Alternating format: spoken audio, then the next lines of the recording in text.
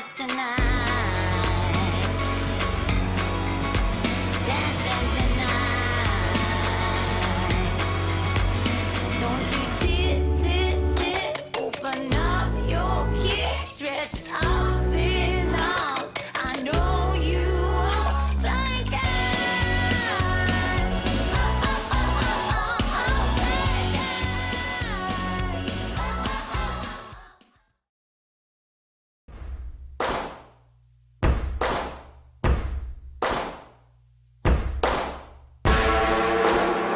Competing as a team, it feels like you're playing footy or something. 100%, this is it, do or die. Look at this, come on, the Leighton Hewitt. Oh my wow! This is what I live for, team surfing. There's nothing quite like it.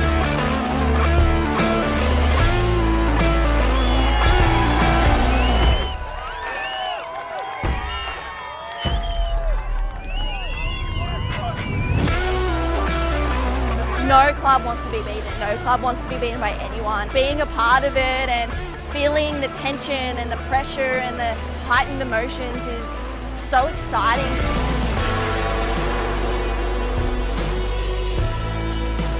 I can't imagine any better venue than Burleigh, you know, birthplace of Australian professional surfing. It's going to hit the inside, goes up and nails it. I feel like it's a pretty cool trophy to hold up above, so that you're one of the best clubs in Australia.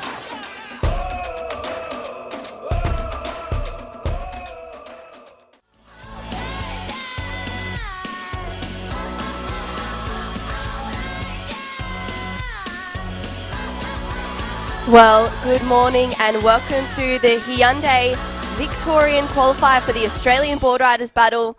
We are at Cape Woolamai down there at PHILLIP Island today, and I tell you what, these are one of my favourite events. That whole intro gave me shivers. I actually got goosebumps. My name's True Starling and I'm in the booth with my sister Jessie Starling. And Jessie, it looks like we're going to have a great day of surfing today for the teams. Yeah, I'm really excited. You know, we've been commentating all weekend and this is the pinnacle. This is the event we've both been waiting for. And yeah, I mean, watching that, add that preview into what we're going to see today, I don't think I stopped smiling that whole time. You know, every time I saw anyone from the North NARRABEEN team, I was like, oh, that's our team. You know, it's such a, I want to say patriotic event for if you're in that team, you know, you just wholeheartedly that team. Well, it looks like we have one of our favourites, Jess Grimwood, down there to start the morning off. Jess, what's going on? A very good morning, ladies. Good morning, Jessie, True, and the rest of the team up there. Yes, we are right here in the battle box, all ready to kick off for the very first heat today. And I can tell you, if you were drawing waves on your books at school or at your desk at work, this is the conditions that you'd be drawing. Is absolutely pumping. It's probably about 3 foot from the south, a little bit of west in it as well, and then we've got this beautiful offshore just grooming it, and you just wait until you see the first few waves being ridden, because there's this incredible A-frame bank straight out the front of the contest area. There's rights, there's lefts, there's outside bombs, there's inside bowl sections, and I'm telling you, this is, like you said, the peak of the events and one of the best events of the year. And there's the countdown. The boys are off, the first team's in the water, and there was some nerves here this morning as well, ladies. Let me tell you, there was a lot of nervous energy on the sand. The teams were a little bit slow to find their positions and their setups this morning. I think it was A-Limbs last night down here in Victoria as well, so a competition ahead. And there's some incredible names going to be hitting these perfect peeling. I can tell you right now, as I'm looking, there's this right-hander that is peeling off, that if somebody finds one of those in this opening heat, 9-point right, hands down, any day of the week. Well, looks like you'll have to get the Rashi back on and get out there, Jess. We have 8 qualifying events. This is one of the first ones as well. So this is round 1, heat 1 in the water. Torquay Boardriders is going to be out there in the red. Otway Boardriders in the white, and Jan Jack will be wearing the yellow jersey. Of course, the Hyundai Australian Boardriders Battle Grand Final will be held for the first time at Burleigh Heads, Queensland. it is, I would say, Australia's favourite playground of the Gold Coast. So that's going to be held on the 9th and 10th of March. But you have to work your way through these regional events to see yourself getting there. There's 32 teams instead of 24 this year, which is super exciting. We've got 50-minute heats on the board right now. And, of course, 2 opens, surfers, a junior, a masters, and a female surfer will be hitting the water. And just listening to Jess and seeing the images of how good that they look out there today, you know, I'm pretty jealous that they're all down there being able to get out in the water. Yeah, well, I mean, we saw the juniors out there yesterday making it look so extremely fun for that Phillip Island Junior Pro.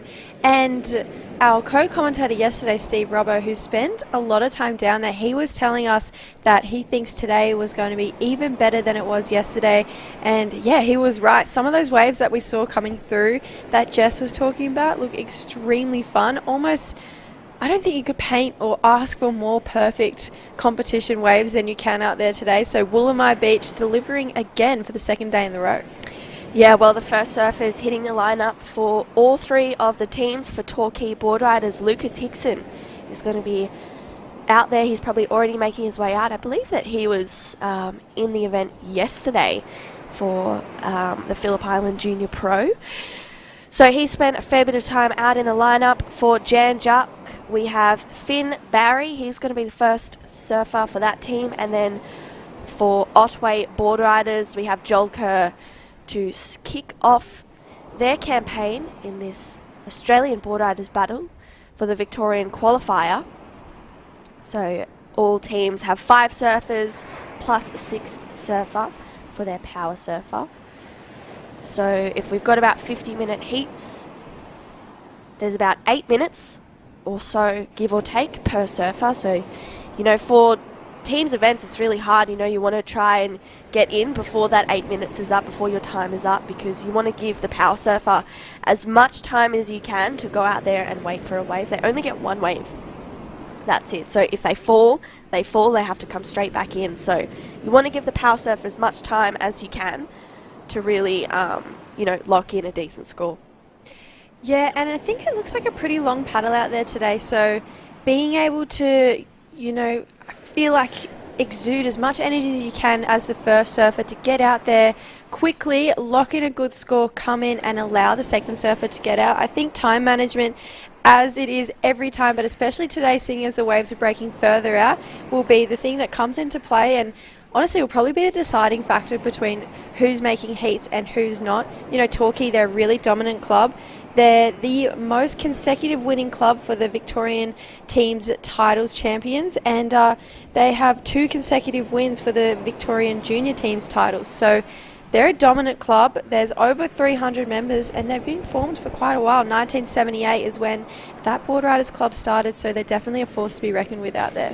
Yeah, and just to touch on that as well, Phillip Island and Torquay have just kind of been pushing it for the last 5 years, 2018 and 2019. Torquay won the previous regional events. Phillip Island got second in those years. And then 2020, Phillip Island took the win. Peninsula Boardriders came second. 2021, Phillip Island won again. Torquay Boardriders came second. And then in 2022, last year, Torquay Boardriders took the win and Phillip Island came second. So those 2 teams have just really been on top and dominating in the last 5 or so years. So Torquay Boardriders out there. We have some solid, you know, surfers in there, and they've just really been dominating. But while we're waiting on the first waves of some surfers, looks like Jess Grimwood is down there chatting to one of the ladies from Point Lonsdale. Thanks, ladies. Yeah, we're down here in the sand in the trenches. I'm with Lucy. She's kind of the unofficial club manager for Point Lonsdale. Lucy, you had a few things going on this morning. You had to rally the troops and pull them all together and pull them out of bed after a big Saturday night down here. I think everyone had a big night last night. But we got 5 people here, so we got enough for a team. So the whole team's on the beach, and you guys aren't even surfing until the 3rd heat of this morning. But tell me about what's going through your mind. You're kind of like putting the names together in order. You're watching what's going down in the first 5 minutes. What is it you're looking for today to make to the finals? Oh, I think we're just going with the flow, really. It looks pretty fun out there, so yeah, just see how it goes. Just writing down the order, trying to work out what'll be best for us. Well, there is a lot of decisions to make as well, because I've been noticing, I mean, there's some bombs coming through out the back, and there's these inside bowl sections, so it's kind of got to be that decision when you send the surfers out. Are they going all the way out the back and waiting for those bombs every time in the rotation throughout the heat? I think we'll just have to wait and see how much time we've got. If anyone runs out of time, then we'll probably have to pick those inside ones off a little bit more. But yeah, wait and see how it goes when we're out there. There you go, Point Lonsdale and Lucy, they're looking steely. They've already had a win, getting all 5 surfers down to the beach and on the sand this morning. So let's see what comes through in the first couple of heats, and we'll see how they go coming up in heat number 3. Thanks, girls. Thanks. Thanks so much, Jess. Yeah, it's always hard to get some surfers down, especially after a big night, but these are the best events where you can have the most fun. It looks like That sounds really good. there. So that is the first surfer for Otway, Joel Kerr, just finishing that one off, getting a really solid first wave. Looks like the team are going to bring him in. So he is pretty much right on cue. There's about 7.5 minutes down in this heat. So he said before each surfer gets around about 8 minutes.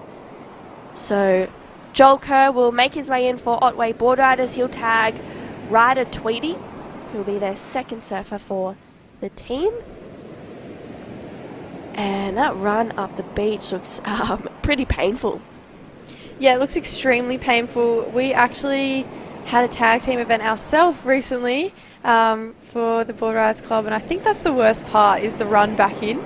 You know, you put so much energy getting out there, getting a wave, and then you get to the shore, and yeah, it's that jog back up the beach, and it'd be really cold down there this morning too, so I feel like it'd be a little bit hard to get motivated, especially when it's that cold. But you know, this is the team from Otway Boardriders. They're used to it. They're located around Aries Inlet down there on the surf coast, so plenty of really fun waves for them down there. That is the second surfer. So as time management goes right now, they are looking good. Here's the replay of that first wave. So I really like this first turn. He kind of sends spray to the sky, and this is those great waves that Jess was talking about. Beautiful carving maneuver back to the pocket, and he works this one all the way through, trying to get as many points out of it for his team that he can.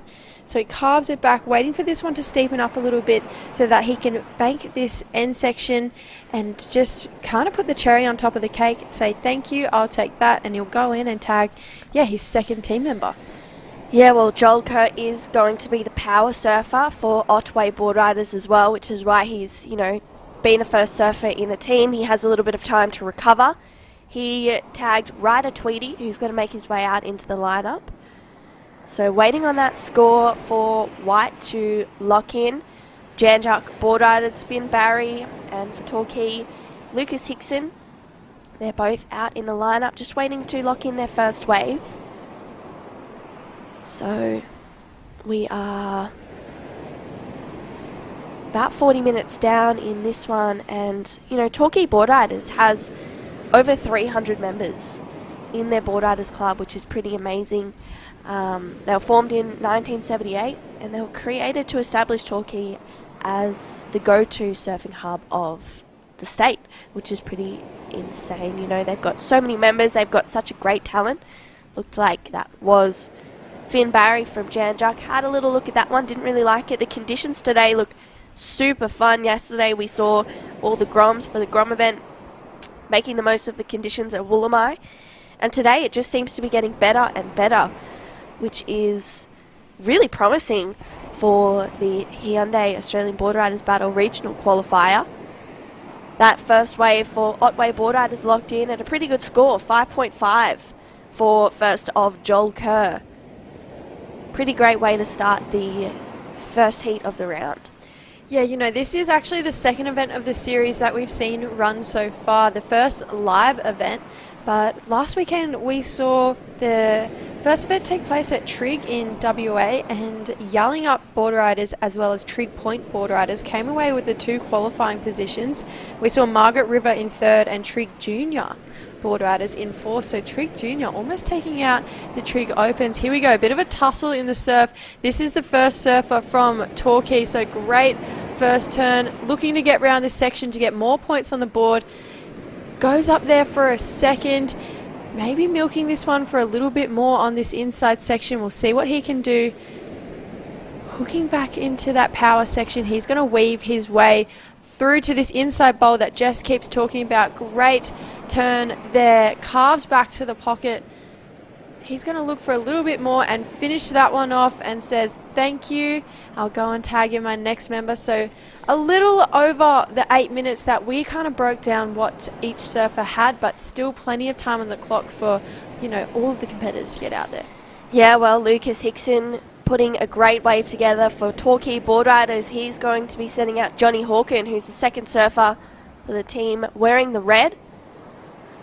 So Lucas just making his way up the beach. We'll have a look at a replay for this wave. Really solid looking first turn, just tags it square in the pocket.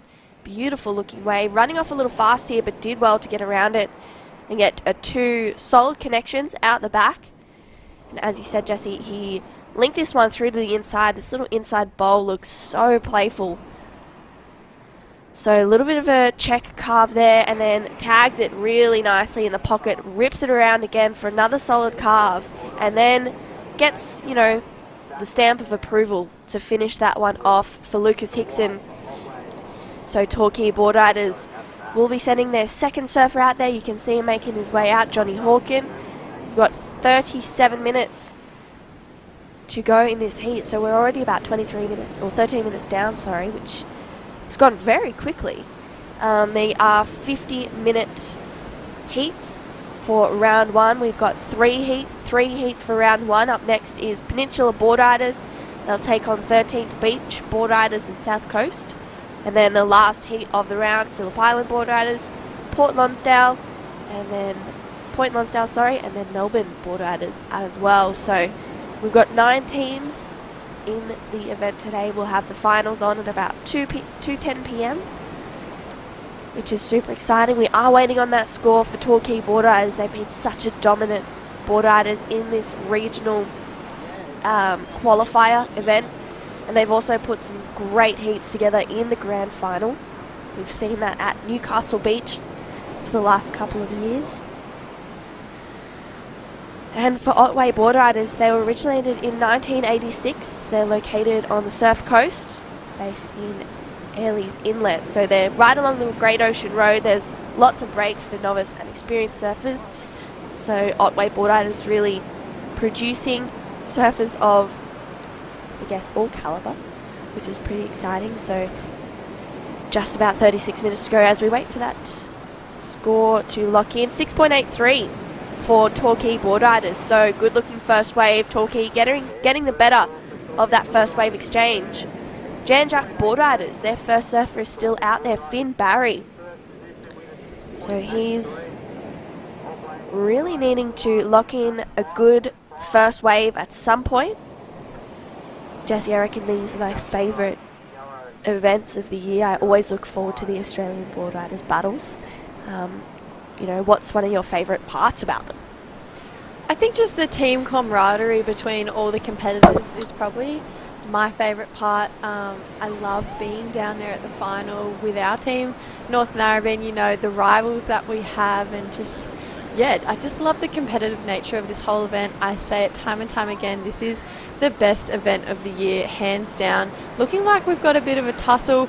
Yellow manages to keep it red off that one. So this is the first wave. Wow, great opening turn. Strong opening second. So powerhouse here for the first surfer of Jan Jack Boardriders. He's going to try and link this one through. This is Finn Barry. Waited a while for that one, but I'm saying well worth the wait because that was a really impressive first wave.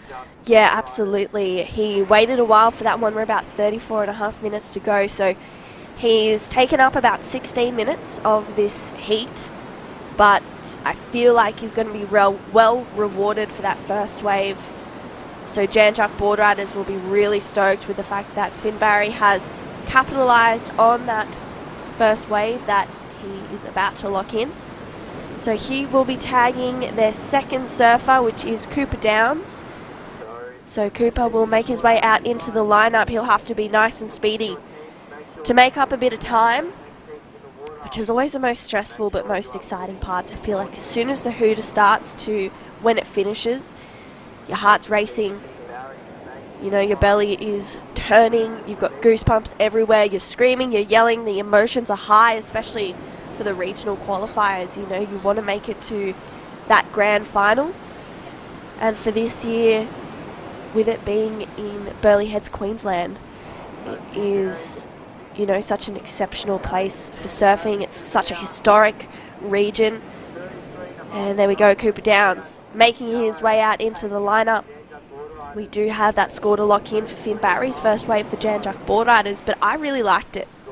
I was a massive fan. I thought it was really strong, really committed. And, you know, that pressure of time, it is the most frustrating part, I'd say, of tag team events, but he really composed himself to be able to, you know, execute such excellent surfing on that first wave, even though he did take up time, and I'm sure that was coming into his head out there. So, yeah, I was really impressed. Jan Juck Boardriders, that first wave at 5.77, so putting them straight into second place, and their second surfers getting out there. So here's the replay. Love that first carving turn, super strong. Straight back up into the lip for that one, and then carves it back around again. So 3 really strong turns, rewarded with a 5.77. I was really impressed by that surfing, and now they're out and they're even with the surfers in the lineup of the other teams.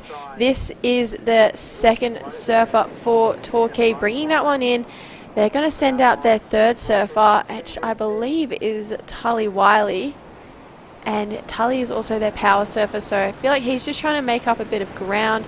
Here goes the replay, that great first turn.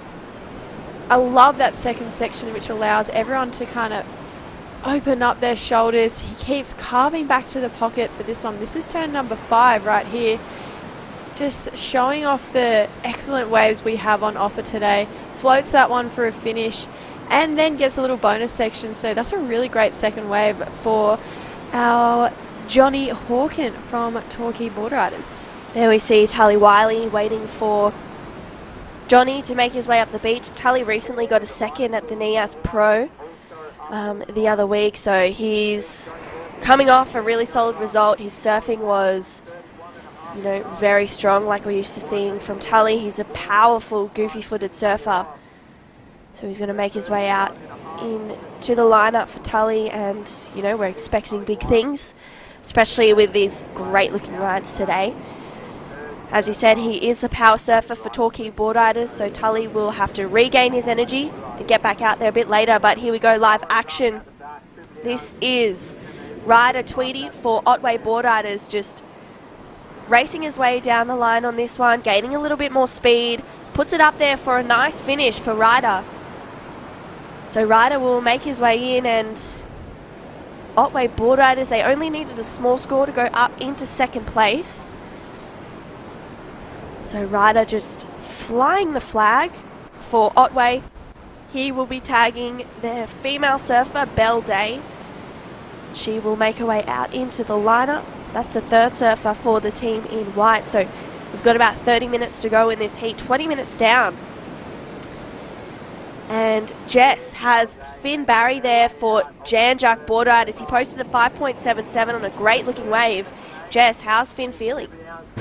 Well, yes, he did get a 5.77. We're right in the mix of logistics right here too, because Jan Juck's just got another wave on the board, and they've been going pretty hard against, I think, one of their biggest rivals has to be Torquay. I mean, of course, the Torquay-Jan Juck rivalry is pretty well known in this regional qualifier. But Finn, how are you feeling? I mean, you're breaking it down right in the middle. If you need to go, you go. But what's going on with the team right now?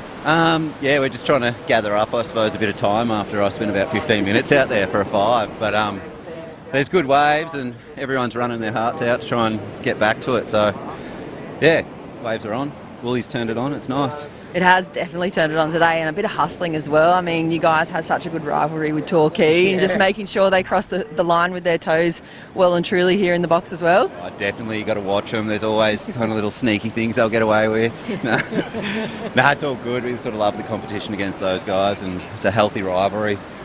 Yeah. Well, beautiful. We'd love to see you guys do well and make it all the way to the grand final. There's the change over there for Jan Juck as well, and keep watching. Coop score to come. Carly Shanahan coming up for them later on too. She's now surfing for Jan Juck too, ladies. Wow, well, Carly Shanahan, originally from Wooleye up near the COFFS Harbour region, moved down to Jan Juck a couple of years, 2 years ago? Yeah, about 2 years ago when we moved up here. Yep. Yeah, so she's moved down to Jan Juck and has joined the Boardriders there, so they've gained a very strong asset. Carly Shanahan is an exceptional surfer, so they're going to have a really great girl. And you know, the females, the female in the teams are super important as well. You know, they're definitely one of the backbones, I would think, as well. If you have a good female, you're looking pretty solid. So that is the third surfer for Jan Juck making his way out, Tim Stevenson. Cooper Downs just locked in a 3.67 on his wave, and as we just heard from Finn, you know, he took about 15 minutes. He locked in a 5.77, which is, you know, a pretty decent score. But I'm loving, you know, the rivalry that they have between Torquay Boardriders. Rivalries are so great, healthy ones especially. In these events, you always see certain teams not wanting to lose to other teams. So I'm sure Jan Juck, you know, don't want to be getting second in this heat. They really want to be nudging for the win. But Torquay just locked in a 6.97 for that last wave of Johnny Hawkins. So they're really building on their scoreline. Otway Boardriders have Belle Day out in the lineup. She's trying to find a nice little inside right to really showcase her surfing on their last wave for Otway for Ryder Tweedy, 3.27. So Otway need a 3.94. And these events, they're so different from, you know, just competing for yourself in a normal event. You know, you're competing with your team, you're competing for your team and for your club as well. And I feel like the Australian Boardriders Battles, I actually think that they're the most stressful teams events I have ever competed in. It's one of my favourites. But, you know, the nerves are high. Here we go, Tully Wiley, solid back-footed surfer. Nice first turn, brings it around again for another one. Tully is the power surfer for Torquay Boardriders as well, so he'll be back out there a little bit later. A couple of solid carves for the back-footed goofy footer. Tully just trying to make his way through to the inside on this one, gaining a little bit more speed and bangs it nicely for a solid finish there. Tully was out there for really not that long at all. Belle Day out behind him on her backhand for Otway Boardriders. Nice first carve to start for Belle as she brings it around again for another one, so Otway will be really happy with this wave as well. She puts it up there for a finish, so she's going to make her way in. Otway will send out their fourth surfer, which is Brad Kerr, and then Torquay Boardriders will have the ISA World Junior Champion Willis Droomer heading out there. He will be the fourth surfer for Torquay Boardriders, and Jan Juck have Tim Stevenson out there, their third surfer. He's looking to post a good score on the board as well. Jan Juck currently sitting in second, but we do have a couple of scores to lock in for Torquay and Otway. There's Willis Droomer getting ready to head out into the lineup. Almost had a little trip there.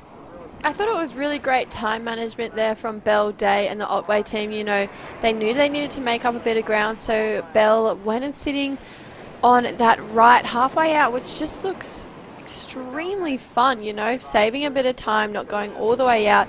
They're able to get their next surfer out there, so Otway's definitely thinking strategically this morning. And, you know, as I touched on earlier, time management will be the make or break today. The waves are breaking pretty far out, so to be able to run down the beach, get out there, get a wave, and even if you fall and have to get back out there again, you know, there's a lot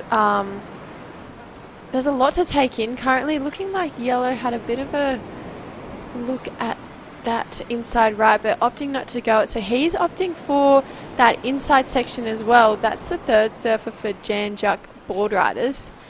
But yeah, I'm really loving the tactical thinking from all the teams this morning. Looks like there might be a bit of a set approaching. Hopefully that surfer in yellow can get out the back so we can see a bit of action on the lines coming through. So yeah, this heat, we are down to more than past halfway. We're at 24 minutes on the clock. And yeah, tensions are high. hearing about that rivalry between Torquay and Jan Juck. There's rivalries in every state.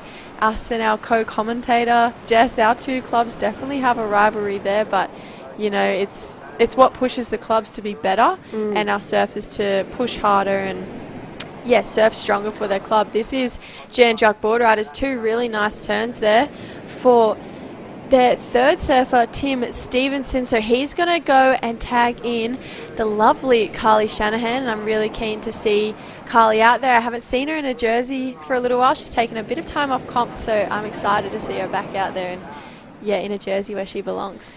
Absolutely. And, going back on that with the team rivalries as well, I think that's what makes the Australian Boardriders Battles probably one of the most iconic events in the whole of Australia. All of the boardriders look forward to these events. They live for it, they breathe for it, they train for it.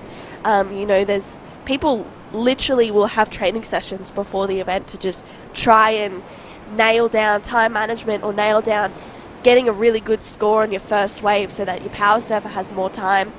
There's Carly Shanahan on screen. Carly is a fantastic surfer. She's a really powerful natural footer. So that is Tim Stevenson just slowly making his way up the beach. Not too worried about time at all. There's 22.5 minutes. So Carly, she's going to sprint down out into the lineup. We'll see if she's going to make her way out the back or pick a little reform up that we've seen. So in that little chat that we had, Holly Wiley's wave locked in at a 5.17. So Torquay Boardriders increasing their position in the lead. We do have a score to come through for Jan Juck and also that score for Belle Day to lock in for Otway Boardriders. Then we see Carly making her way out into the lineup, being sometimes being the only female surfer in the team can be really daunting because, the men and the juniors and the masters surf so well. But you know what? They're all so encouraging and they want to see you get the best out of your surfing for the team. So it's amazing that the teams get around all of their surfers. They hype them up. They get them excited. And it's awesome to watch and to be a part of that last wave for Jan Juck, Tim Stevenson. 5.03, so that has increased their position in second. Otway Boardriders have a score to lock in though for Belle Day as well. This is of course the Hyundai Australian Boardriders Battle, the Victorian Qualifier. We've got 3 heats for the first round. That score for Belle, 3.17. It's getting to be a really close heat, this one.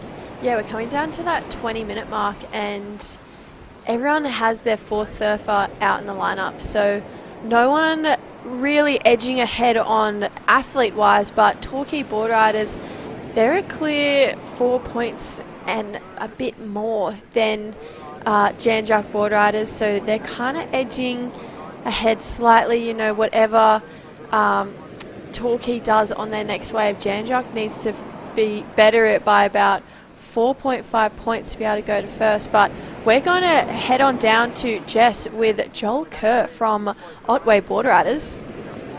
I am in the Otway camp right here. We were just having a chat earlier this morning as well. Joel's their power surfer and they're kind of like the cool underground club.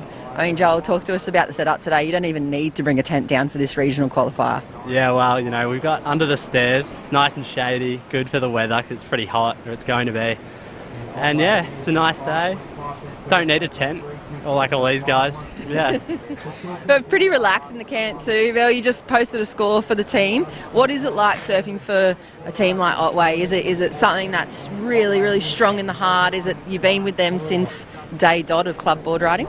Yeah, I've been with Otways for a really long time and would never be with any other club. Yeah. Not even if somebody paid you? Nah, never.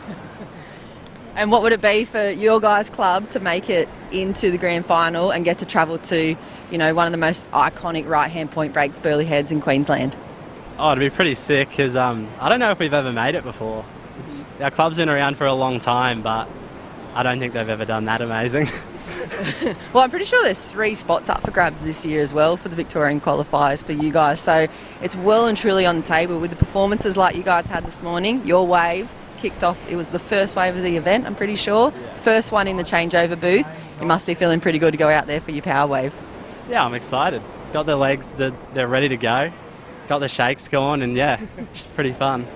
There you go, guys. Otway, keep a close eye on them. It may be their year. It may be the first time they're going to be going up to Queensland for the grand final. Thank you, Jess. Super exciting. You know, these regional qualifiers, everyone wants to come out on top and make their way to the grand final at Australia's favourite playground in Burleigh Heads, Queensland. So, not too much has really happened just during that break. It's amazing to, you know, listen to the team from Otway Boardriders, Joel and Belle. You know, it's a really core club. They haven't made it to the grand final yet. Every Boardriders club wants to be there. They want to be on that main stage. Really challenging to hold that iconic trophy, you know, to be able to call yourself the best Boardriders club in the nation is, you know, it's a pretty huge deal. Oh, it's an extremely big deal. And you speak to anyone else who doesn't live in Australia but they're in Boardriders clubs in America or Europe, and you know, everyone says that the Australian Boardriders club system is the best in the world, and I wholeheartedly agree. You know, there's no European Boardriders Battle or, I don't know, American Boardriders Battle. The Australian Boardriders Battle is one of a kind, and it's something everyone wants to be a part of, and to be able to hold the trophy above your head to say, yeah, we're a part of the best Boardriders club in the country. It's more than a win for just the 5 people who surfed it. It's a win for the whole community. And yeah, there's no feeling quite like it. I feel like as soon as, you know, the event last year finished, every Boardriders club was like, all right, cool, it's done. You know, let's get ready for next year. You know, you prepare for these events with your clubs, with the committee. You know, they get everyone prepared for what's in store on those 2 days. It's a massive 2 days of surfing this year. The format has changed a little bit. We have 32 teams in the whole 2 days. There's no singles event. We'll get back to that though. Willis Droomer up and riding. Just a little bit of nerves there for the under-16 surfer. So he'll just get himself back out there. He is the junior for Torquay Boardriders. But yeah, you know, the format has changed. 32 teams now instead of 24 over the both days. It will be only teams surfing. There's going to be no singles heats. And from day dot, you know, team surfing, there's no seeding rounds as well. No teams are seeded, so you just go straight into it. Here we go. Willis Droomer up and riding for Torquay. Nice first turn, really solid section there, and again for another one. Puts it up there for a third, and he gets a clean finish. So Willis Droomer for Torquay Boardriders, looking solid on his feet. He's spent the last 4 days competing for the Phillip Island Junior Pro, so he's fresh off being out of a rashie, and he's putting another one on for his club, so he's got to change his mindset a little bit. But he'll make his way in. He's got a decent looking score to come through. We'll have a look at the replay, Jessie.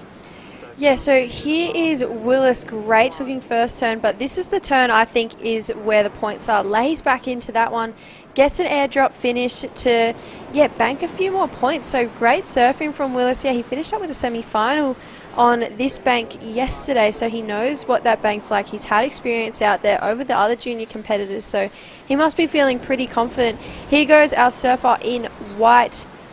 Great looking waves down there at Woolamai. Lovely first turn. He carves it back to the pocket. He's looking for more on this inside section. We've seen everyone bank a few more points on that final section. So nice wave for the surfer in white. And here goes Carly. Unfortunately, just coming off that one. So she'll get back out there definitely for another wave. Oh no, she's deciding to come in actually. So 14 minutes, 30 seconds to go. We're going to have a changeover for all 3 teams. Yeah, well, that is Brad Kerr. Let's have a look at the replay here for Otway Boardriders. Brad Kerr, nice first carve to start. And then this wave, you know, gets a little bit fat, but he does really well to negotiate these sections.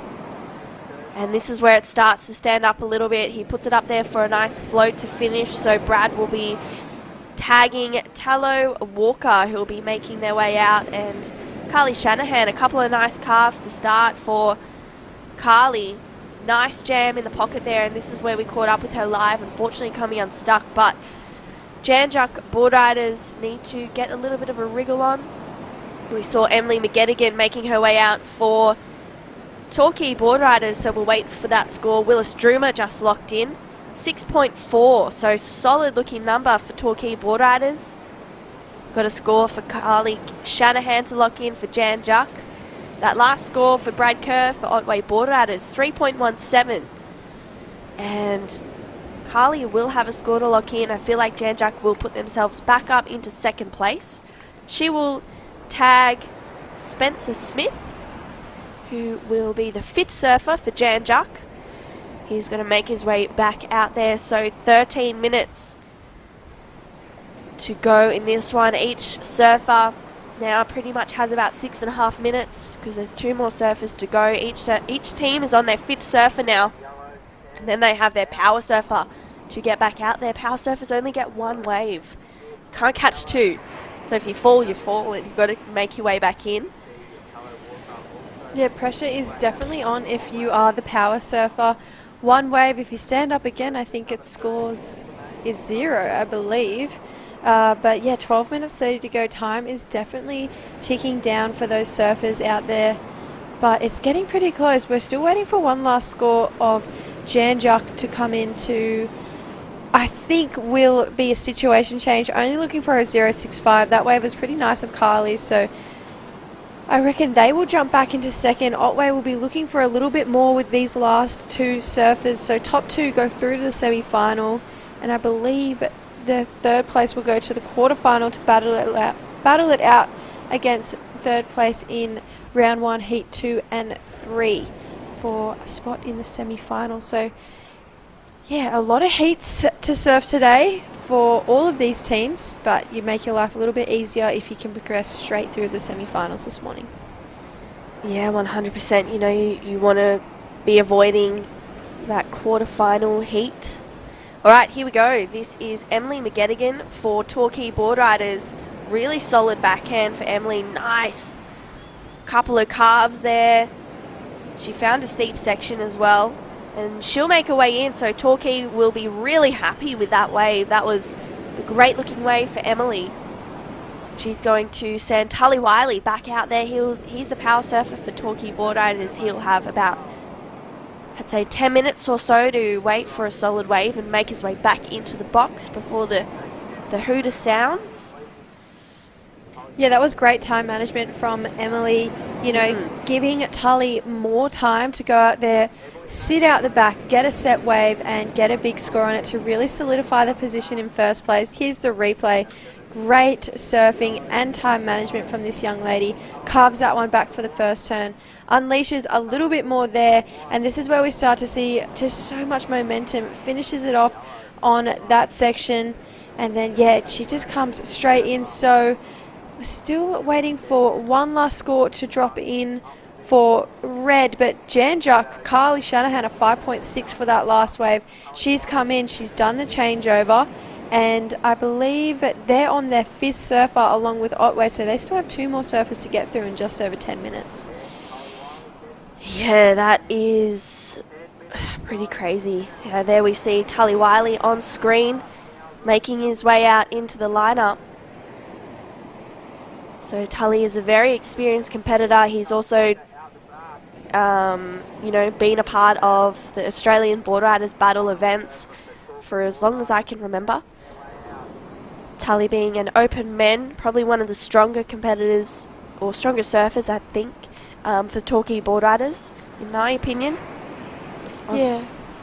So that last wave locked in for Emily McGettigan, a 5.43.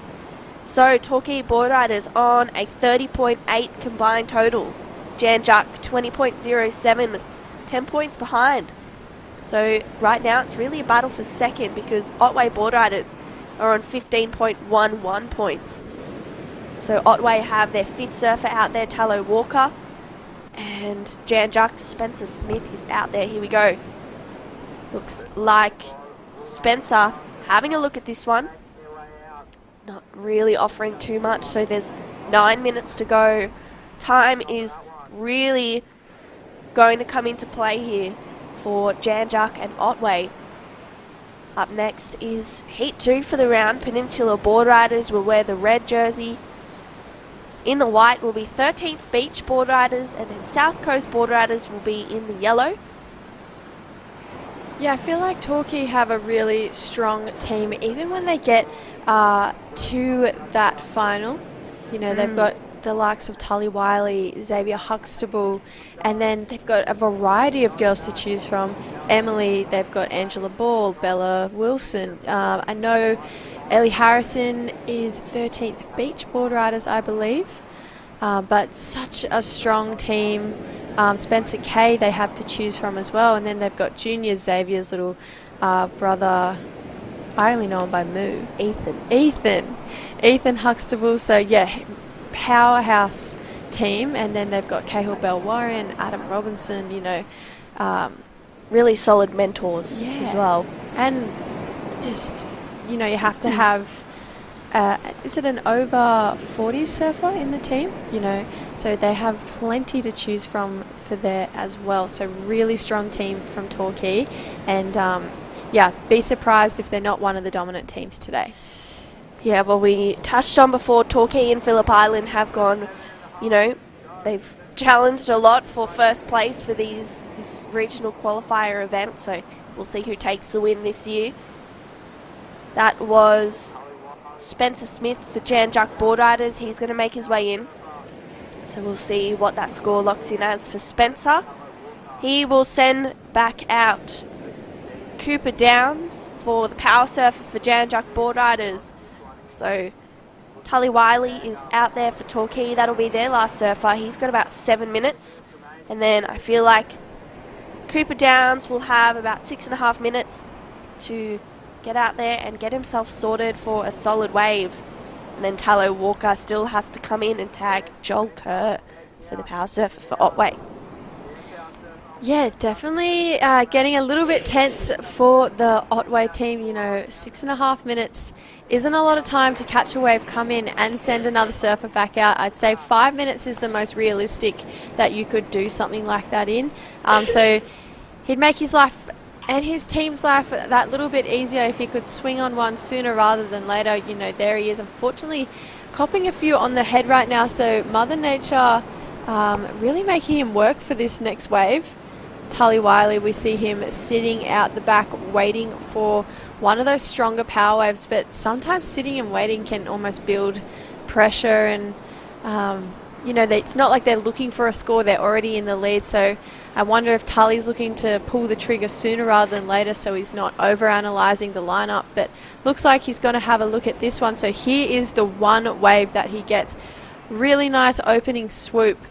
He's going to hope that this one stands up a little bit more, and it will. So Tully really starting to open up now on his backhand. That's more like it from Tully. Gets up there for one more turn. So such a strong backhand surfer. You can see why he just got second in the NAS Pro with a backhand as powerful as that. So Tully's going to bring that one in for Torquay Boardriders, and I think they're definitely probably solidified their place in first after that wave. Yeah, I agree. He's really just, you know, tied the bow on that wave. Looks like Jess is down there with Torquay Boardriders. They're just about to finish up their team with 5 minutes to go. That's a great way to start the day, Jess.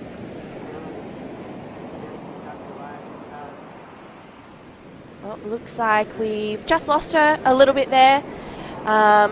Jess, can you hear me a little bit? No, doesn't look like she can get us. So, yeah, Tully Wiley just, you know, slowly making his way up the beach. He's got 4.5 minutes to get in the box. So, waiting on that score for Tully Wiley to lock in for the power surfer of Torquay Boardriders. That means Jan Juck has their power surfer out there. This looks like it is maybe the junior for Otway Boardriders. That is Tallow Walker.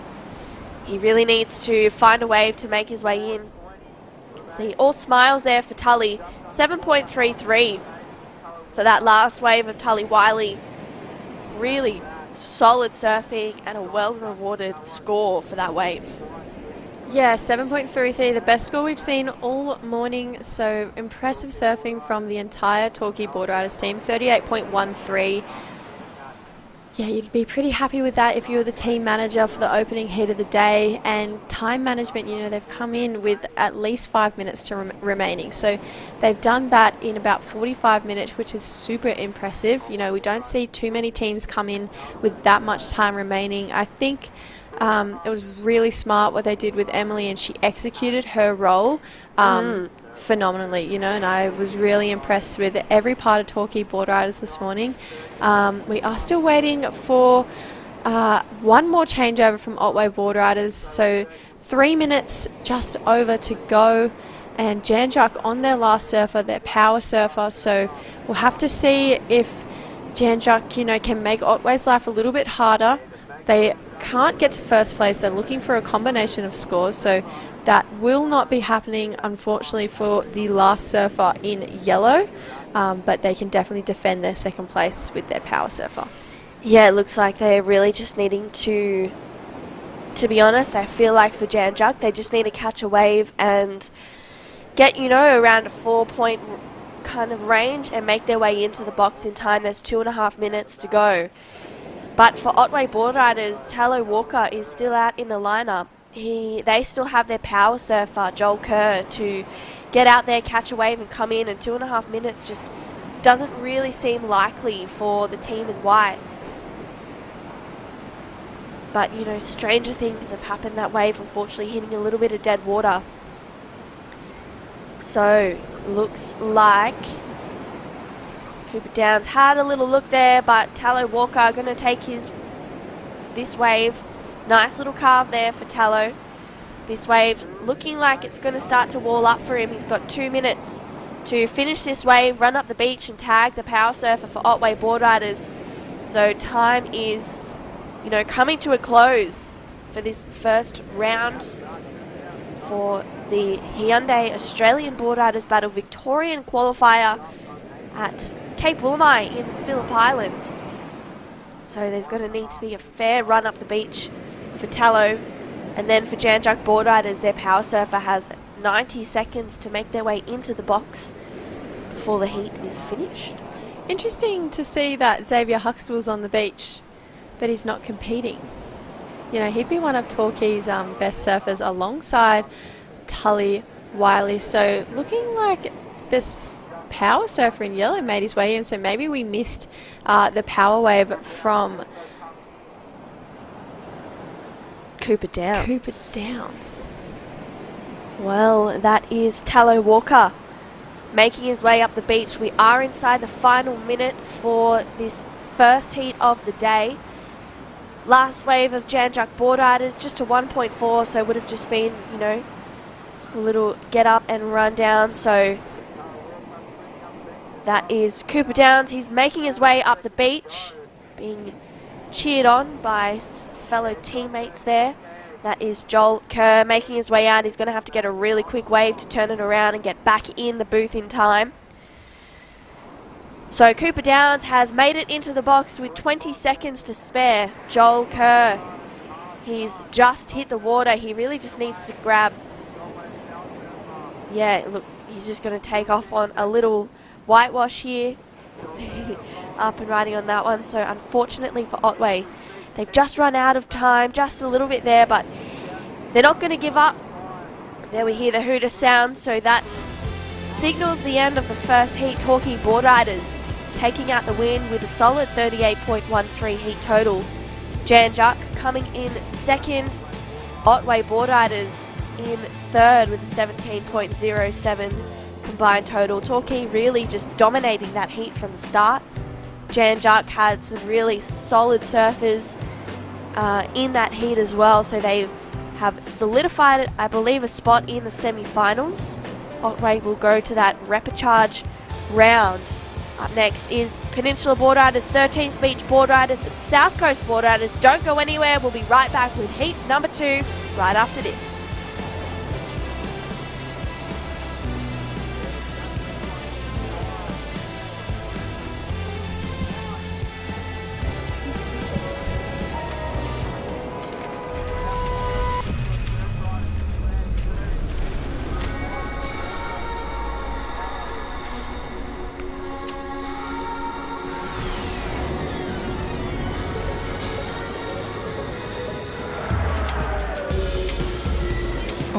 Hyundai Kona, imagined to be bold.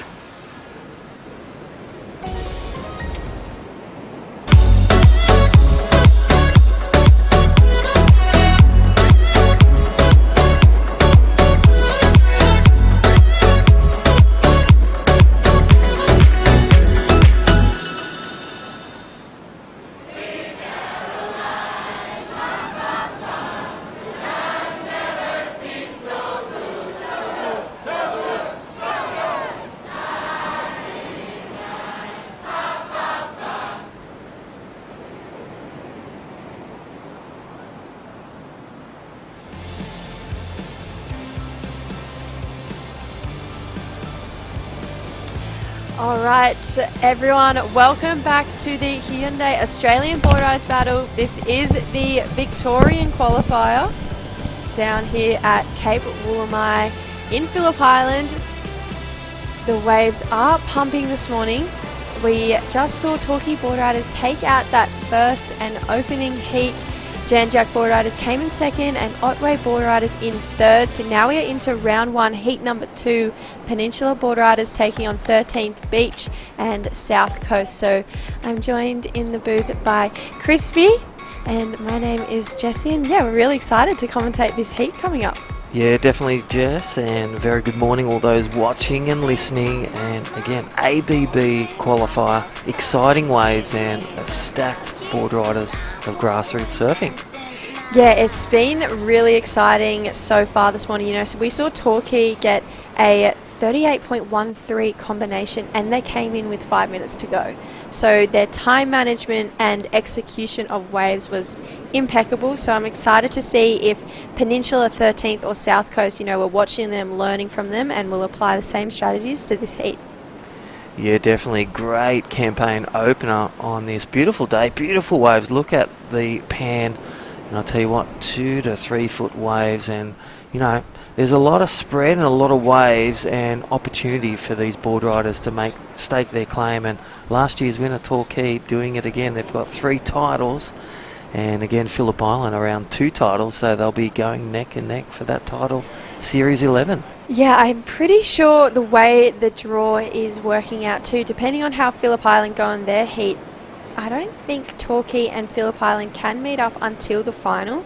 So that could be really building some tension between the two clubs. You know, we know that that's the main rivalry down in the Victorian region.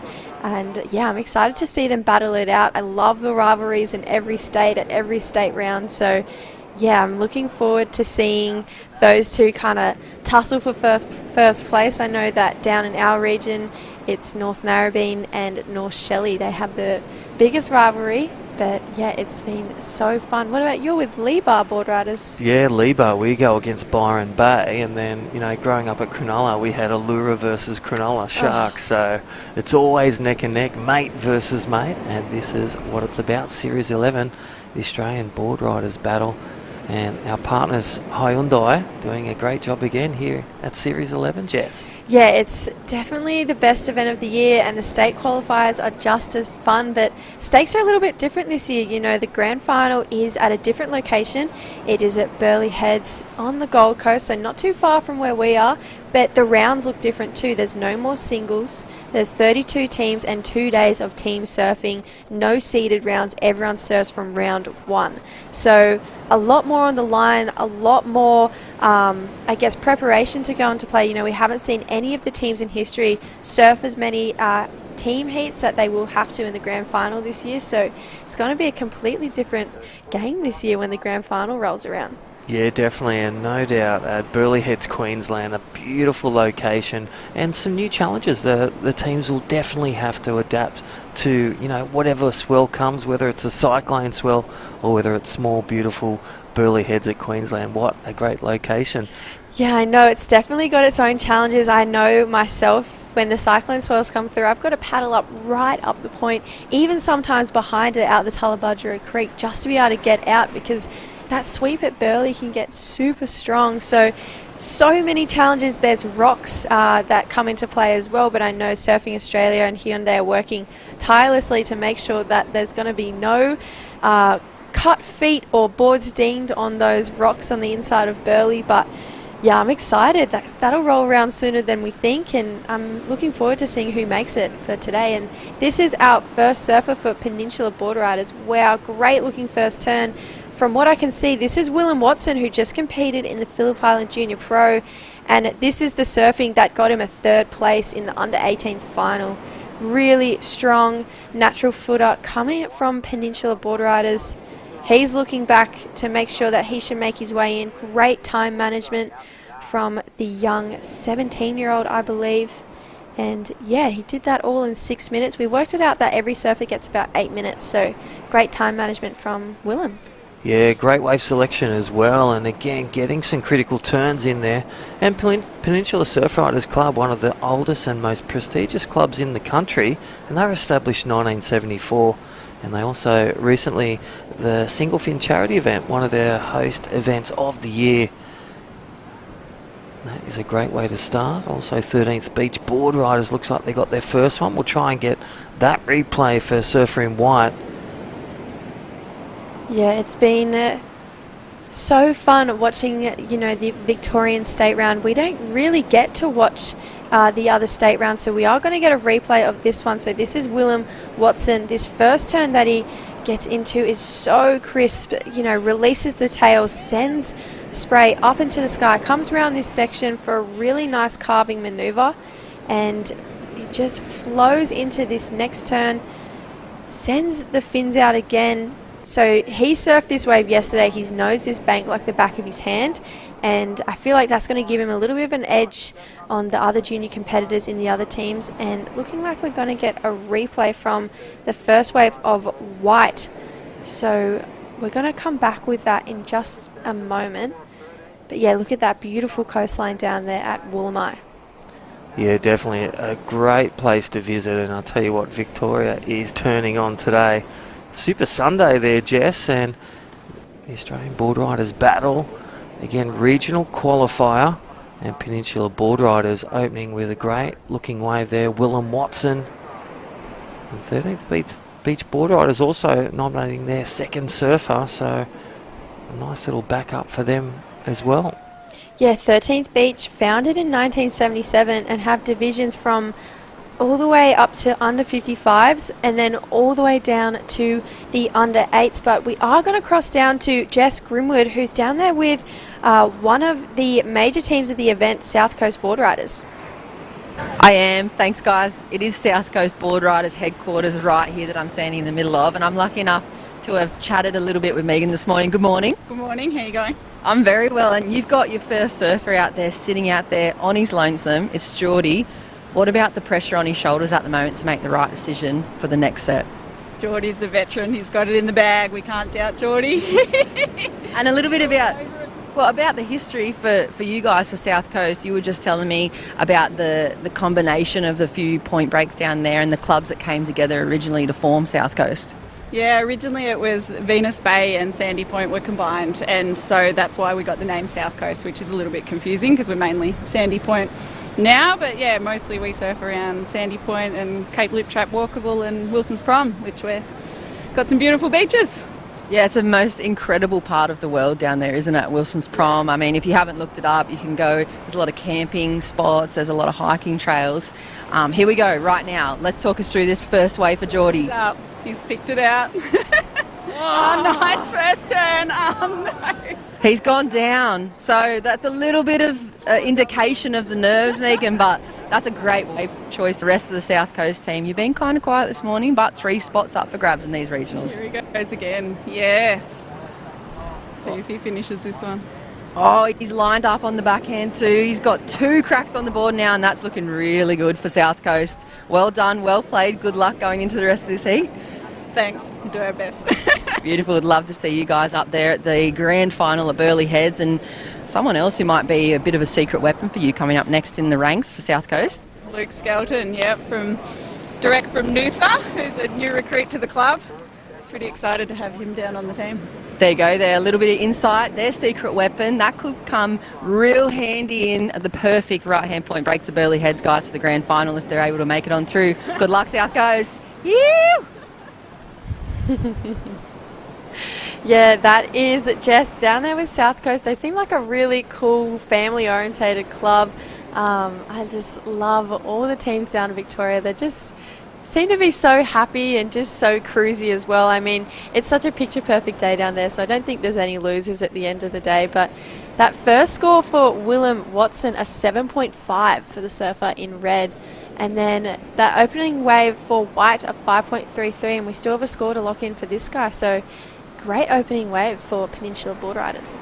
Yeah, definitely. So Willem Watson really taking the gold on that first exchange, but 13th Beach, again, a good start for them as well if you keep it around those average scores, the 5s and the 6s. And thanks to Jess Grimwood, she's doing the hard yards on the beach and really getting the vibes. I love the ooh-ahs that we just saw with South Coast Premier. They were formed in 1986 at Sandy Point, and a culmination of South Coast Boardriders. Yeah, I actually haven't been down to Sandy Point. Have you ever been down there? No, I've been down Lorne and the beautiful Woolamai Beach there and all around Apollo Bay, but I tell you what, there he is. Great surf coach there with Surfing Victoria and a lot of programs, and good little backhand attack for him. Great backhand attack, you know, a 4.47 for that first score, but you know, we can just see everyone in those thick steamers down there, so I'm sure it's pretty chilly. But every time I see Jess doing an interview, you know, she started this morning with a massive puffer jacket, and then she had what looked like a raincoat underneath, and then now she's in a flannel, so looking like the weather's getting a little bit warmer down there. And yeah, it just looks like a perfect day for action. But I'm really enjoying actually watching the state rounds. I've never been to another one other than my own, so to be able to, you know, sit back and watch them, it's really cool, and it's the same energy at every event. So here we go, second wave for Peninsula Boardriders, just an up and out for that one, but a 7.5 locked in, so they've already got a really good I guess footing or foundation for the rest of the team. Yeah, definitely a great way to, you know, you have your first surfer, Willem Watson, get a 7.5. That's a great start, and really just putting the patience into that wave selection as well. And you just see, just when you make that bad error judgment with a wave, you get that opportunity to get another wave. So you'll see Peninsula Boardriders wait for another good wave. You said around 7 to 8 minutes per surfer, so 50-minute heats, a great introduction into the format. Yeah, it's been pretty interesting to watch as well. From that first heat of the morning, the wave is actually breaking super far out.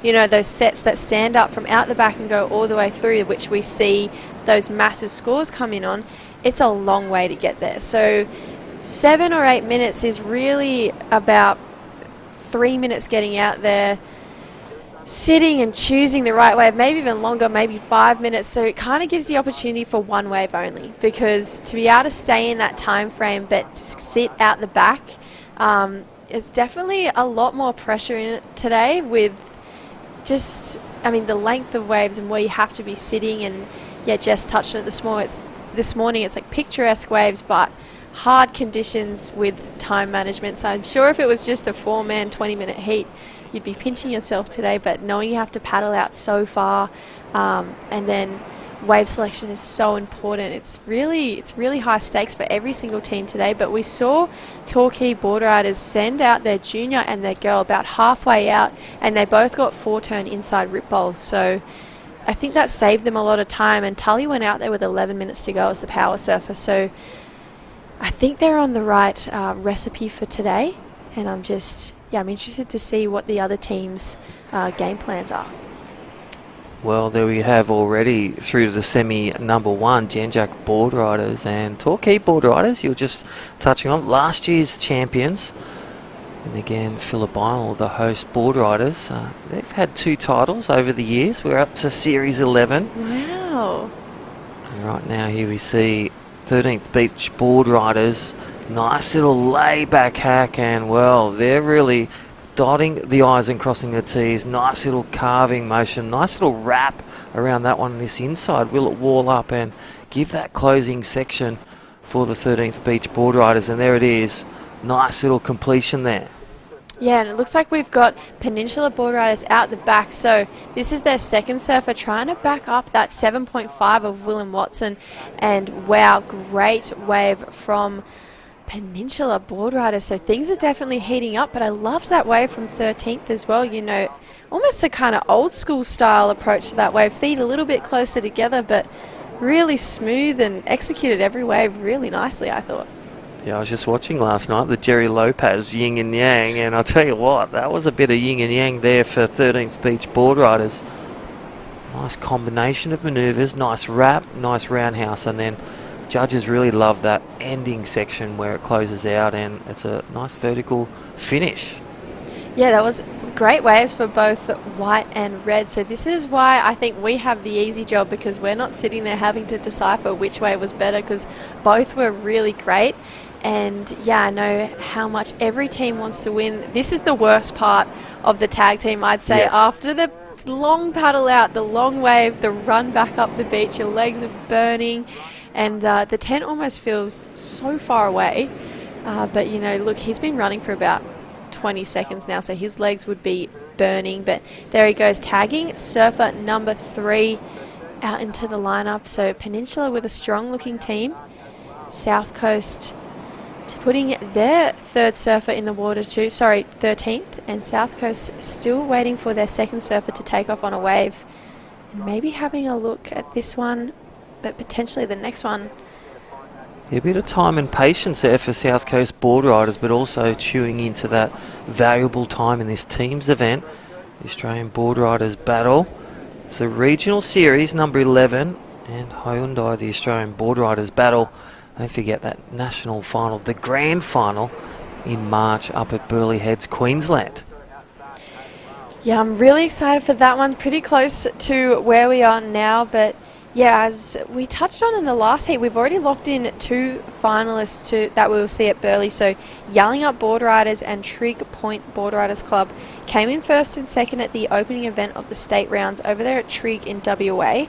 And the next one we will see will be on the FLEURIEU Peninsula in South Australia. So we've got a pretty stacked lineup for the rest of the events. COFFS HARBOUR. Yeah, I'll be down there for that one. What about yourself? No, I won't be. I'm still a NARRABEEN girl. I forever will be. But this is the second wave for South Coast Boardriders. Really nice, smooth surfing for their second surfer, who they've just gained from Noosa, I believe. So he's used to these long right-handers, loving the full grip board, and he's going to finish this one off. And wow, that's a great wave for South Coast. So things getting really interesting. Every team has 2 really great second waves under their belt. So he's going to come in for the changeover, and hopefully their next surfer can turn a wave quite quickly so they can get back on track time-wise. Yes, the South Coast Boardriders, their second surfer getting that great little wave. Let's look at the Hyundai replay. And good wave selection. I love this wrap, right and tight, and wrapped it round, put him in that position for that second turn. But look at this ending bowl. He snaps under there and looking for that closeout turn. You can see his foot placement on his board. He's really got some great connection. And again, South Coast Boardriders not giving up, getting every moment of that wave all the way to town at Woolamai Beach. Yeah, that was a great wave. You know, they locked in a 4.47 for that first opening wave, and he's going to tag in their female surfer. I love the bright pink board. I'm a massive fan of the colour pink, so anything pink I'm a massive fan of. And yeah, I'm excited to see the girls get out there and show us what they've got. You know, the lady from Torquay Boardriders really did her team proud in that last one, and there she goes. That is a solid run up the beach and out to where those competitors are. So we'll wait for that score to drop in for South Coast, but that second wave for Peninsula, 6.23, and for 13th, a 4.67, and a 5.1 for that last wave. So super close between second and third right now, only 0.43. So really close. Third, Peninsula just inching out in front currently, though, 13.37. Yeah, I feel that last wave South Coast Boardriders, Jess, was the fight back, the 5.1, their best wave, their second surfer, and really clawing back. And we just saw that surfer in red for Peninsula Boardriders, a 6.23. So class act from Peninsula Boardriders leading the charge. Yeah, it's been really impressive how strong their team is looking so far and so early into the heat. So you mentioned that you'll be at the COFFS Harbour event. Are you a competitor or are you the coach? I'm supporting Libar, so yeah, down there. So hopefully Keenan will get a Guernsey down there. We'll see. But nice. tell you what, Libar's got, with Mikey Madonna, Nixie Ryan, Stuart Kennedy, or Mellows, Adam Melling, former CT surfer, got quite the team, and Harry O'Brien. So Harry O'Brien is the junior. Yeah, wow, that's a very strong team. Here we go, third wave for 13th Beach. Nice opening turn, kind of drifting the fins on that first one. Straight back up to the second. Love this approach to this wave. Oh, wow. No. Just pushing it a little bit too hard, but I loved the approach. He's looking in for the call. Yeah, first couple of turns really on song, and I'll tell you what, again, another stylish yin and yang surfer previous to that last one of 13th Beach Boardriders.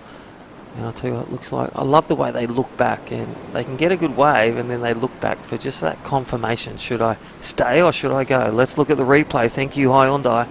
And again, nice little jam in the pocket. Goes for that second turn, and you can just see here really pushing back, pivoting on his tail and just sliding out those fins. That was on its way to being a really good score. I still think it'll be a pretty good score with those first two turns. I loved that second turn. He kind of connected better than he did on the first and pushed the fin out, and then you could see him building his confidence. Then unfortunately just losing the fins, they just disengaged from the wave just for that split second. So it's the worst feeling ever in a tag team, but he's going to get straight back out there.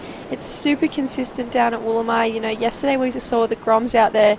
It was pumping even on the low tide, where usually can get a little bit straight at this beach. So here he goes again, ready for more. So first turn, pushing hard still. I love how he's not safety surfing even after that last one.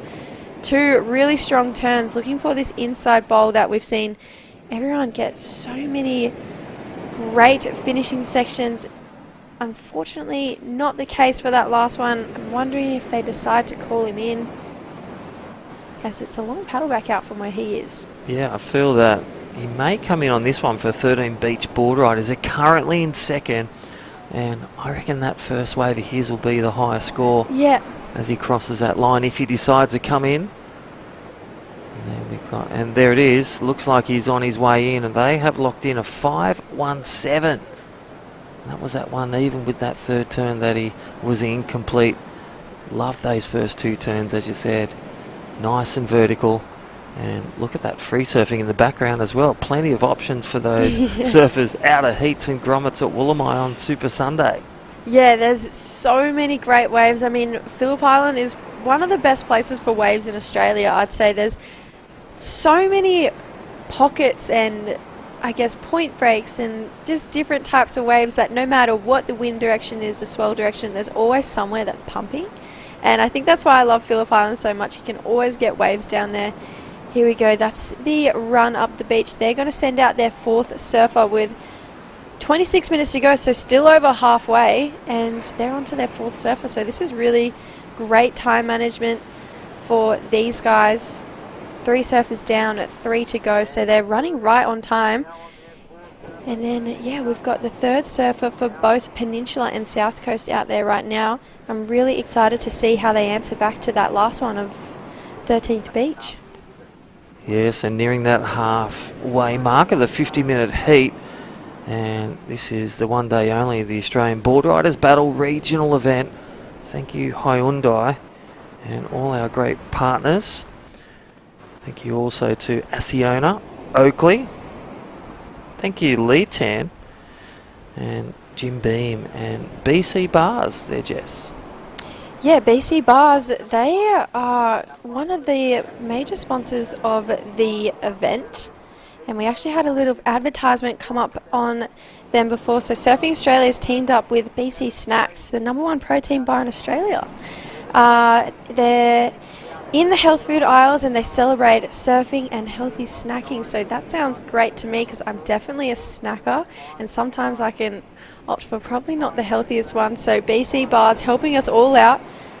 They provide every athlete around Australia with their protein hit throughout any sporting activity, even post-workout, or just as a nutritious snack on the go. So they're a great sponsor for this event, and I can't wait to eat one a little bit later.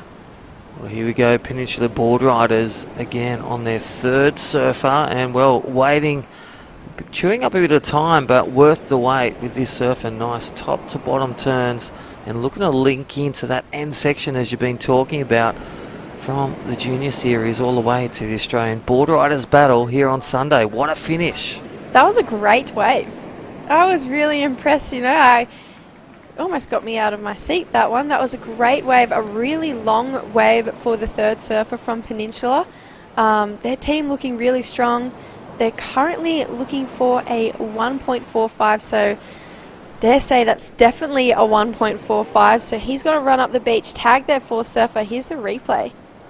Yeah, nice looking wave, as we said. Nice setup, carves down, and then again gets a bit sharper, tighter in the pocket. But I love that swoop down, getting more vertical, but really staying in that pocket of energy right on the whitewash. And then you could see this rail turn really fitting lots of moments into this wave and just keeping busy. Like, look at his feet. It's like they're glued on with Tarzan super glue.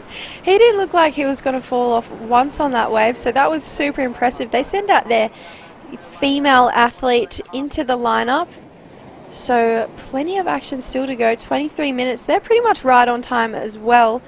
And yeah, I think that's going to be another massive score for Peninsula Boardriders. So 3 surfers and 3 big scores. There it is, a 6.17. So they've really forced the question for the other teams, you know, can you rise to our level? I guess that's 3 consistent big scores for them. So yeah, super impressive. Yeah, great reward for great surfing. Open with a 7.5 from Willem Watson. And so Peninsula Boardriders back in the lead, a 6.23, and that previous wave have read a 6.17. So great surfing from great Boardriders. 13th Beach holding off second. Now looking for a 9.9 to grab the lead, but South Coast Boardriders, they're only just behind as well. They only need in the likes of a 6-point ride, and as we see, the female surfer, Jess. Yeah, there were 2 great turns from the female surfer from South Coast Boardriders. Love the attack that she had to those steeper sections of the wave, and yeah, I think the judges will reward that one pretty nicely. 2 really impressive turns, got a foam climb to finish, so that pink board looking fast and easy to spot out there in that lineup. There we have a bit of a regroup from the Peninsula Boardriders down there on screen. Probably talking strategy for the back half of this heat. 21 minutes, 50 seconds to go. So that was the third surfer from South Coast making her way in. This is the replay. I really love this first turn. Steep part of the wave. She goes straight up into the lip. And then again for a really quick snap there. And she gets a little bonus foam climb in here. So really impressive surfing from that young lady. And I'm excited to see her tag over the 4th surfer, and then I think everyone will be on equal terms out there, equal number of surfers. So yeah, this is pretty tight, pretty neck and neck between all 3 clubs right now.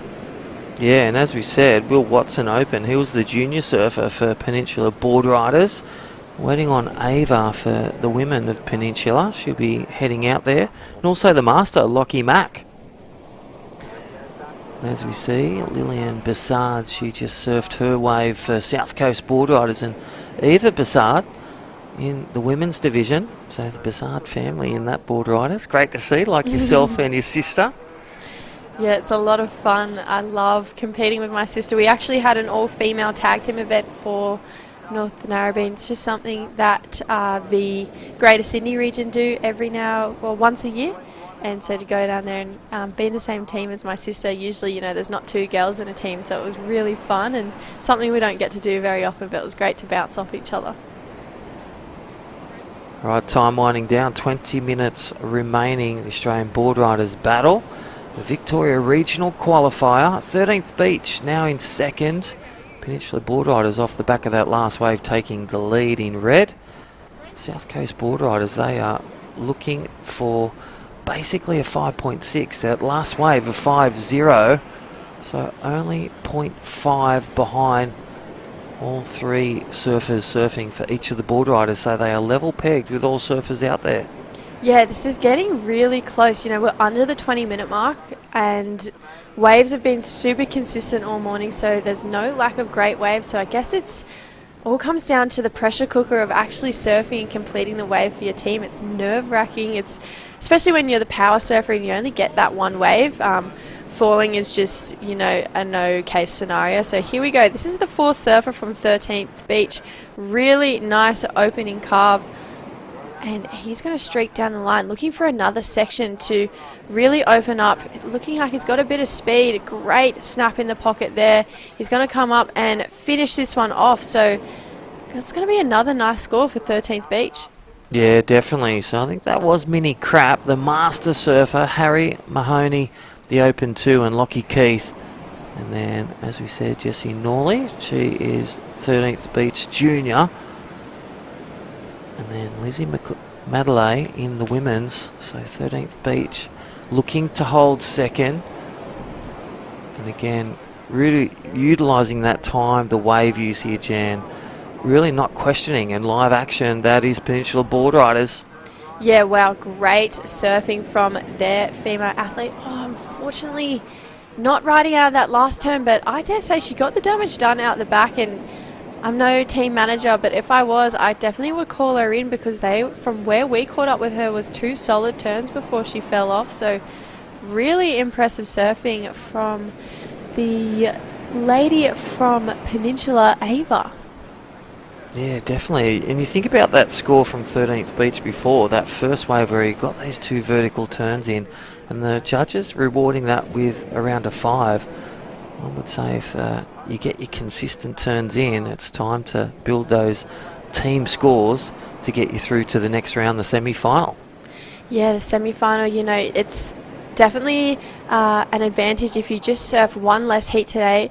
Unfortunately, Otway coming in third in the opening round, so they've got to surf an extra heat if they do want to make it to the final. They've got a quarterfinal, and they'll come up against third in this heat and third in the next heat, which coming up in round 1 heat 3 will be PHILLIP Island Boardriders, Point Lonsdale Boardriders, and Melbourne Boardriders. So I reckon that Torquay will probably be watching that next heat pretty closely, keeping an eye on their rivals. Those 2 guys have gone back to back, basically 1 and 2 for the last forever for when it comes to team challenges. PHILLIP Island and Torquay, definitely the greatest rivals in the Victorian region.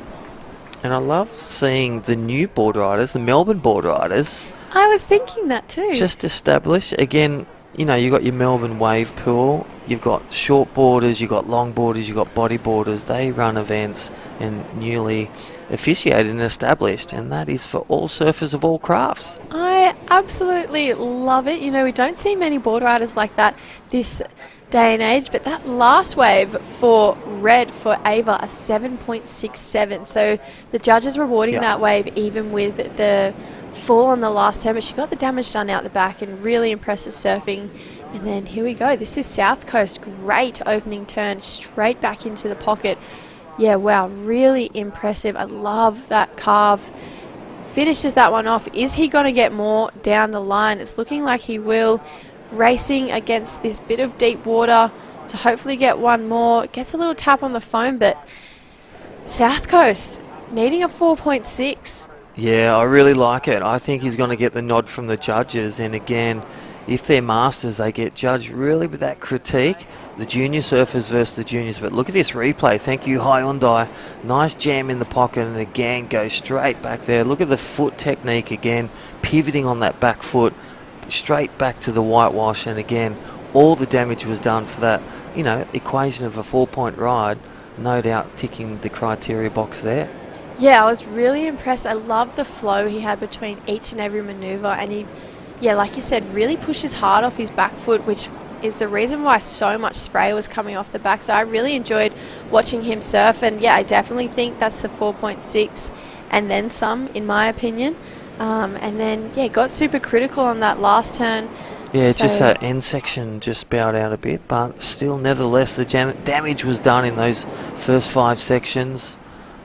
Eva Bessard for South Coast Boardriders, Lillian Bessard, Derek Bessard, Luke Skelton and Geordie Campbell compromising that South Coast team in yellow. Yeah, there goes their female surfer daughter. Is that what we're thinking? That's right. It's the family of Bessards out there at South Coast. I love it. I love that it's a family affair. You know, when we were speaking to them with Jess on the beach before, it did really seem like a family-orientated club, and yeah, now we know why. It basically is a family-orientated club. The whole family's out there competing, and yeah, that's one of the best things about board riders. You know, they're, no matter the last name or anything, I know for us, our board riders are our family, so I love going home, competing in board riders and representing them too in events like this, so yeah, I'm loving it. It's been a great day so far. It's only heat 2. Well, you got the Vaughnies as well, don't forget. Yes, the Vaughns, Joel, North Shelley from Huey, NSB. Yep. Zach, Curtis, they all absolutely rip. So both the Vaughns actually making their way to France currently, so I'm sure they'll be back for the qualifier shortly. But yeah, there's plenty of family, even in Torquay. You know, you got the Huxtable brothers. Yeah. They're really impressive, and I'm not sure if the Harrisons are Torquay or 13th, but there's definitely talent in the Harrison family as well, from the likes of Ellie Harrison, her brothers Joe and Billy. So plenty of talent in the Victorian region. Yeah, and even the Nikki Van Dyke and a brother. Yes. From Phillip Island, the host board riders here in this event today, the Regional ABB, again Series 11. And look at 13th Beach board riders. This is where the pressure comes in versus the timepiece, 13 minutes remaining. You can see they're scrambling in after 4 surfers, trying to gain that extra edge for the power surfer to head out there. Yeah, this is the replay from Lizzie. So really nice turns from Lizzie. She finishes that one off, getting the job done for her team at 13th Beach. So a 4-point ride locks in for that one. South Coast, the last wave, a 7-point ride. So they have moved up into second. You know, they've been sitting in third for a while now, so that must feel pretty good to be up into that second place, that progressing position. And it's looking like we're going to jump on down to Jess Grimwood with Peninsula Board Riders right now, who have a pretty dominant lead on this heat. President, and I can tell you these guys have been on the beach. First club to set up this morning. Your own barbecue set up. I saw the gas bottles being pulling down. There's hot snags cooking away as well, and the whole team has come down to support what looks like a really, really big campaign. You're up and riding. Here we go. This is Lockie McDonald, former club president, and our over 35. Wow. Things are looking pretty good here, Jess. You can hear the crowd, so let's see if you can keep going. He's looking to link this thing up through the inside too, Sean. Let's finish it, and we've had a pretty good heat so far, so we're feeling pretty relaxed at the moment. That was lovely. Awesome stuff. Go PSC. I tell you what, if you needed another career change too, commentary definitely suits you. Down here on the Sunday morning, and this is the rest of the Peninsula Club. You can see they're a big family club, and every single wave they've taken off out there this morning has been the absolute bomb. They have scored wave after wave, rotation after rotation, and they've got so much time for this changeover as well. So good luck. It's looking very good for you guys. Thanks very much, Jess. It's been a clinical effort so far, and we've been practicing hard. Proud of our club culture, and yeah, we're stoked to be here. This is awesome. We're very stoked to have you here. Thanks very much, Sean. I'm sure we'll catch up with you again later. See you later.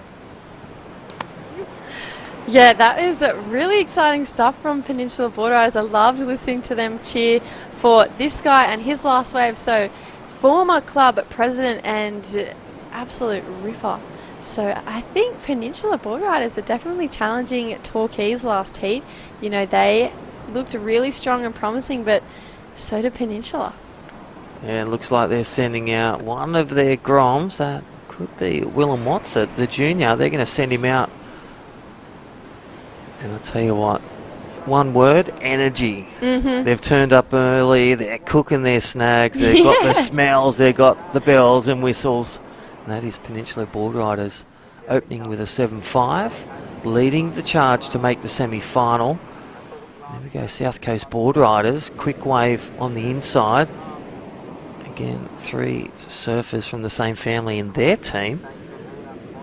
13th Beach jumping back up into second place with a 317 on their last wave. But I love how they're sending Willem back out as the power surfer. You know, he got that 7.5 to open up with, and they're saying, you know what, you've done us proud, get back out there and do it again. So that's really exciting from them. He's a super talented young guy, you know, just got third out here yesterday in the Phillip Island Junior Pro, and he was kind of the dark horse for the under 18s. He had maybe the harder side of the draw, I would say.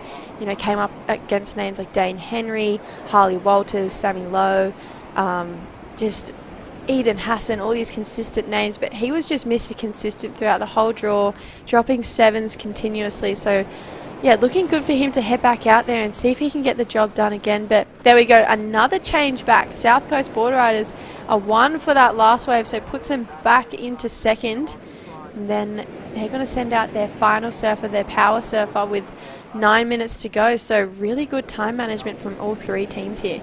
It all comes down to that final wave. Yeah, definitely. So 0.23 in between it. It all comes down to that turn and completion of wave. How much better? And if they fall off, opens the door for 13th Beach Boardriders v South Coast to make the semi-final. Yeah, extremely stressful times out there for South Coast and 13th Beach.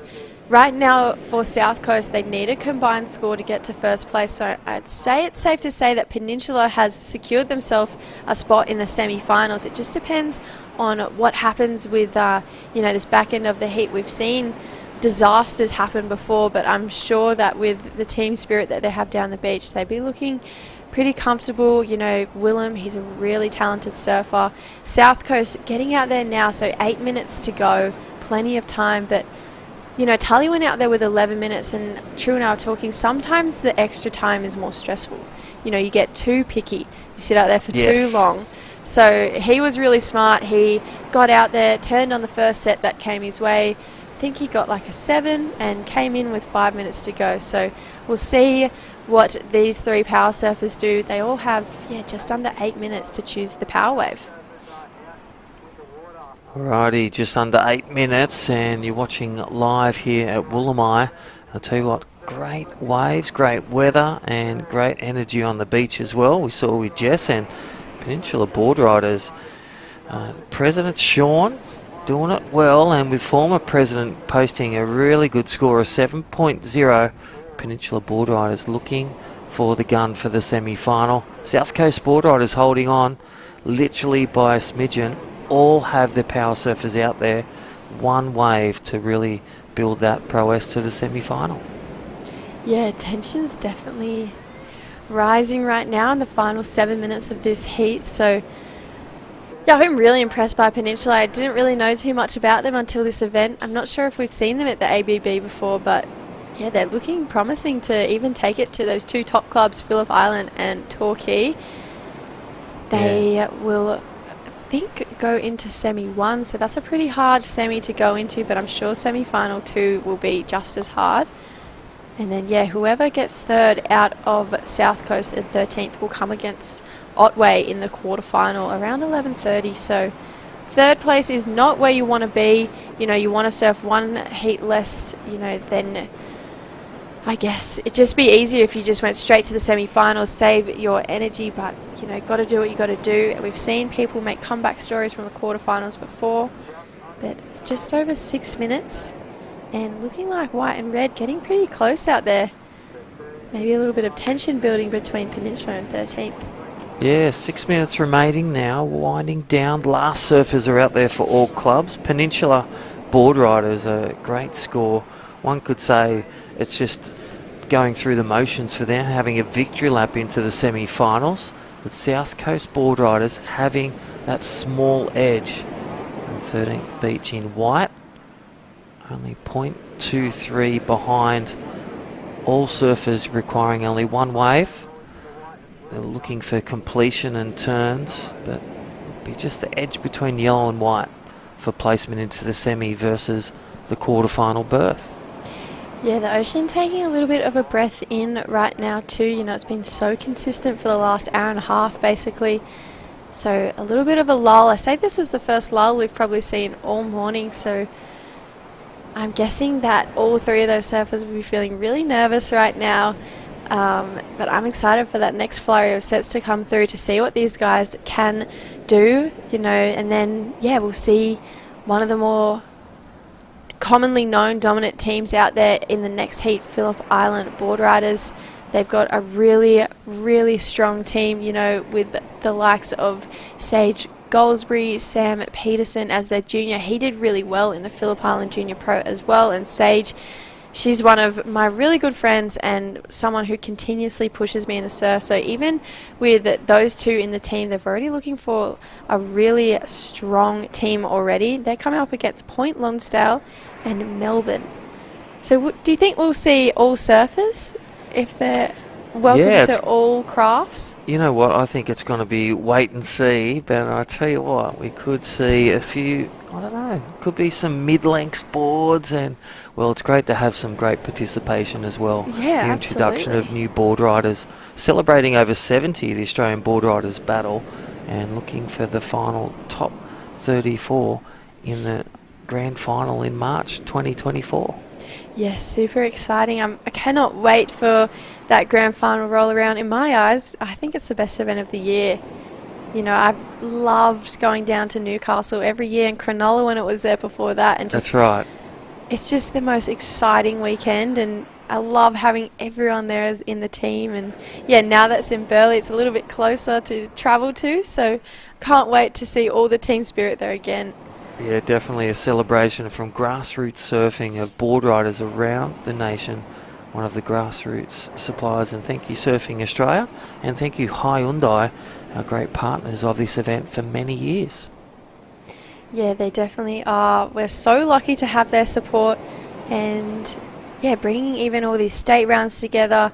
These events are just as exciting, and yeah, I touched on earlier, I love being a part of different state rounds and getting to witness, you know, how important this is to even all the teams that don't make it. There's so many strong clubs out there in Australia. We definitely have the best board rider system in the world, and I have friends who travel here from across the globe and just say, wow, like Australia has really got it right. You know, there's no American Boardriders Battle, there's no European Boardriders Battle. It's one of its kind, and yeah, it's super special, and it's such a fun event to be a part of. So, but this is the most nerve-wracking part, 2.5 minutes, one wave to catch each, and there's a lull.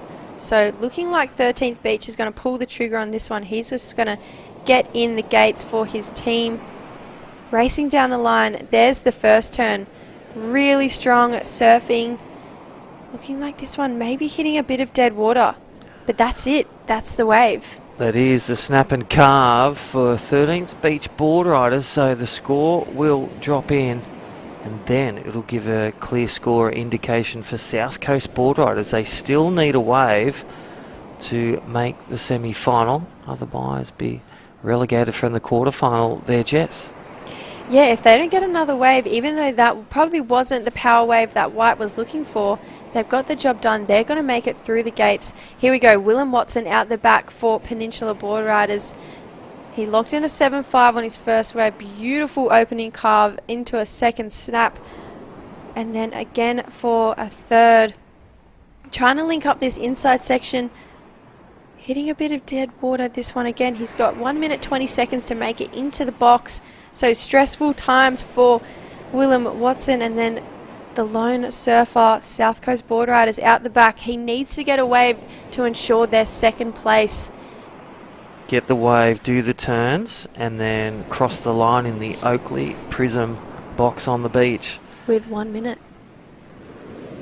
Very, very stressful times. He's going to need to swing on a wave in the next 10 to 15 seconds to ensure that he gets in the box within the time frame. 50 seconds. Willem Watson still making his way in. There's a bit of distance, as we said, Jess, at Wollemi. Some great waves, but again, a lot of distance that you've got to adapt in your time frame with your team. Here we go. Bit of bump in the ocean. South Coast Board Riders, can they get it done with 30 seconds remaining? They're looking for a 3.87. Here's the wave. Wow. Great opening turn. Wow, really strong surfing here from the South Coast Board Riders. He needs to get to shore extremely quickly. There's 15 seconds to go. I'm not sure. if he'll make it. There is 6 seconds to go. Stressful times for South Coast, but unfortunately not getting into the box, but great surfing there from their power surfer. Well, doing the turns, getting the wave, but just running out of time. That hourglass, the 50 minutes winding down, Jess, but great surfing, great emotion. South Coast really putting it on the board and really taking it to 13th Beach, and Peninsula Boardriders from the get-go a flawless effort, just like we saw with Torquay. Yeah, we're still waiting for those scores to lock in. And Peninsula Boardriders, yeah, that was a pretty nice wave for Willem Watson. We're waiting for that one to come in. Athlete, there we go, 3.67 for Peninsula Boardriders. South Coast, that last wave still locking in. If they get the score, I wonder if there's any point deductions in the state rounds. So we've just got confirmation the score still counts, but you then lose points for not making it back in the box. So it just depends on how high the judges go with this one and how many points they lose. Yeah, it was a great looking wave, and you could say he gets that score of a 5 or a 6, but the deduction of points, and I do believe it's either 3 or 5, so that will be a critical moment for South Coast Boardriders. There's the man of the hour, so waiting for a score to come in. There's the South Coast Boardriders, the family Boardriders Club. Stressful times for them down on the beach. You're better off parking up and getting a score. Needing a 2.88, so he definitely gets that. However, he needs pretty much you just need the better one. maybe to be safe a 7.88 to make sure that they get through the heat in case it is 5 points deducted. There is your super coach, Geordie Campbell. Great advice, Luke Skelton. Well, they got a 5.53, Jess. They temporarily got the score. Yeah, they'll take it. Then they lose the 5 points. Yeah, there it is. So they move back down to 3rd place. So that's unfortunate for South Coast Boardriders. At 5 points, just going to make it into the booth. That is super unfortunate. And looking like we're going to come back for more action for the start of round 1, heat 3, right after this short break. So don't go anywhere. There's plenty more excitement today.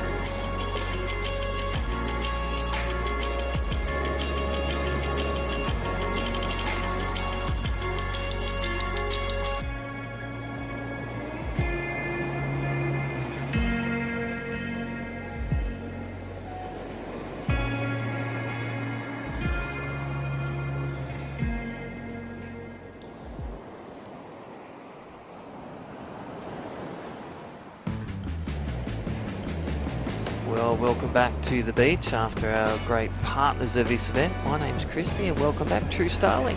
Thank you, Crispy. I had a lovely break out there, but I tell you what, that last heat looked like it was jam-packed. Yeah, definitely. South Coast Boardriders just getting eclipsed by not crossing the line, but Peninsula Boardriders, they brought the fireworks, a bit like Torquay in their first round, opening around the 13th Beach, also consistently getting through. Amazing, yeah. Phillip Island in this one and Torquay, they've had back-to-back battles the last couple of years. Torquay's taken it out, then Phillip Island, back to Torquay. They've just been kind of seesawing. So Torquay took out their win, so I feel like Phillip Island might be keeping a close eye on what they're up to.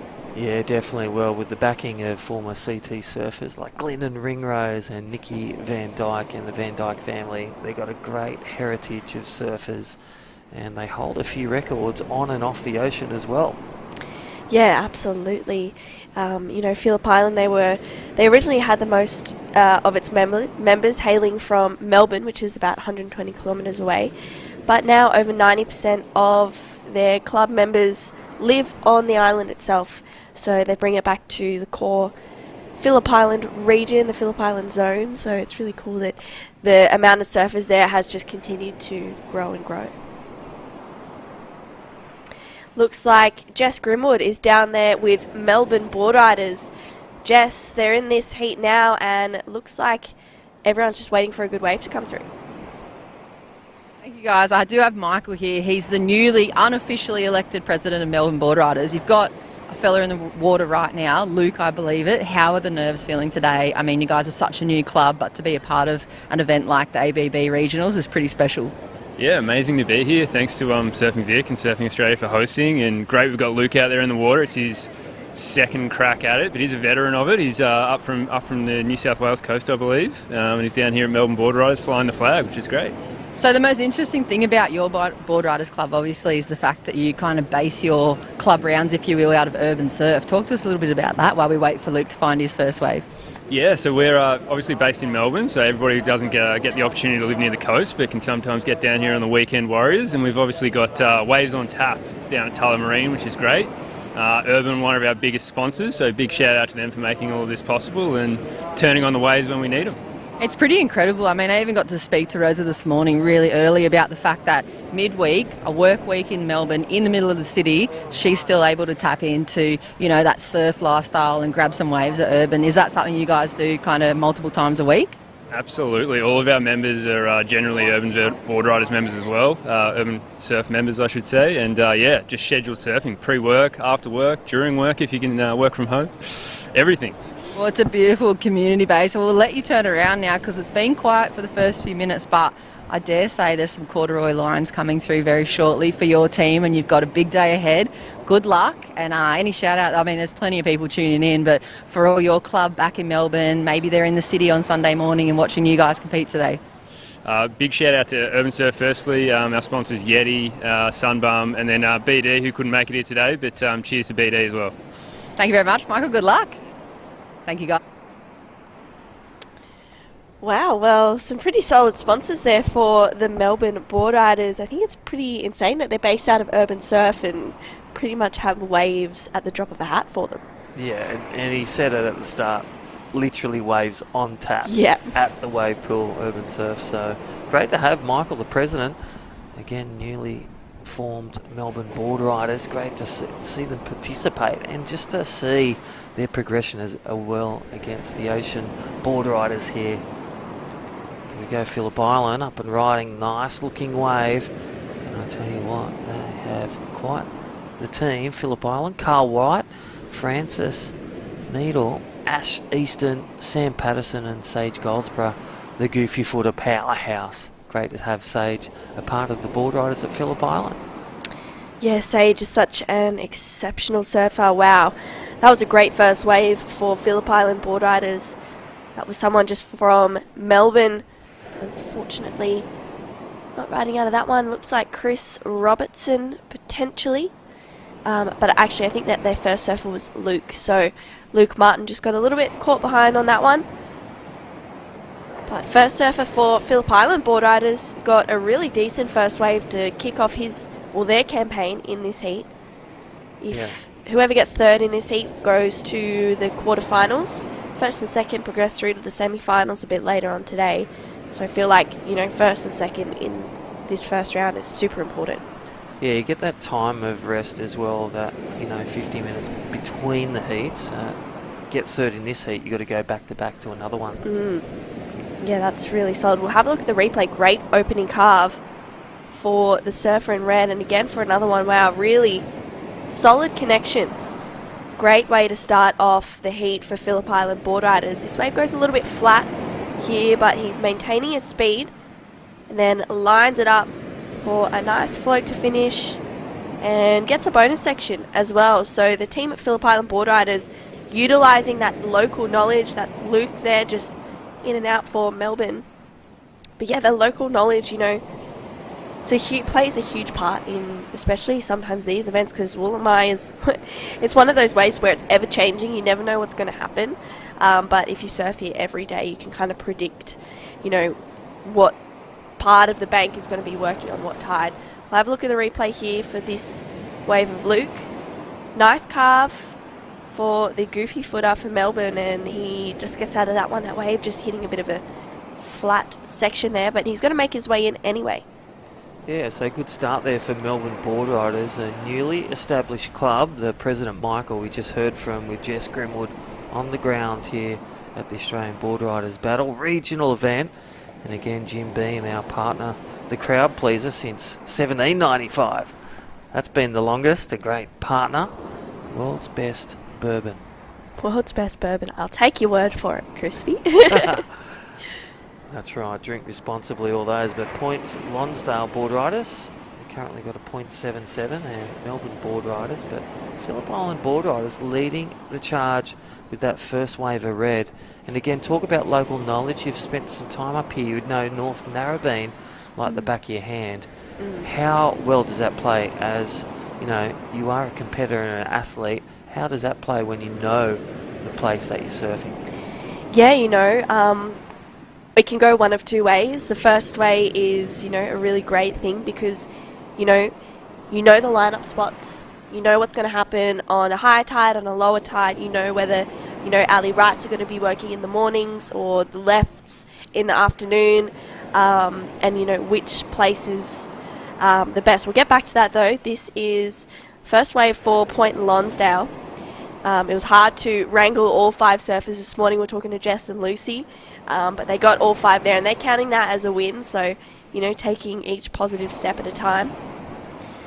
So the surfer here just taking this one all the way through to the inside, gets a bonus section, but unfortunately coming unstuck, but still decent wave for Point Lonsdale.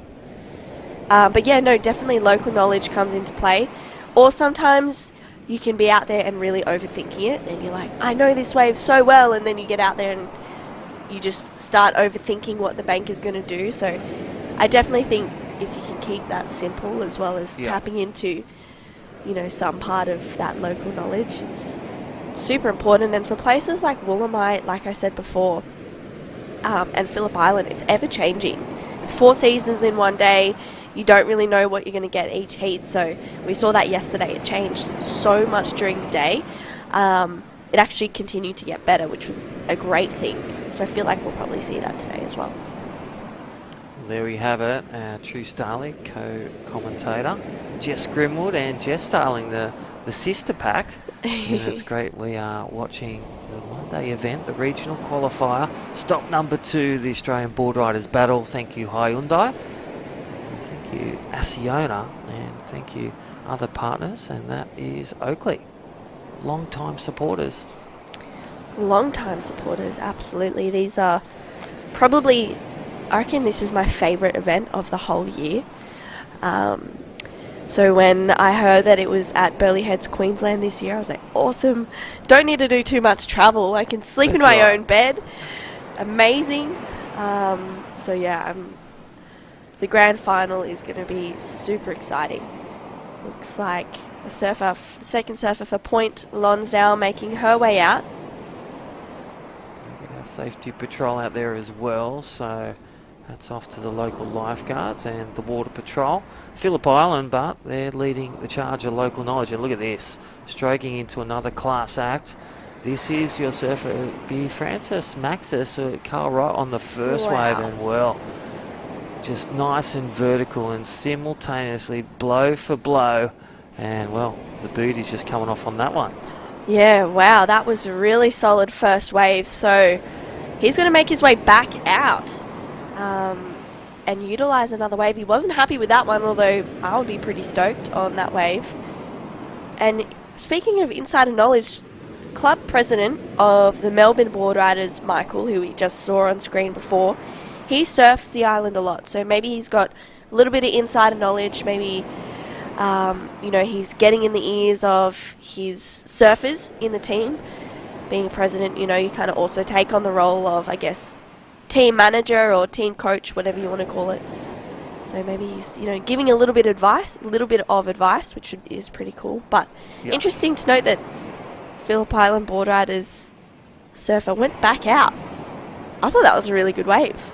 Yeah, and we saw that before in the previous heat, but sometimes, you know, they've got a bit of time up there. We've got 37 minutes remaining, and they could have that hidden plan as well. They are in the lead, and they've got a good start with a 5.07.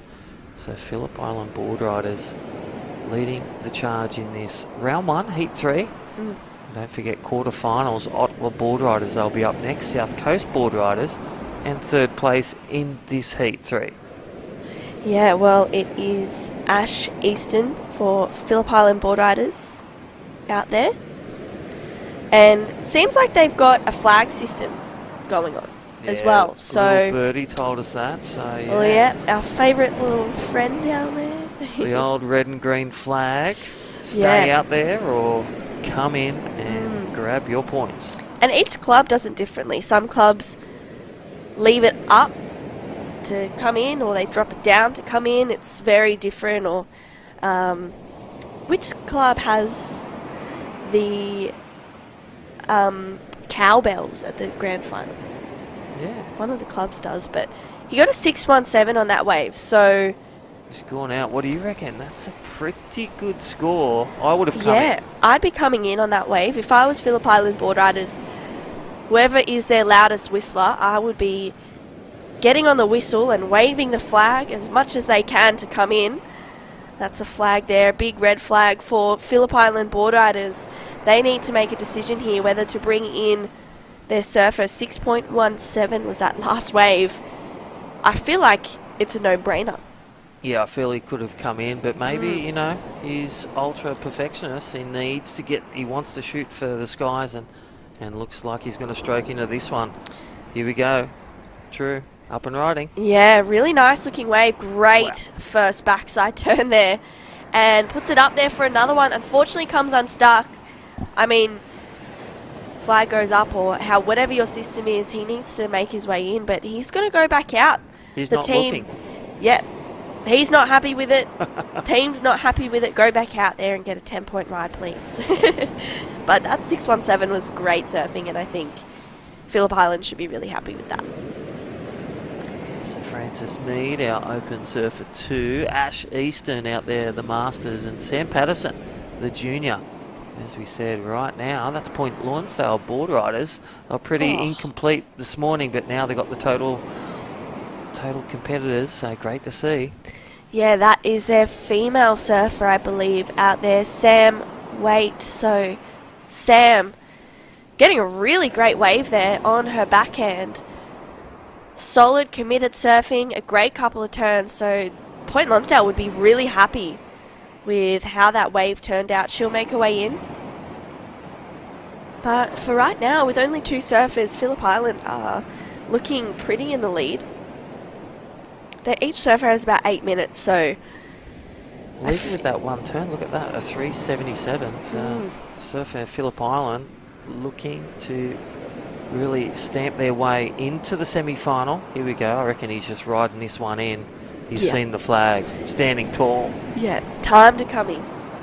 6.17 is pretty great. I mean, if they can give him the opportunity, I guess, to better that 6.17, that's great. But here we go. Looks like Point Lonsdale and Melbourne Boardriders making their way up the beach. They'll be tagging their third surfer, heading out into the lineup. Melbourne getting into the box, their third surfer making their way out as well. So solid runs down the beach. I think if you finish off on that inside right, it's about a 150 metre run to get up to the box. So it's a solid sprint. You really have to pace yourself, because sometimes when you get to the end, you just really run out of gas.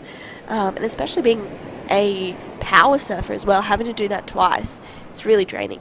Yeah, it's about, they're calling it about 150 metres, that run just from that shoreline, as you can see. And you can see he's chosen the warmth with the booties as well. Yep. Looks like he's riding a LSD and NOAA model. Here we go, in the Oakley Prism. Alright, looks like they've tagged their third surfer, who's got to make their way out into the lineup. So it looks like that is Francis making his way out. So they've already got a really solid foundation, that 507 and a 617. That last wave of Point Lonsdale for Sam, 4.17, solid score. Melbourne Boardriders, I think they just locked in a 0.2, a small score there, maybe another one to lock in. 32 minutes to go though, plenty of time in this heat.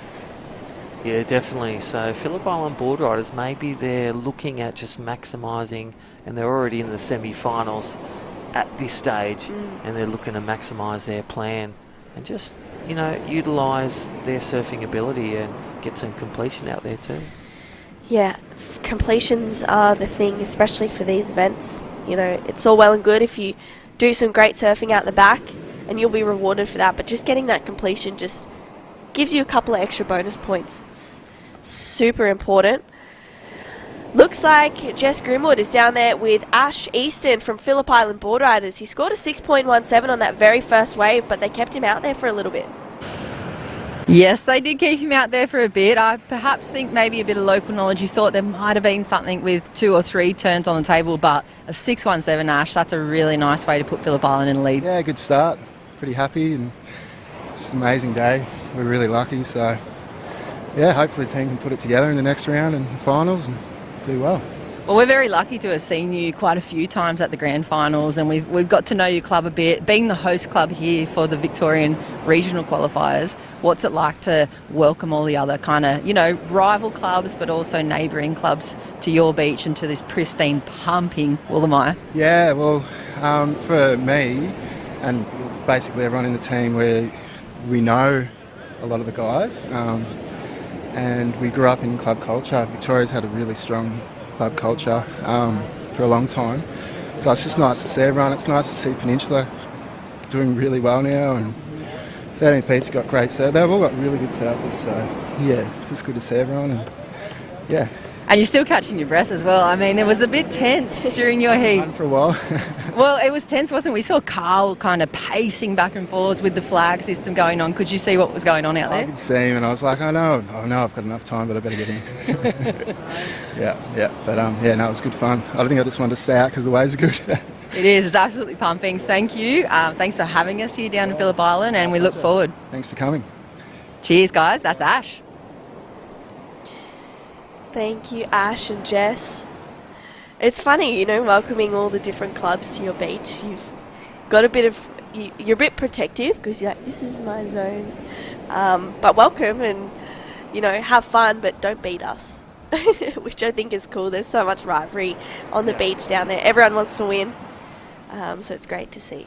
Yeah, and you can see past history, Phillip Island, 2 times winners of the regional ABB format. This is Series 11, as we said.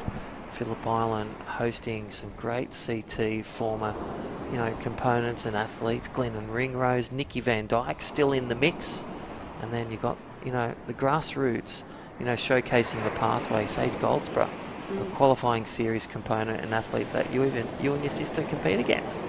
Yeah, Sage is a very fierce competitor. She's got a really solid backhand, so I'm excited to see, you know, what she has in store for us. She's always really reliable in the ABB events. She always puts on a great show and, you know, really steps up to the occasion. It can be quite daunting being, you know, being a team player, I guess, in these events. It's always hard because you have to surf your best to kind of do your team proud and live up to the expectation. So it's tricky. There's a lot of nerves. There's a lot of anxiety. The pressure is like nothing I've ever experienced myself. So it's great because Sage she really rises to the occasion. Yeah, definitely, and whether it's overseas at NIAS or along the shores of the east coast of Australia. Right now, Phillip Island in the charge, in the lead. Point Lonsdale Boardriders they're holding off with that last wave of 4.17, so great second wave score. And Melbourne Boardriders, newly established, and again for all disciplines of surfing, whether it's bodyboarders, shortboarders or longboarders for Melbourne. And again, tap's always on. They're at Urban Surf a lot with their board riders, so just adapting themselves to the ocean, a key component for Melbourne Boardriders. Yeah, well, let's have a look at Phillip Island's wave so far. This is the first wave, 5.07 for their first surfer. Really great opening carve. Backs it up with a really fluid second one as well. Really solid looking wave, that 5.07. Started off with a great foundation for the team, the local team, Phillip Island Boardriders. Just using that local knowledge to kind of connect his way through to the inside. And then we'll have a look at that wave for Ash Easton, Crispy. Yeah, just love the backhand attack. Foot right on the tail, a bit like Oki-esque. And again, just weaving around. And look at the flow. And look at the time. Just that last bit, but still rewarded a 6.17. So, Ash, getting it on Phillip Island. Wait for this replay. Yeah, looks like their third surfer got a wave really quickly. We'll have a look at the replay here. Another goofy-footed surfer. Wow, really great opening turn to start this wave off.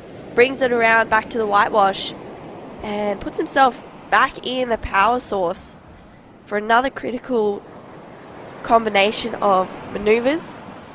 Taking his way through to the inside, puts it up there for a finish. Wow. Phillip Island will be happy with that. They're waving the flag. Time to come in. You can hear the crowd really cheering there for Phillip Island Boardriders. Sage Goldsbury makes her way out into the lineup. Female surfer for Phillip Island Boardriders. Sage, always a very reliable competitor in these teams' environment. Well, there is Phillip Island Boardriders. Listen to the cheers and the energy down there. That's exciting. They are a powerhouse Boardriders for the Victorian region. Yeah, you can hear the puffing, the regathering of breath. That run is pretty solid. You can see Point Lonsdale, their third surfer, making their way up to the box there. We'll have a look at the replay. So this is her wave. Really nice carve there and bringing it around again for another solid connection. Tags it again there. So this wave just really opening up. She's going to continue on through and it starts to wall up again for her on the inside. So really great wave selection there for the third surfer of Point Lonsdale. That is, I believe, Luca. So Point Lonsdale locking in another good score. Yeah, so sending out their next surfer, and that could be Sam Wright or Jade Olga there. And I tell you what, Point Lonsdale Boardriders will be holding second with that last score. There it is, 4.17. Melbourne Boardriders needing a bit of work to do now, the 3.47. They've locked in 3 waves. Great to have them here, but they may be relegated back-to-back. You know, back-to-back bookings like at Urban Surf and quarterfinal straight after this one. Yeah, that's, you know, it's pretty brutal going back-to-back in heats. Those 50-minute heats are really, really solid and they definitely take a good amount of time to recover from. Phillip Island Boardriders locking in a 4.83 on that last wave, so another really solid score for Phillip Island. So it's a battle for second right now at this stage. At the back, that was someone from Melbourne, just not catching that one. Yeah, really, local knowledge really coming up trumps. Again, the wave selection, they've been on every really tidy wave. And again, really strong turns. We saw the backhand attack, some 12 o'clock hits from the start to the finish, and that was Sam Patterson, Sage Goldsborough, woman surfer out there. She's heading out. Be great to see her open with a great either, you know, couple of waves. You can do it with one or get that opportunity to do it again if you do come unstuck. Yeah, and the last 2 surfers for Phillip Island have been goofy footers, like Sage herself. So I'm wondering if she's, you know, trying to ask them any advice on what right to the best ones to choose out there. I mean, the conditions just seem to keep improving. It's offshore. It looks super fun. The waves are bowling through. Someone from from Melbourne, up and riding. Nice jam there, but doesn't quite ride out. But they're going to make their way in. We've got about 20 or just under 23 minutes to go in this last heat for round 1. Then we'll see the quarterfinal. Those first 2 Otway Boardriders and South Coast Boardriders, whoever gets third in this heat, will start again, really, straight away. Yeah, definitely. And I'll tell you what, South Coast Boardriders in their first heat, they got the score but just didn't cross the line in time, and I think they'll be learning their lesson, taking that into the quarterfinal. I'm going to say they could be the dark horses to get through to the semi-final and take it to the big clubs. Yeah, time management is really important in these events. You know, that it's hard. 8 minutes out there, 8 minutes to get out, catch a wave, come back in is really hard. But someone who's been doing really well in this event is Point Lonsdale Boardriders, is currently sitting in second. Jess, what's going on? Yeah, they are sitting in second at the moment. It's a little tense. We caught up with the crew this morning. Lucy was wrangling the guys to get them down here, feet in the sand. But talk to us a little bit about that run-in. I mean, it's a fair sprint across the sand. How's the leg burning going? How are you going to take that through the day and not get too taxed? Oh, I get a bit puffed, probably a bit unfit. Need to run a bit more than that, but yeah, it's not too bad. We've made good time. Adrian told me he can organise a motorised scooter for me next event. Yeah, I mean, a handicap has been thrown up in the rule books at times. There's some incredible waves going down as well. Sage just putting a wave on the board there for Phillip Island. Yeah. Well, who do you see as your biggest rival if you get through to the final here today for regionals? Oh, not sure we'll get through to the final, but I don't know. Everyone's surfing pretty good. Anyone's game, I guess. Well, you're sitting in second at the moment, and it's very, very tight. When we talk about Burleigh Heads, there's a pretty big run around up there as well in Queensland. If you were to make it to the grand final, are you going to add a little bit of running or cardio to your training regime for Point Lonsdale? Maybe. I'll try.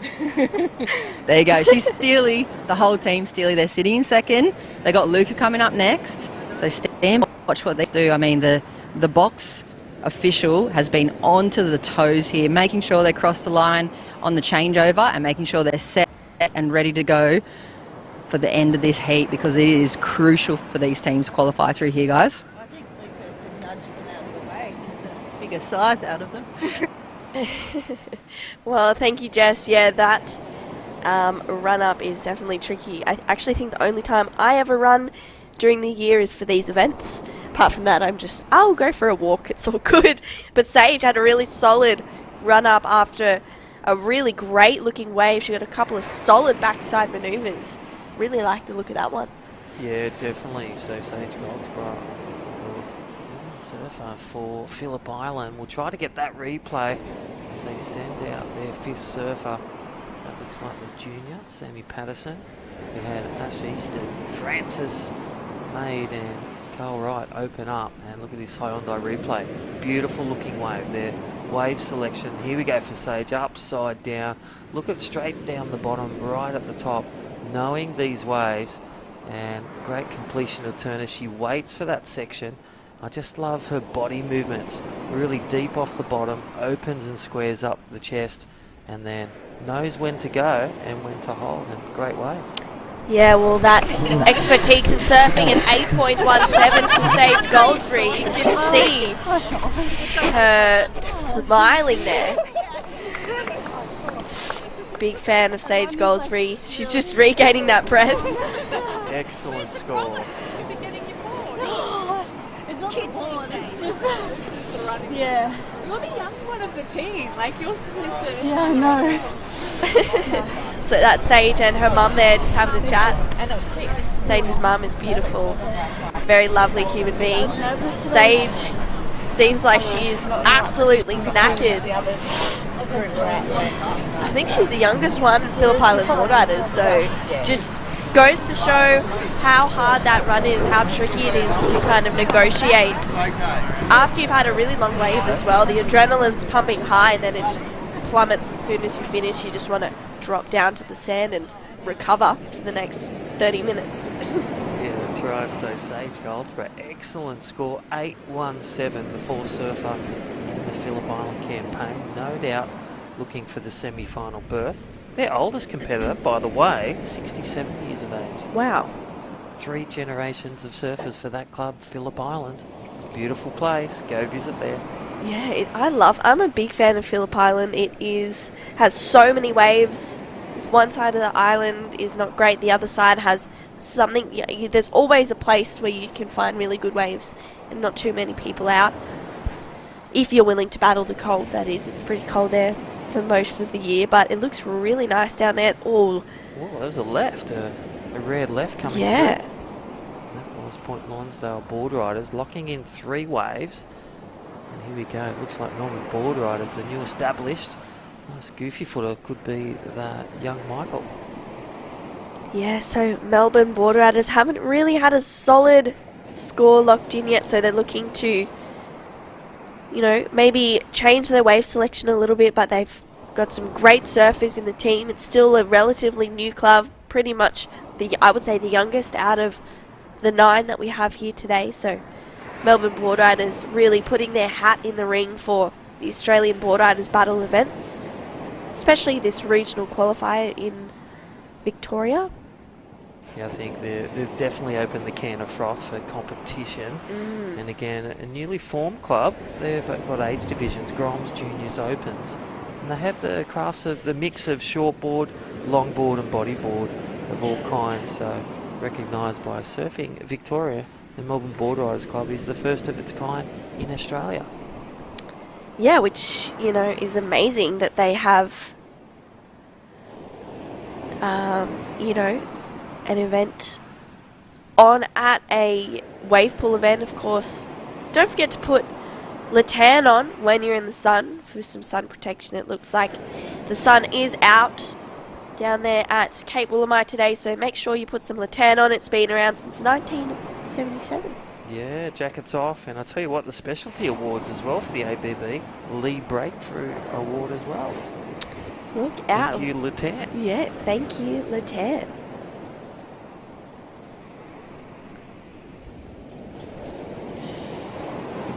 Well, 15 and a half to go in this one. Tell you what, I've taken my jacket off. It's definitely warm up here. Right, 15 minutes remaining. Phillip Island in the lead on the back of that Sage Goldsborough gold, 8-1-7. And the team effort opening with a 5 and a 6-1-7. Point Lonsdale Boardriders holding second and Melbourne Boardriders in third in yellow. Point Lonsdale up and riding. They've been formed for a while, but I'll tell you what, wrangling the team this morning was one of the stresses for that team in white. Yeah, absolutely. Lucy, she probably woke up this morning going, okay, where is everyone? We need you down here ASAP. And, she's just she seems like she's taking it heat by heat, not putting any expectation on the team, which is great. So it looks like they've got their 4th surfer making their way in. We're coming down to 14 minutes to go though, so everyone should be coming up to near their 5th surfer out in the water. Looks like Melbourne Boardriders have had 5 scores lock in, so potentially their power surfer will be making their way out into the lineup. Yeah, and I wonder, I reckon it could be Michael. He's got a bit of LK, local knowledge. Phillip Island Boardriders out there. They've got a bit of time on their side, 14 minutes to get away for their 5th surfer and then send out the power surfer. Have you ever done the power surfing side? A lot of pressure, or has it always been the hog for you guys at NARRABEEN? It's always been, well, it's the hog, or I guess depending on who our open surfers are. Yeah, Geordie will. Geordie, Davey, Dill, Moffat. Yeah. I have done a little bit of power surfing, not during ABBs, which is amazing because it's stressful enough as it is. But yeah, I feel like, if you're a power surfer, you've got to be really reliable and you have to, level up when you need to. So it can be quite daunting. And what do you do? So you got that pressure. How do you get out of that? Talk us through it. Couldn't tell you, but I tell you what, wow, solid opening carve for the surfer for PHILLIP Island. And again, backs it up with another solid connection. Little Sammy Patterson, the Wow. junior surfer, just coming alive. Absolutely. This wave is looking like it's already going to be a solid score. I mean, they're well out in front right now, but they're just going to, I guess, solidify that spot in the semi-finals with this one. So Sammy Patterson finishing off right on the shore. They'll be setting out their power surfer. Great looking wave there for PHILLIP Island. I just feel every wave, they have been on the gold wave every time, every set. So 12 minutes, that's a good on-point structure for the team. And they've had a few that they've gone out for second waves as well. Yeah, they've just been really onto their timing, aware of what's going on. Melbourne Boardriders making their way in. Looks like they'll send out their power surfer potentially. Yep, so it looks like Melbourne Boardriders going to send out their power surfer and as well as PHILLIP Island. So 6 surfers going out, as we said, 8 minutes per surfer. It's really not a lot of time out there. Yeah, definitely with that 150 sand sprint from the Oakley Prism. And crossing that line. Again, thank you to Hyundai. Thank you, Asiona. And thank you, Latan and Oakley, the proud official eyewear sponsor of the Hyundai Australian Boardriders Battle. There, Jess. Yeah, these are, I reckon, my favourite events of the whole year. So we've got about 11 minutes to go. PHILLIP Island Boardriders, 5.73 for that last wave of Sammy Patterson. Increasing their lead once again. They have their power surfer out there, that last wave of Melbourne Boardriders, 267. So they are nudging for second. They need a solid score to move up into second place. And then Point Lonsdale have their 5th surfer out there, so they're looking like they could be running on time if they get that 5th surfer in the next 2 minutes or so to allow the power surfer enough time as they can to get out there and catch a good wave and come in. Once again, this is the Hyundai Australian Boardriders Battle Regional Qualifiers for the Victorian region. We're down there at Cape Woolamai. And teams will be moving through to the Hyundai Australian Boardriders Battle Grand Final. It's a beautiful day. The conditions are absolutely pumping down there at Woolamai. We saw yesterday the junior surfers were putting on a great show, and now today the surf just seems to be getting better and better. It's offshore. There's some great rights coming through, so looks like it's going to be a promising day of surfing. Yeah, definitely, and not a bad bounty as well for Victoria, the region. $1,500 for the winning boardriders today, $1,000 for second, and take a third. $500 for your boardriders. Bad tiger in your tank. I know. That never goes astray. Looks like someone up there for Point Lonsdale. Great incentives. Let's have another look at Sage Goldsbury's 817 though. This is a solid looking wave. Love how she just highlined at the start and then really teed off on those first couple of sections. She actually got the highest wave out of the whole PHILLIP Island Boardriders team, so Sage just unleashing on this one. And I love that she just didn't try to kind of overcook it at the end. She rode out, she left on a high note. So, you know, rising to the occasion is Sage Goldsbury. Yeah, definitely great for the women's as well, showcasing female surfing. PHILLIP Island Boardriders, the grassroots, have won it twice out of the last 11 ABBs. And I'll tell you what, Series 11, who will be the crown champion today? Well, time will tell. They'll be advancing on through to semi-final. And let's look at the Hyundai and look at this for white. Lonsdale Boardriders. Well, there's a bit of a change of part for the hair. Nice little two. Yeah, a little bit of a shampoo there for Point Lonsdale Boardriders. He's going to make his way up the beach and let their power surfer go out there and do some damage for Point Lonsdale. Seems like Phillip Island has well and truly locked themselves a spot in semi-finals. So just depends who makes it through the quarterfinal. That is currently the third highest combo. Peninsula Boardriders are 37.41 in Heat 2, and then Torquay, you know, the ultimate battler with Phillip Island, they posted a 38.13 with one wave score to go in. So Phillip Island right up there in the mix. They sure are, and as we've been hearing, you know, down there with Jess Grimwood, the clubs have just been super loud as well. They've been, you know, whistling and clapping and cheering on their team members, and their support crew just seems to be really surrounding them and bringing the energies high. So there is that Jim Beam Club Spirit Award as well. So I'm sure Jess will have a better understanding of who's the loudest down there on the beach. But I reckon that's one of my favourite parts of the events, is how loud and how creative clubs can get to support their team.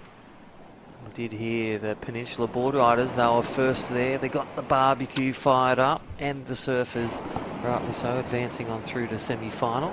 Here we go, Phillip Island Boardriders, big open face gouge for the power surfer. Again, nice and tight, snaps around again, and well, lets off the sparks on the top of that turn. And look at this, they just seem to be in flow with every section, the local knowledge coming into play, and just meeting timing flawlessly, just again like a Tissot Swiss watch, right on the seconds.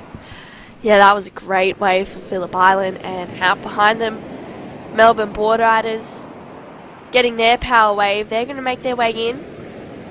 Plenty of time, just under 6 minutes to go, so Phillip Island and Melbourne locking away their power surfers. That leaves Point Lonsdale out there. We'll have a look at the replay for Melbourne. Great looking wave. Nice first carve and tease it straight back up, getting a little bit of release there.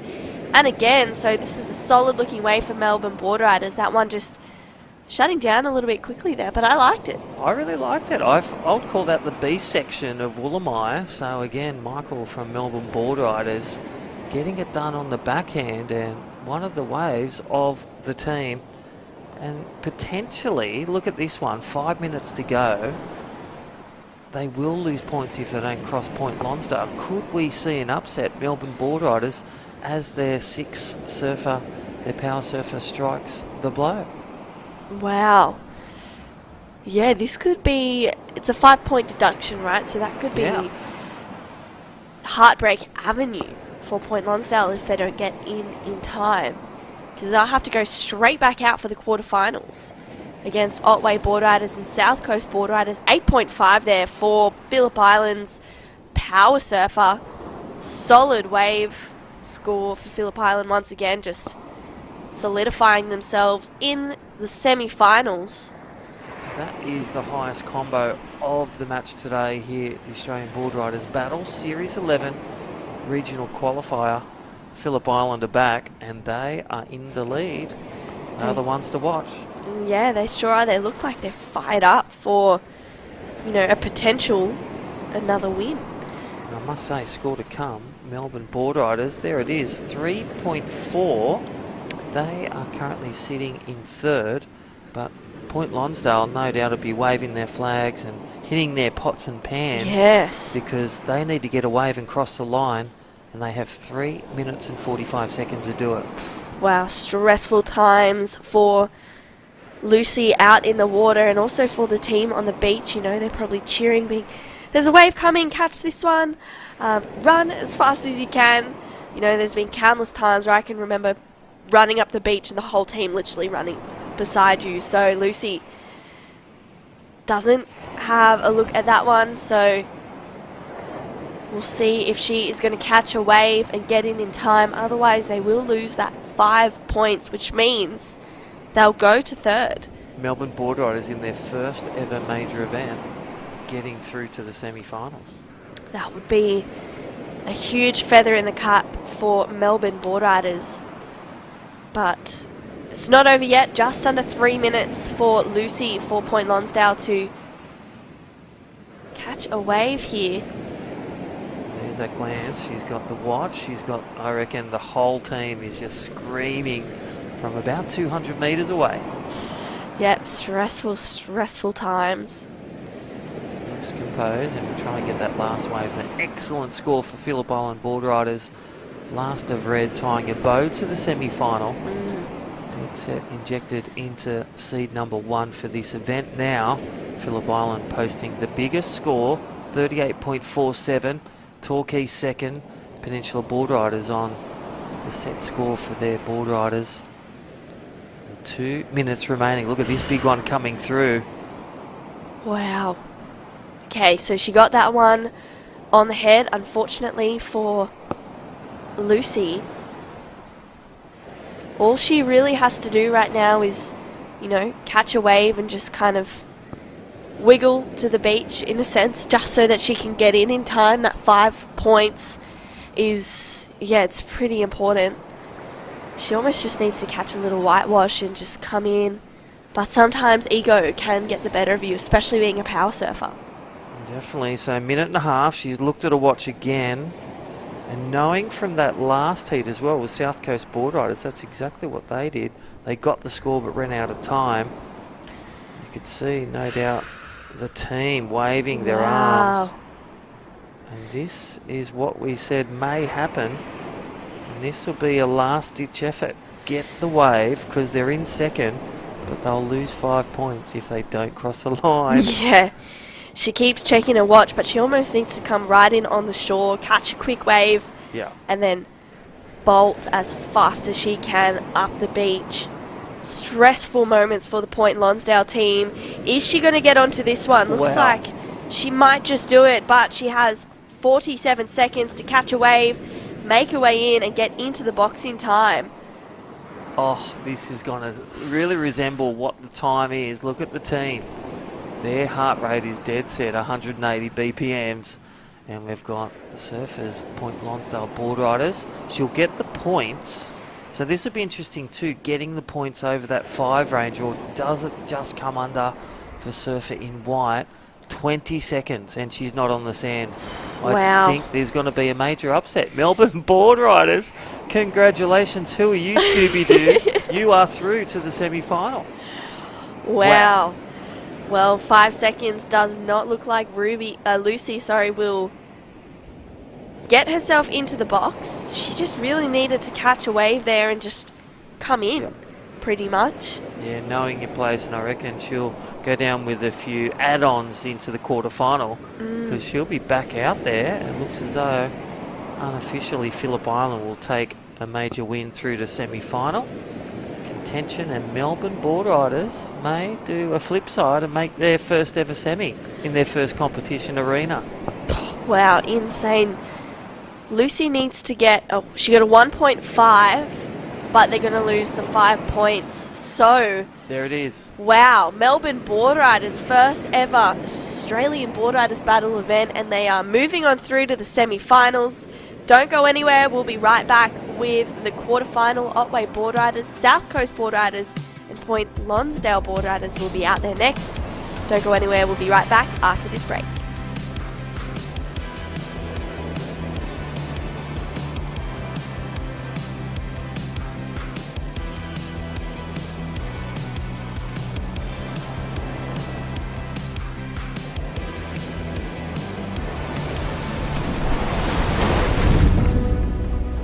Some call me the next big thing.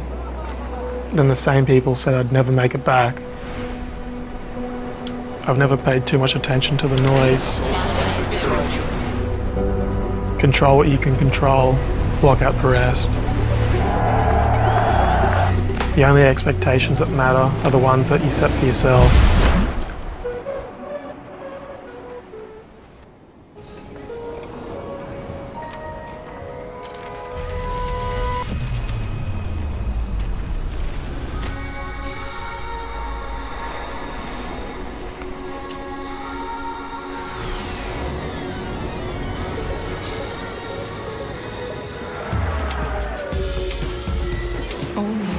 Kona, imagined to be bold.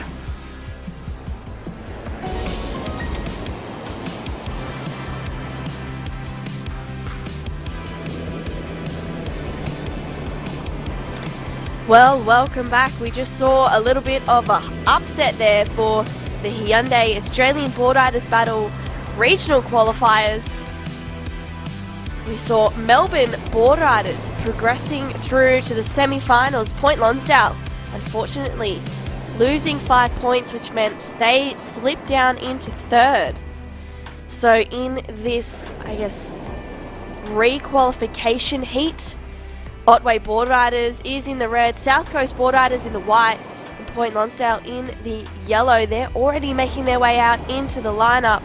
Really quick start, very quick turnaround there for Point Lonsdale in the yellow. So teams are heading out. My name is True Starling. I'm welcoming back Jessie Starling into the commentary booth. And Jessie, that last heat was pretty stacked. It was a very intense heat, but it was an exciting one to watch. Phillip Island dominated from the beginning. Yeah, they were always going to be one of those standout teams that we were going to see this event. Them and Torquay have a really interesting rivalry.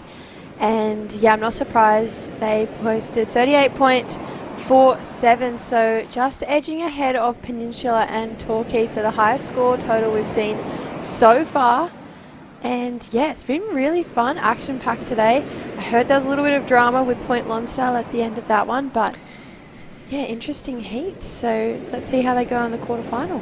Yeah, well, Melbourne Boardriders, who is a Boardriders that is based pretty much out of urban surf. So they have waves on tap whenever they want them. And they progressed through, you know, they had some great surfers in the team. They didn't have, you know, some solid scores, but their power surfer just really, you know, solidifying a solid total. And then Point Lonsdale went out there. They had about 5 to 6 minutes to go. And Lucy, their power surfer, unfortunately didn't quite make her way into the box in time, which means that they lost their 5 points. So they're back out into this requalification quarterfinal with Otway Boardriders, who had a great heat this morning, as well as South Coast. Similar thing happening. They lost the 5 points, which means they went into third. So timing is a huge thing. Of course, a big thank you to Acciona, one of our partners for the Hyundai Australian Boardriders Battle.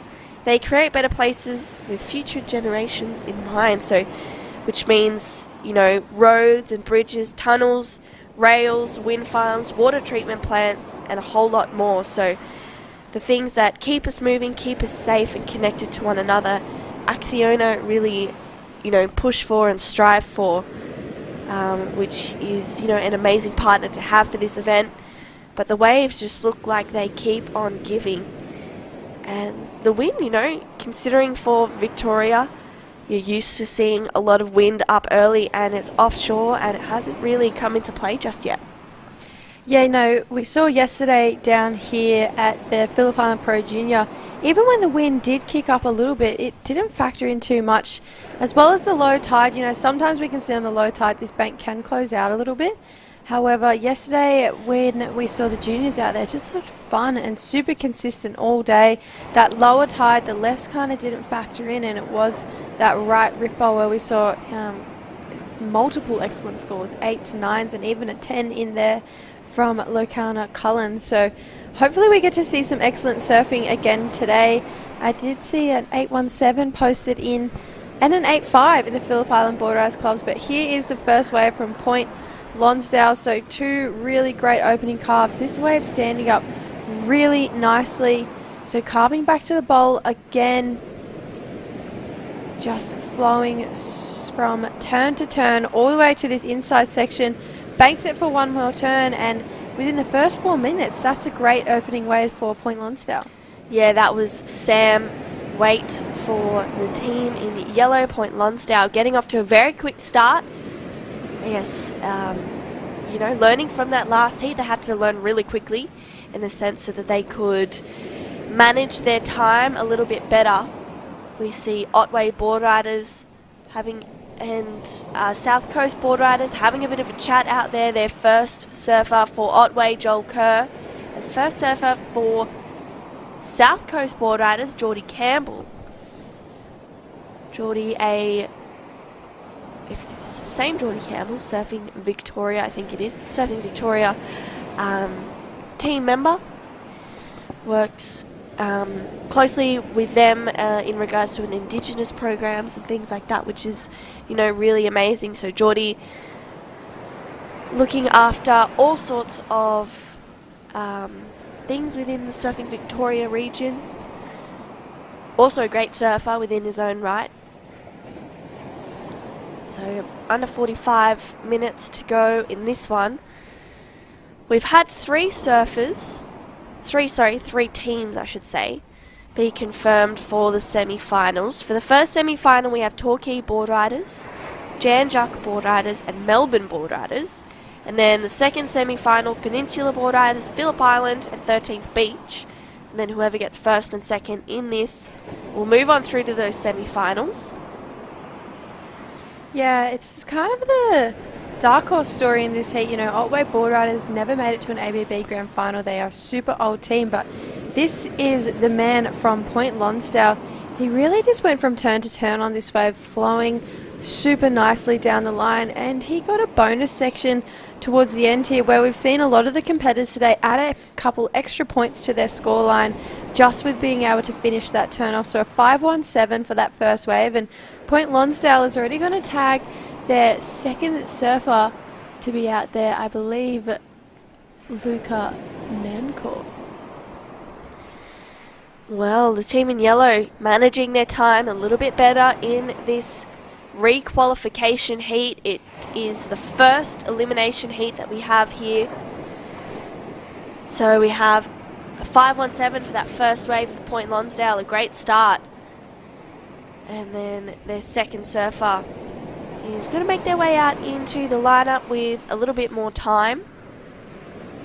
Otway Boardriders and South Coast Boardriders yet to take off and away, the ocean being a little bit quiet there. So a big leap or a big step in front of that 8 ball there for Point Lonsdale. Yeah, so Point Lonsdale actually tagging in their female surfer, Jade Ogilvie, and yeah, she got herself a 4-1-7 in the last heat. So I'm excited to see her try and get some big scores for her team today. Looking like we've got a paddle from South Coast Boardriders. This is looking like it's going to be a really nice right-hand rip bowl. So striking down the line, really nice at first turn from the surfer from South Coast. Wow, second turn straight up in the pocket.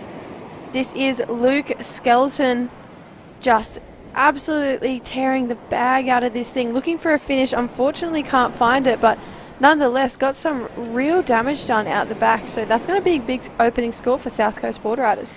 Yeah, great wave to start for South Coast. Geordie Campbell locking in some solid manoeuvres. He's going to have to battle that 150 metre run up the beach, which is pretty taxing in itself.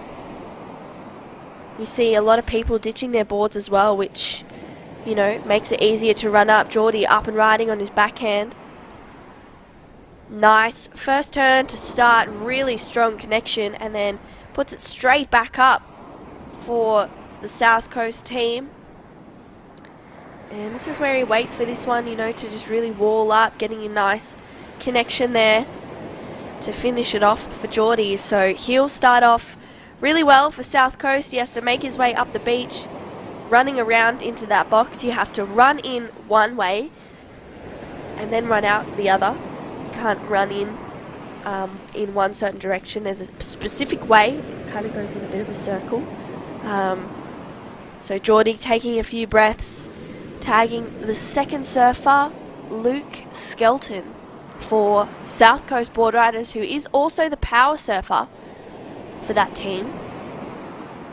So Luke will make his way out there as we wait for that first wave for South Coast Boardriders to lock in. Otway Boardriders, a little bit quiet here, and looks like a wave here during that replay. Yeah, so this is So this is live. This is happening right now. So that is a surfer from Point Lonsdale, Jessie. Yeah, that is Jade, their female surfer, looking really good on that wave. She, just looking to bank another backup score for that opening ride, which was a 517. So looking like Point Lonsdale are looking really comfortable out there. South Coast Boardriders, their first wave, a 7.67. So they tagged out their second surfer, like we talked about, Luke Skelton. So getting him out there now as the second surfer is really smart to be able to bring him in and then get him out there as a power surfer. It gives him a bit of time to have rest in between. It looks like Jess Grimwood is down there with Melbourne Boardriders, who just got themselves a spot in the semi-finals coming up next, Jess. Yes, it's been a momentous morning already for Melbourne Boardriders. I'm with Tyler. Tyler, congratulations. You got your family here, your daughter's right there on the shore, and you guys have made your way into the semi-finals for the Melbourne fantastic. Club. Yeah, it's only our second time surfing in this actually, so we're quite happy to be through. And our strategy was just make sure everyone catches at least one wave so we don't get penalized. Worked out, unfortunately for us, so quite happy to be through the semis. And talk to us a little bit about, the night before these contests or the morning of, what's the feeling coming into the ABBs and for you guys being, some of your first times? Yeah, it's a bit stressful. Growing up in Florida, I competed as a junior and into college. And so to come here, have a big break essentially, and then try to compete again, it's nerve-wracking. Especially now where a lot of us are quite a bit older and this is just something we do on the side. Versus a lot of these kids, they surf all day, every day, right? So kind of being the older club, you're kind of going, what am I going to do? So essentially, our strategy was just let's get waves and make sure we don't get penalized. And it seems to have worked out okay. It's worked out very well for you guys as well, avoiding that repechage round that the Point Lonsdale team have to surf in right now. But, conditions are incredible. Your club's based out of Urban Surf, but what's it like to transition to a spot like Woolamai? Like the islands where I surf most of the time, to be honest. So I may surf Urban once a week, but when I come out, I surf here. Mainly not Woolamai, so the reefs around here. But Woolly is just such a big open canvas that it's tough, especially when you're on your backhand like me, especially with the break we're surfing right now, which is mainly right. You're kind of at a disadvantage, especially with some of the folks down from Torquay and Janjuk. They're just killing it. So you just try and get what you can essentially when you're on there. So. Well, beautiful. Congratulations. Thank you, Tyler. Thank you to the family for the time, and good luck for Melbourne. Thanks. Thanks, guys, everybody. See you around. Cheers. Thank you, guys. Thanks, Jess. Well, Tyler, what an awesome character. Just giving us a little bit of insight. So most people from Melbourne Boardriders, they live in that Melbourne area. But Tyler, spending a lot of time surfing here at PHILLIP Island. So maybe has a little bit of knowledge there. But, he touched on surfing against people from Torquay and Janjuk Boardriders. They're used to surfing rights. And for the likes of Tully Wiley, Sage Goldsbury, their backhands are really solid. So for Melbourne Boardriders, they really need to step it up in the semi-finals, and I'm looking forward to what they bring. Let's have a look at the 767 of Geordie's wave. Yeah, this was South Coast opening wave, really strong first turn. That second turn, super vertical in the pocket. It's looking like the wave was going to die out a little bit here, but, he found this kind of bonus section that allowed him to open up once more. Really, really strong surfing from Geordie. So South Coast Boardriders, a 7.67 off the back of one wave. You'd have to be pretty stoked with that. Otway Boardriders being a little bit quiet, 14, almost 15 minutes have slipped on by. And yeah, that kind of chews into the nerves, especially when you are the first surfer but the power surfer as well. So this is Josh Kerr, and he's got to get back out there later, so not leaving himself too much time or making the rest of his team work that little bit harder for it. Yeah, absolutely. I think we saw that happen in the first heat of the morning. Joel Kerr took a fair amount of time, I think about 16 minutes at the start. For Otway? No, Otway were actually in the gates first out of all the teams. It was Janjuk Boardriders. That's right, Finn Barry. I feel like we've already seen there's already been so many names and surfers, it's hard to keep track. But Otway, okay, they're taking a little bit of time. It is one of those stressful moments when you know, your first surfer doesn't come out the gates firing at the start. I feel like everyone kind of levels up off the back of the first surfer. If the first surfer has a good start, the pressure is well and truly off for everyone else. I mean, they still want to go out there and compete, but you're feeling more fired up as opposed to, wow, I have to get a good wave here. Yeah, I know. The pressure is definitely building on the back of Josh Kerr's shoulders. The ocean taking a bit of a breath in at the moment too. You know, it's not as consistent as we've seen for most of the morning. It does this about every hour and a half. It has about a 10-minute lull. So we want to hope that it doesn't go for too long. If you're any of these team members, you know, you want to give your competitors all of the time that they can get, really. Yeah, Joel Kerr, you know, taking his time, I guess, waiting for a special wave to come through. He knows what he wants. He needs to open up with a decent score in a 5+ range to, you know, put himself in a good position, because South Coast open up with that 7.67, which is a great start. So they only need a small score to go up into first position. But time is ticking down, and Joel Kerr really needs to get a wave at some point soon so that his team can have the best opportunity of, you know, progressing through this heat without having those 5 points deducted. Yeah, I think he definitely knows the pressure that's on his shoulders right now. Unfortunately, yeah, the surf has just gone a little bit quiet. I've loved the underdog story of Otway, so I'm hoping that we can see every surfer get a really great opportunity and even get Joel back out there for more of a substantial power wave than what we saw in the opening rounds. You know, he had to get a wave on the shore, unfortunately, but yeah, it looks like there might be a bit of a wave approaching. He's kicking to get into position, but have to note there's no priority, and white is on his inside. Wow. So, huge blow for Otway Boardriders, but a massive win for South Coast. Great first two combinations. Nice connection there for South Coast Boardriders. That is their second surfer, Luke Skelton, out behind them. Joel Kerr. Nice connection. Oh, unfortunately goes down. The pressure just seems to be getting to him there for Joel, and then no completion there for South Coast Boardriders, but got some solid damage done out the back for Luke. He is the power surfer for the team in the white. I'm wondering whether Joel Kerr will make his way in or not. If he got anything decent out the back, we'll have a look at a couple of replays for the wave in white. Yeah, I really like this opening turn. Sends spray to the sky and then gets a bit of release as he comes back around through that carve. And then, yeah, he's looking for this inside section where everyone's just been banking that little bit extra on their scoreline, racing down the section. But this is about where we caught up with him, about here. Oh no, he got 2 extra bonus turns. Unfortunately came unstuck, but the damage was done out the back, so that's going to be a really nice backup for the 7.67.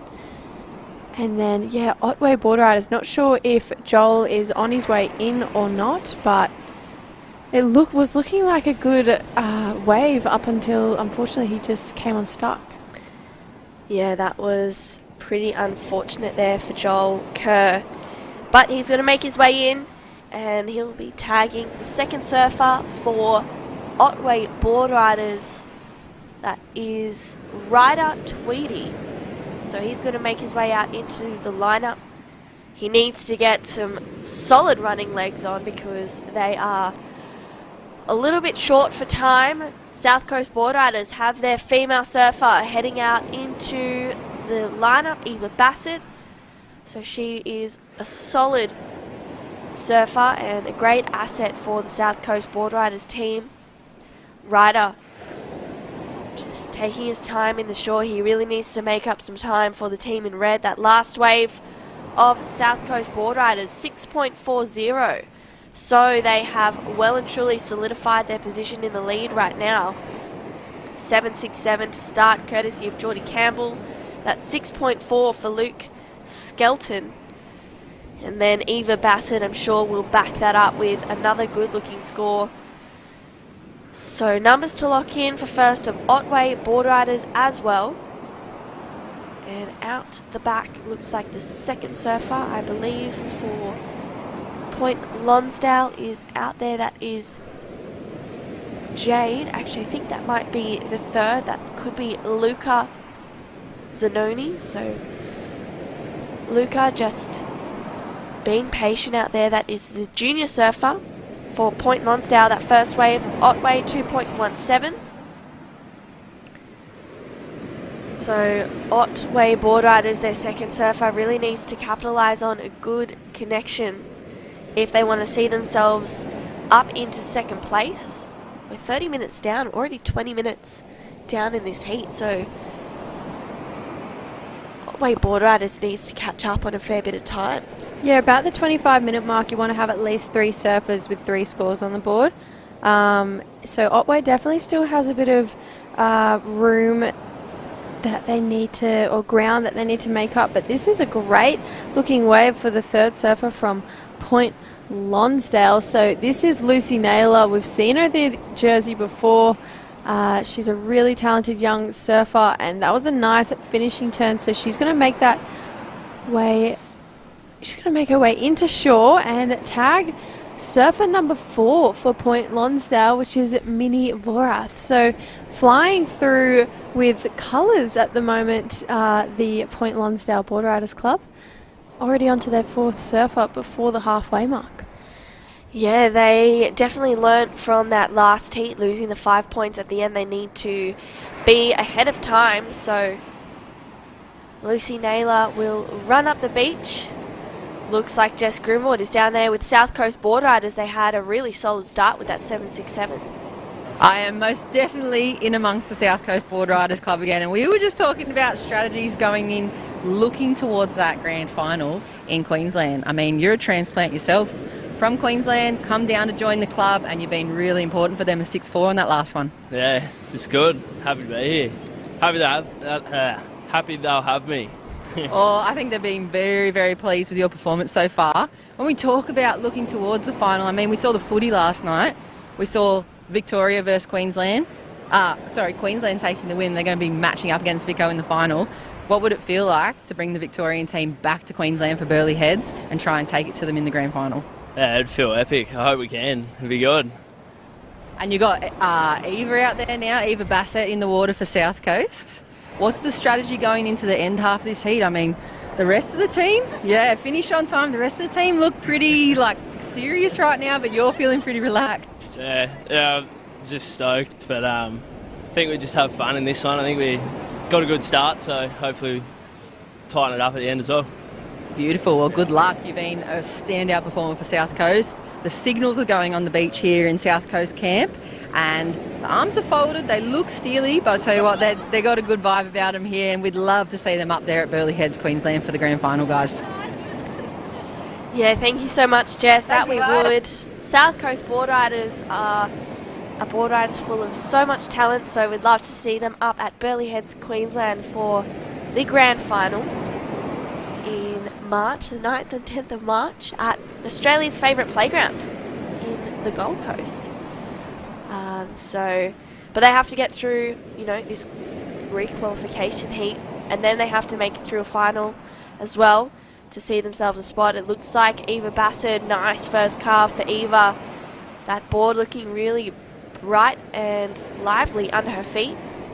Unfortunately not able to ride out of that last carve, but still a good first carve. Wondering what their signals are. Is that come in? Is that go back out? I mean, I'm sure we'll probably see that in a second. So looks like she is going to make her way back out. They've still got a fair bit of time. 26.5 minutes to go.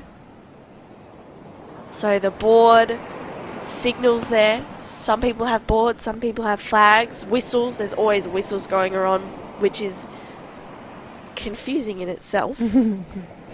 Maybe board down means come in. It looks like she's trying to find a bit of an inside wave. I do think that's going to be a pretty nice score for Eva Bassett nonetheless. That first turn was really nice, and so was that second one. She's scratching to get onto this one, racing down the line, but that one runs off. So yeah, I think that would mean make your way in. Let's get more time on the clock. Unfortunately in their heat against Peninsula in 13th, they had the scores but didn't make it into the box. So a 5-point deduction, so they're trying to learn from their mistakes to make sure that doesn't happen again. A 4.9 locks in for Eva, so they've got to be pretty happy with that. 18.97 with 25 minutes on the clock. They're right on time for surfers and for scores, so if they can keep this up, they will definitely be making it through this heat. Yeah, absolutely. They are pretty far out in front right now. That last wave of Point Lonsdale, a 5 for Lucy Naylor. So they have their 4th surfer out in the lineup, which is a great start for Point Lonsdale. South Coast Boardriders about to send out their 4th surfer, who is going to hit the lineup. Eva Bassett got a great wave there. We can see that is Geordie Campbell giving some words of advice for Eva. Jess Grimwood there, our favourite woman on the ground. So, South Coast Boardriders has their 4th surfer making their way out. Otway Boardriders still locked in that 3.17 for their 2nd surfer. So their 3rd surfer is out there. They're starting to regain a little bit of time management here, but 24 minutes to go and they have 4 surfers to get through. It's pretty insane. So it looks like we'll go down to Jess Grimwood with Eva Bassett for South Coast Boardriders. Thank you. Yes, we do have Eva, South Coast. We were just in the camp with them. You just said it was stressful, but you finished on time and you managed to post a pretty good score too. Yeah, just the one turn, but you know, got a score like that from the one turn, so I guess that's a confidence build up going through. And yeah, I didn't finish on time last time, so really trying to crack down on that this round. But yeah, pretty good. Everyone's surfing amazing. Geordie Campbell just got to smoke a first wave, set us off to a good start. So yeah, ready. Always a good look to compliment as well, and it's looking really good for you guys. Like you said, you recovered from that little stumble where Melbourne overtook you for the semis and straight back into this repechage, and the conditions are looking good for you, Sabo. Yeah, no, it's just pumping day surf for it, so yeah, it's really fun. Beautiful. We'll let you catch your breath. There's a lot on the line here for you guys. Good luck. We hope to see you through the qualifier. Thank you very much. Cheers, guys. That's Eva Bassett. South Coast are on an absolute heater at the moment in this repechage. Yeah, that she is. South Coast have put together some solid scores, but Point Lonsdale on the answer back. This is their 4th surfer up and riding for the team in yellow. Connecting this one through to the inside. So wondering if she will make her way in and potentially tag their next surfer. Looks like they will. So Point Lonsdale will send out their 5th surfer, which is well ahead of schedule for the team in yellow.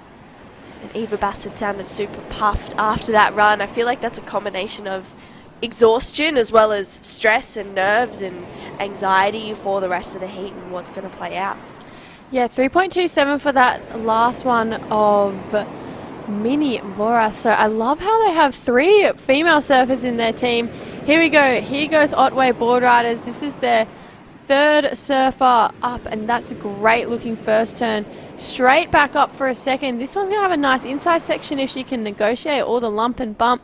Great turn, and then gets it up there for one more. Rides out. She's going to make her way in and tag in the 4th surfer. So they've actually made up a bit of ground, seeing as they spent a little bit of time out there to lock in that 2.17 for the first wave. So really impressive comeback so far for Otway Boardriders. That was Belle Day. So she's going to tag Brad Kerr. Then Tallow Walker will be after that. And then going to send out Joel Kerr again. So really great wave from Belle Day. I love those first 2 turns. She negotiates this little bit of rip and lump through this section to get that turn in. And then, yes, that was one of the better shaped waves we've seen come through in a little while. Yeah, I really like the way that she attacked that wave for Belle, you know, really putting down some solid manoeuvres for Otway Boardriders. They need to kind of climb their way back into the heat here. They've only got a 2.17 and a 3.17, so they need a decent score to get themselves back into the heat. Looks like she's going to tag Brad Kerr. Wow. Solid end turn for South Coast Boardriders. He's saying, what do you want me to do? Am I coming in? Am I going out? You're coming in. That was a great finishing turn. I'm sure there was some solid ones out the back as well, because the conditions there are absolutely pristine. We'll have a look at the replay Really good looking wave. Solid first turn there for the team in South Coast Boardriders. That is Derek Bassett, father, I think, of Eva. So he tags that section there for a solid finish. So really great stuff for South Coast Boardriders. They'll lock in another decent score. You can see Otway there making their way out. That is their fourth surfer, Brad Kerr. He's going to go into the lineup. We do have a score for the fourth surfer of South Coast Boardriders. He's going to tag their fifth surfer, which will be Lillian Bassett, the junior for the team in the white. Yeah, a bit of a family affair going on down there at South Coast, and I love to see. We did see Eva Bassett compete in, I believe, the semi-finals yesterday at the Phillip Island Junior Pro, so she knows this wave. I'm loving seeing the juniors who competed here over the weekend get another shot to compete out here today, and yeah, try and get a title under their belt. Yeah, absolutely. A big shout out and thank you to Hyundai, who are one of the main partners for the Australian Boardriders Battle, if not the main partner. You know, they're proud to power the future of grassroots surfing at the Hyundai Australian Boardriders Battle. So together we're continuing to create progress and opportunity in this, you know, fantastic sport. Wow, here we go. Point Lonsdale up and riding on a really nice looking wave. Nice first carve there for the team in yellow. Negotiating his way through the bumps here and puts it up there for a nice finish there.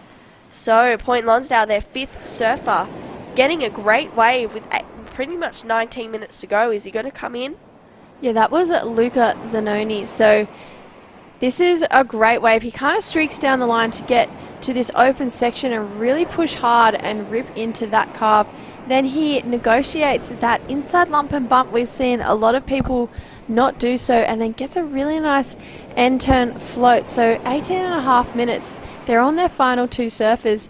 He's going to make his way in, and they're going to send out their power surfer, which will be Lucy Naylor, with 18 minutes to make sure she gets a score that will solidify them in second or first place. But we're going to throw down to Jess Grimwood, and she's going to give us a little bit of an update on the conditions and what we're going to see for the rest of the afternoon. Thank you very much, Lake. Oh, looks like we've just lost Jess a little bit there, so we'll get back down to her when we can hear her a little bit better. Everyone is just having so much fun out there. So 5.27 for that last wave of South Coast Boardriders. Great wave there for the team in the white. Scores to lock in for that last wave of Point Lonsdale. And then Otway Boardriders, that last wave, 4.33. So their fourth surfer is out there in the lineup. Looks like we are able to hear Jess loud and clear. So Jess, what's going on with the conditions there today? Sorry, you probably couldn't hear me because there are that many barrels spitting hardcore behind me on the A-frame peak. That is the contest bank. So at the moment, just past noon here at Cape Woolamai, condition update is tide is rushing out really, really quickly, and that's creating these really steep inside bowl sections. We've still got that little northeast offshore wind blowing, but it has kind of around the 5 knot mark at the moment, and I reckon it's going to absolutely glass off this afternoon. So as we go through the day and we look towards the regional qualifier final, the conditions just seem to be getting better and better, and you can see it with the scores being reflected, the right-handers, the rip bowls on the inside. And I guess the biggest challenge today for the competitors when you look out at the contest zone is that run. With that outgoing tide, that run just seems to get 20 metres longer every single heat, or every half an hour they've got to do a little bit more work. So the biggest challenge for them is timing that run and also timing those bomb sets. There's 8s and 9s. There might even be some 10-point rides and some big barrels out there this afternoon. So it's looking good for the Savo guys. Thank you, Jess. Well, we're looking forward to the semi-finals. There's some exceptional surfers in that semi-final. So from the word from the lady on the ground down there at Cape Woolamai, Jess Grimwood is predicting a great afternoon of surfing. Hopefully some solid numbers. I'm really looking forward to the semi-finals. There's Adam Robertson there, just keeping a close eye on the conditions. You know, he's very knowledgeable of all of the surf down that way in Victoria, especially up on, you know, in the surf coast, in the way of Bells Beach and Torquay region. And, you know, he would have been down at Phillip Island a lot, so he's just seeing what's going on and probably going to give some great advice to the team. Yeah, I'm sure he will. You know, it's so great to have knowledge backing a team and kind of just having someone that you can rely on to make the decisions for the team, and you know that they're going to make the best decisions. So that's Adam. And for Torquay, did you say? Yeah, Torquay is his team, we believe. We don't want to step on anyone's toes, just in case it's not. But yeah, I think it's so important that every team has a team manager or a coach or something like that, someone who makes the decisions for the team, and you know that they have the best interest at heart. And having someone as wise and as knowledgeable as Adam is definitely, a big card up your sleeve. It's like an ace. Yeah, absolutely. Well, we're coming down to 14 and a half minutes to go. Otway Boardriders, I believe their 5th surfer is on their way out. So they're starting to regain a little bit of time, but they do need to get a little bit of a wriggle on because, you know, the conditions are slowing down just a little bit, and that run is getting longer and longer with that lower tide. That last wave for Otway, 4.2, so they are starting to crawl back and really challenge for second place. 2.0 for South Coast Boardriders' 5th surfer. Their power surfer, Luke Skelton, is back out in the lineup. He has about 14 minutes, so he can kind of go out there and spend a little bit of time, you know, choosing some solid waves. And then for Point Lonsdale, their 5th surfer is out there as well. We'll have a look at the replay here for Otway Boardriders. That is Brad Kerr, 4.2. Nice second connection there for Brad, and puts it up there for a finish. So he's just been a really consistent surfer for the Otway team. Their 5th surfer will be heading out into the lineup with just over 13 minutes to go. Yeah, we've got Tallow Walker, so he's probably looking like he's got around the 5-minute mark to get out there, get a great wave and come in. He's looking for a 5.97 to put them evenly matched against Point Lonsdale, and then it will all come down to the power surfer, so Joel Kerr for Otway and Lucy Naylor for Point Lonsdale. It'll all come down to those two and who can get the better of the two waves. If Tallow can get the 5.97 that Otway Boardriders is looking for to really put them in contention to make it through this heat and have a semi-final appearance. Yeah, it's always, you know, pretty dreaded coming into the qualification rounds. There is a crowd pleaser there since 1795, Jim Beam. They do have the Jim Beam Club Spirit Award as well for, you know, the club with the most spirit down there. I believe Peninsula Boardriders was the first one down there with a setup. They have a barbecue cooker there, you know, a team tent. So they are, well, they were getting ready for a great day of success. They're seeing themselves in the second semi-final against Phillip Island, 13th Boardriders, and, you know, one of the surfers, one of the teams in this heat. So all teams have their 5th surfer scores locked in so far. Yeah, just a small score for Otway at 0.83, so pressure is now building on their power surfer, which is Joel Kerr. So depending on what Point Lonsdale's Lucy Naylor does, Joel Kerr has to better it. By right now, if she got a 0.1, he'd have to get a 5.2. So he kind of has to better it by 5.14 points. So you'd be really hoping she didn't get a 5 or above, because the situation would get extremely difficult for Joel Kerr. But he's going to have a little over 10 minutes to do so and really rack up a big score for his team in hopes that Otway can make it all the way through, and hopes to have even an ABB final appearance. You know, Jess was down with them before and they've never made it to the ABB. They're an extremely old club. And yeah, they just want to have a finals appearance at Burleigh next year. It'd be great to see a new team over there. They were originated in 1986, so they've been around for quite some time, but I'm sure if not this year, some year soon, they will definitely have an ABB finals berth appearance. Yeah, every club wants to, you know, make their stamp of approval to get into that Australian Boardriders Battle final.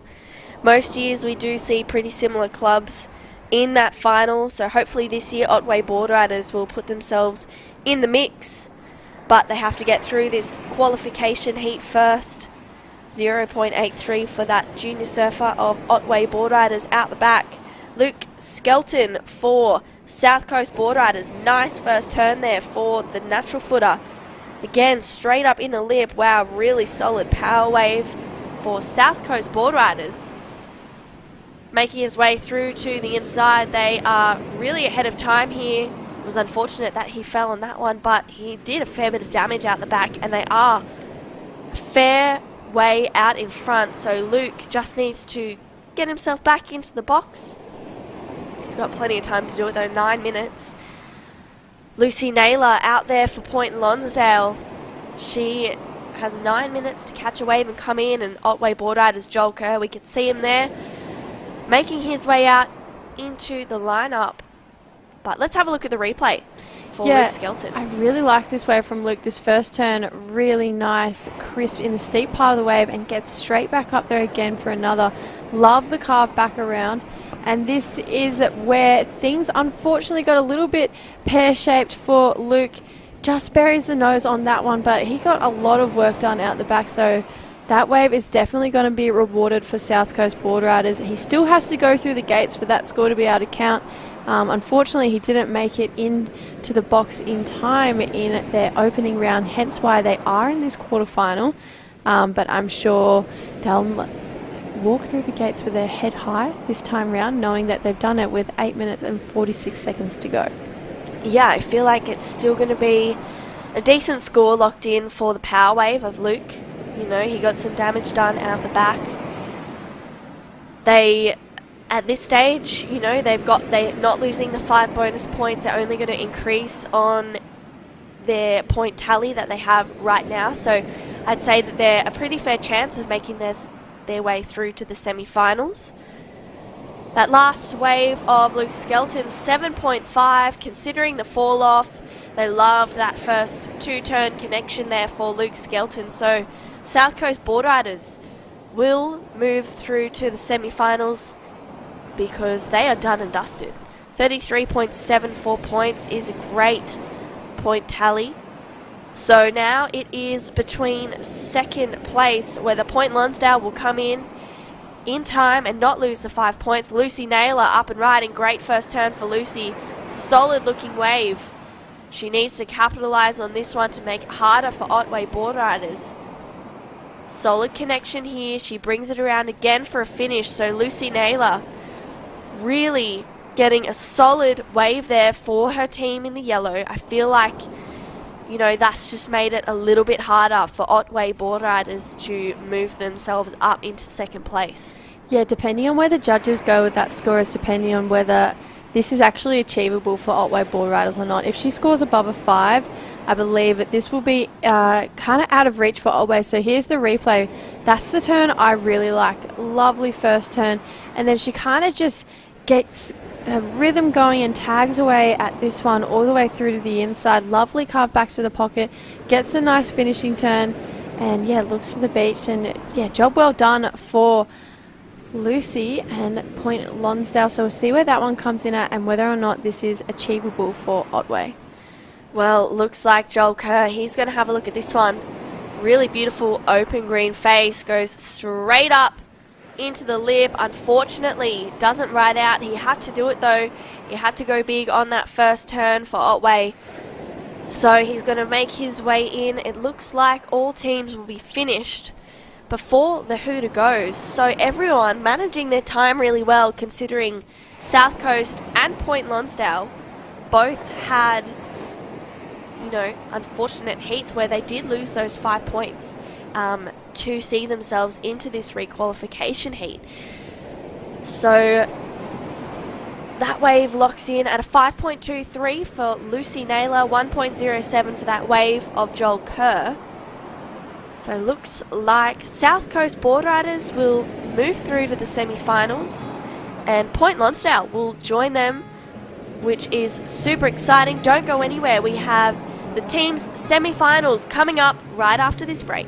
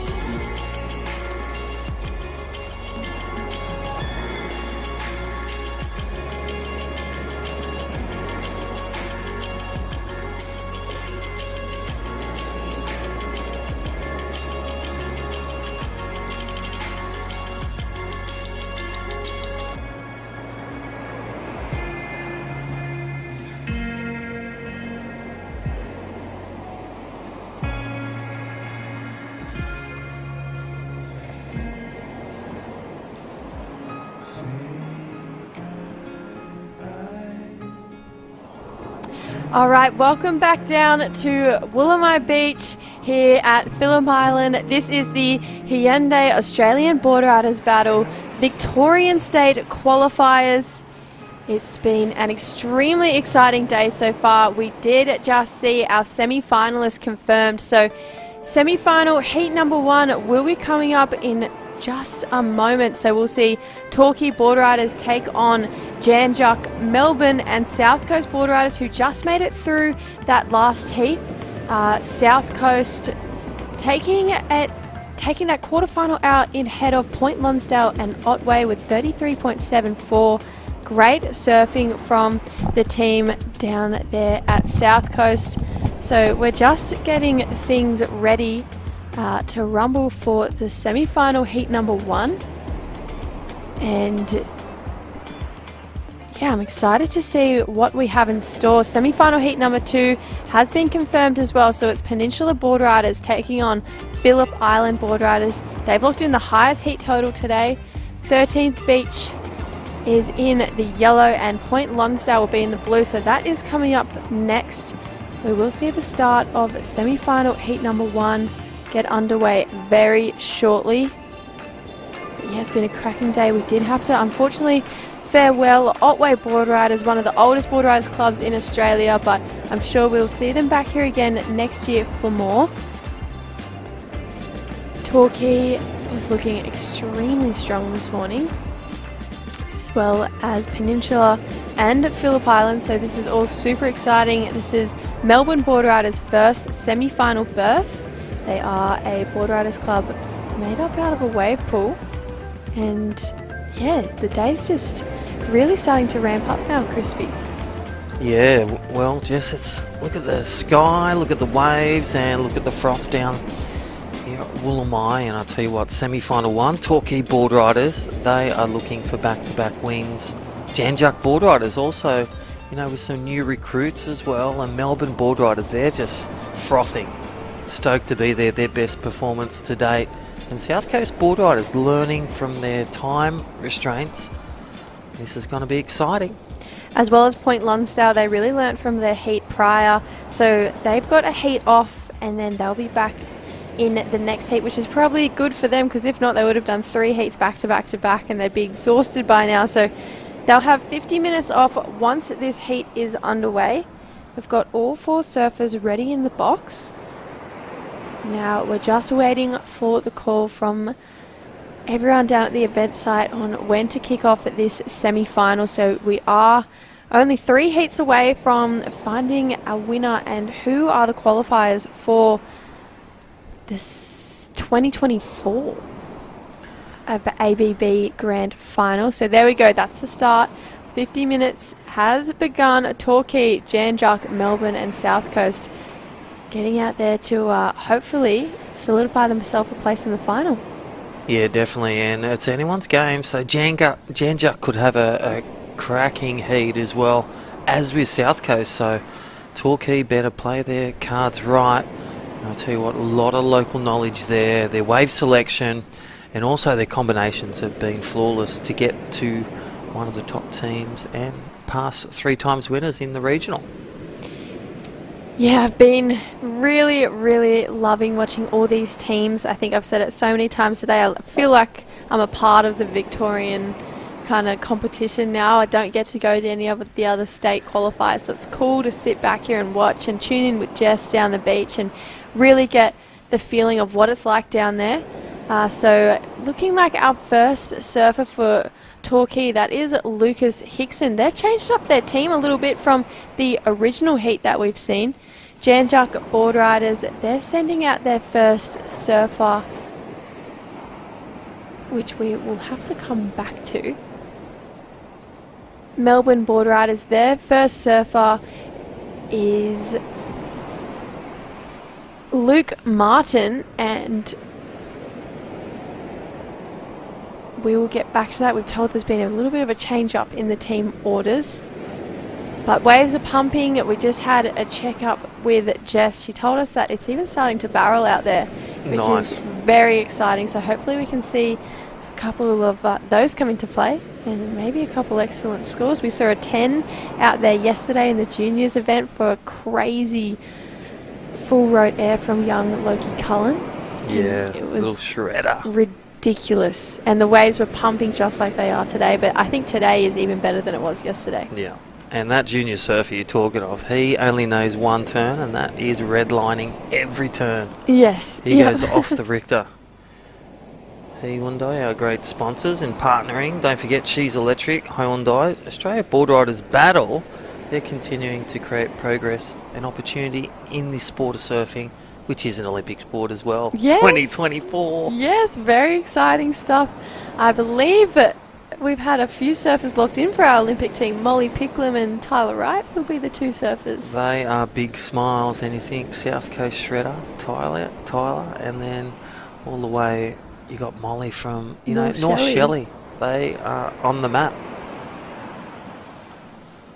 And it looks like we're going to cross down to Jess Grimwood, who's with Torquay's Xavier Huxtable. I'm in the Torquay tent. We haven't had a chance to chat with them yet because they've kind of been incognito this morning, but 2018 they won, 2019 they won, and 2022 they won this regional qualifier. So already having a taste of that cupcake, Xavier. You know what it tastes like, you know what you need to do. What do you see happening this afternoon? Yeah, hopefully we can go back-to-back this year and win it again. I mean, it's definitely going to take a fair bit. Like, there's a bunch of good clubs down here this year and everyone surfs amazing. So, yeah, definitely going to have our work cut out. But, no, definitely the belief is there. And, yeah. What about, like, preparation? I mean, a lot of the clubs have been saying they're super nervous coming into today's competition, but what does the pre-event night look like for you, or maybe even the pre-morning night look like for you? Yeah, I had a mate's 21st last night at the races, so I was stuck in Melbourne, then back to the pub. But no, yeah, I mean, I guess everyone takes it different. I mean, me and Tully's just been in NEAS, surfing in QSs and stuff, so it's good to be home for a little bit. But yeah, back down here surfing more competition today, so it should be good. Well, you're a seasoned professional, mate. I think that doesn't take anything out of your performance today. And talking about the club as well, I mean, you guys have so many little grommies coming up. I've seen quite a few little faces running around looking for their chance in the next few years to step up into the ranks for you guys. Yeah, well, there's so much youth coming through the club. I mean, we've got that many juniors running around. We have to run on separate days, as we see. One of the young boys, Lucas, about to take off on one here, but yeah, so much youth in the club, and it's great to see everyone coming up and all surfing amazing. See them around town every day, so it's great. Beautiful. Well, prestigious club, lots of history for the Torquay Boardriders, and you can see why they're one of the favourites going into that grand final spot if they can hold on throughout the day. So good luck, guys. Go Torquay.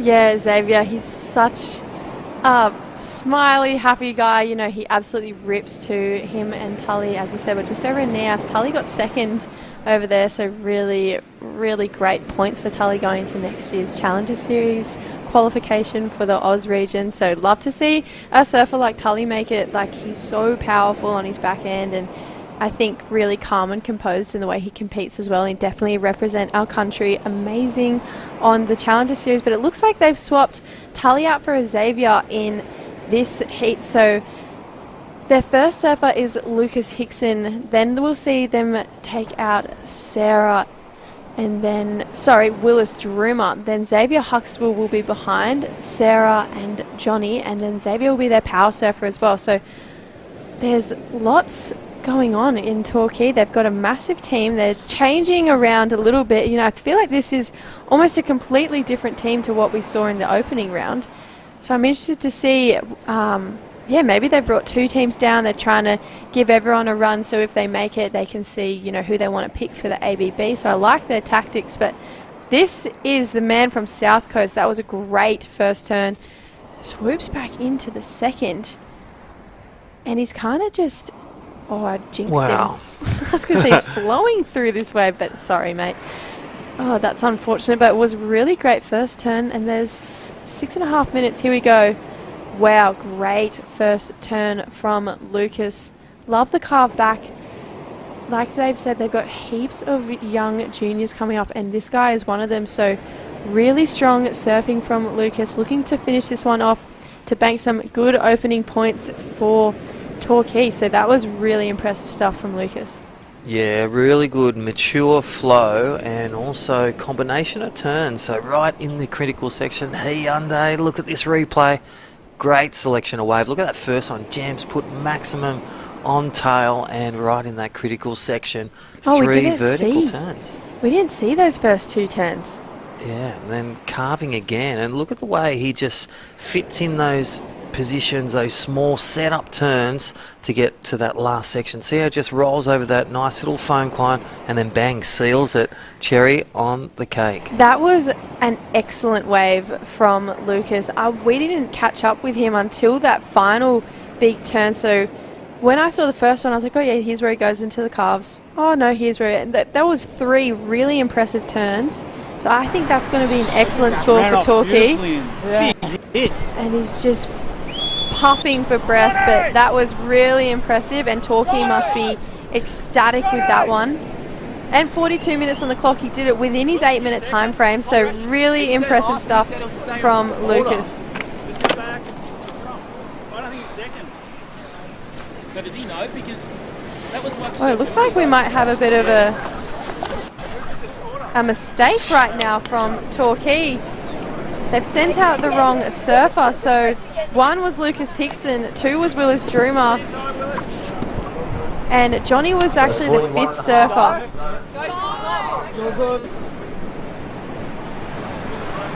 Yeah, you can go. Yeah, Timmy. Wow. Lots going on in the Torquay. Cahill Bell Warren, well, the manager of the moment. Maybe have the old text from the old team. But, well, hitting the water. I wonder if that'll be a deduction of 5 points. I'm not too sure. We will see this man out in the water. He is surfer number 5. But yeah, Willis Droomer, he was surfer number 2. They've just got their order mixed up a little bit. Let's see how Willis handles this pressure. You know, it's not the way he probably wanted to run out, not the headspace he was ready to run out in. So 8.73 though for the first of Lucas Hickson. Yep. So it's a pretty excellent score. So even if Willis can bank a 5 or a 6, yeah, Torquay will definitely be on their way to a massive score in this semi-final. Right, first waves in. Melbourne Boardriders, a 2.83 in Janjuk, just a quick 2.67 for surfer in yellow. And that was Supercoach as well. Straight out there again for Janjuk Boardriders, a 2.67. So South Coast Boardriders, there's that wave, 5.13. And let's go to Jess Grimwood with Supercoach manager Cahill Bell Warren on the beach. Major, it could even have been a tactic because technically he wasn't sent out. He was released from the box, but there's no person-to-person changeover. So we'll leave it in the hands of the ABB officials, but could actually play well into your favour, Cahill. Nothing ever plays well in your favour when you do that. Accidents happen, little mix-up. These things happen. Yeah, well, heads are screwed on well though now. Torquay, they're really good at recovering from little stumbles. You've got a lot of experience on the table. For the young guy, Willis, getting out there, quick start, might even play into his favour as well. Oh, looks like we've just lost Jess with Cahill, but yeah, Cahill not too stressed about the accidental mix-up between, you know, Willis and their... Oh no, just a little bit of a mishap from Melbourne Boardriders. But yeah, Cahill didn't seem too stressed out. I don't know if there's any consequence with things like that. I've never seen that happen in an ABB before. Yeah. We'll go back down. We've got the live feed. Jess Grimwood, you still there? I'm here. The tension is palpable on the beach. No, I'm only kidding. It's pretty serious. It's semi-finals, so the teams are very serious about their performance. Cahill, he's been around the contest site for a long time. The team know what they're doing. A little bit of a hiccup, but they're able to regain composure and get themselves back into the mix. Willis out there. Yeah, these things happen. Bit of a mix-up in communication. Johnny's kid actually is off to hospital to get stitches, so we've been a bit scattered, but we corrected the error. It didn't hit the water. It just cost us time. I dare say a few of the other clubs won't be too chuffed with that, but we know that we're the team everyone wants to lose, so we lean into that challenge. And Lucas got us off to an incredible start. Willis is a World Junior champ, followed up by Zave Hucks, who's top 10 on the QS. So we've got a strong team. Accidents happen, and we'll just see what we can make of it. Yeah, and that's one of the best things about the ABB for at least the spectators and the fans of the sport. Everybody watching the surfing and the other teams is the drama that unfolds during even these regional qualifiers. Like you said, a good rivalry against all the other neighbouring clubs and your club, and you embrace it and you come here with a good spirit of surfing to bring it for the club. Yeah, and with the change of venue and format, like we really want to go to Burleigh. Like we love Newey now. The Cambridge is closed. We're pretty keen to go to Burleigh, but. No, there was no dodgy tag. See, I'm getting Sherbo on the boys from work. Mate, you surf the South Coast. You go get your 3.5s. We'll worry about us. But we really want to go to this national final. And with the change of format, there's more Victorian clubs qualifying. Tag all weekend. Like we want to get to Burleigh, book a penthouse, and try and win 20 grand. You heard it here first, Cahill. They're looking for that grand final spot. You can see the rivalry. You can see how much these clubs want it, and there's a lot on the line. That Queensland grand final is looking good. Like I said, 8s and 9s are going to get you there, Cahill. Well done. Thanks, Sue. Thank you.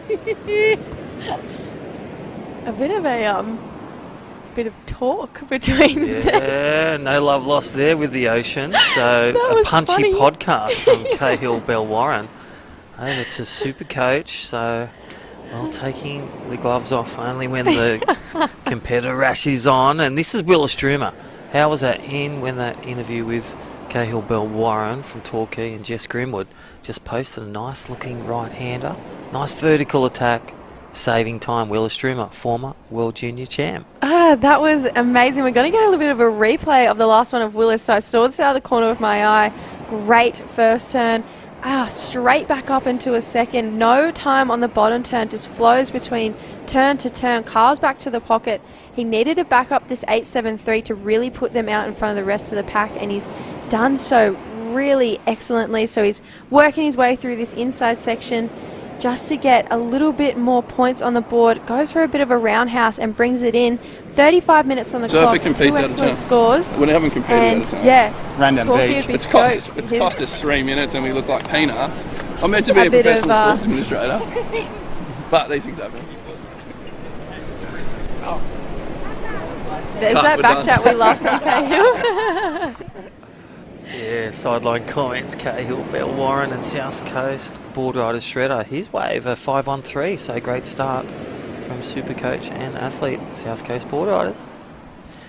Oh, Cahill, that was funny, the call he made down the beach. Actually, you know, I try and really be observant during those interviews, but I actually laughed and I stopped watching the surf because I was more interested in the banter.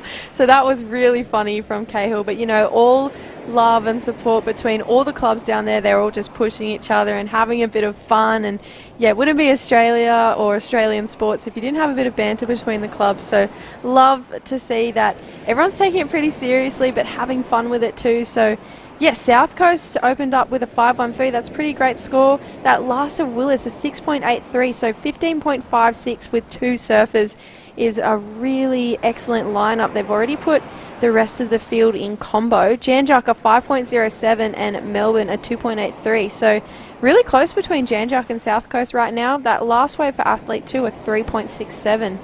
So lots going on in the water right now. There's been a lot happening in the first 16 minutes of this heat. We still have another 34 to go. I know it feels like an entirety, but semi-final 1 heating up. Torquay Boardriders, again, excellent surfing and great combos, and a lot of fireworks they've brought. South Coast Boardriders.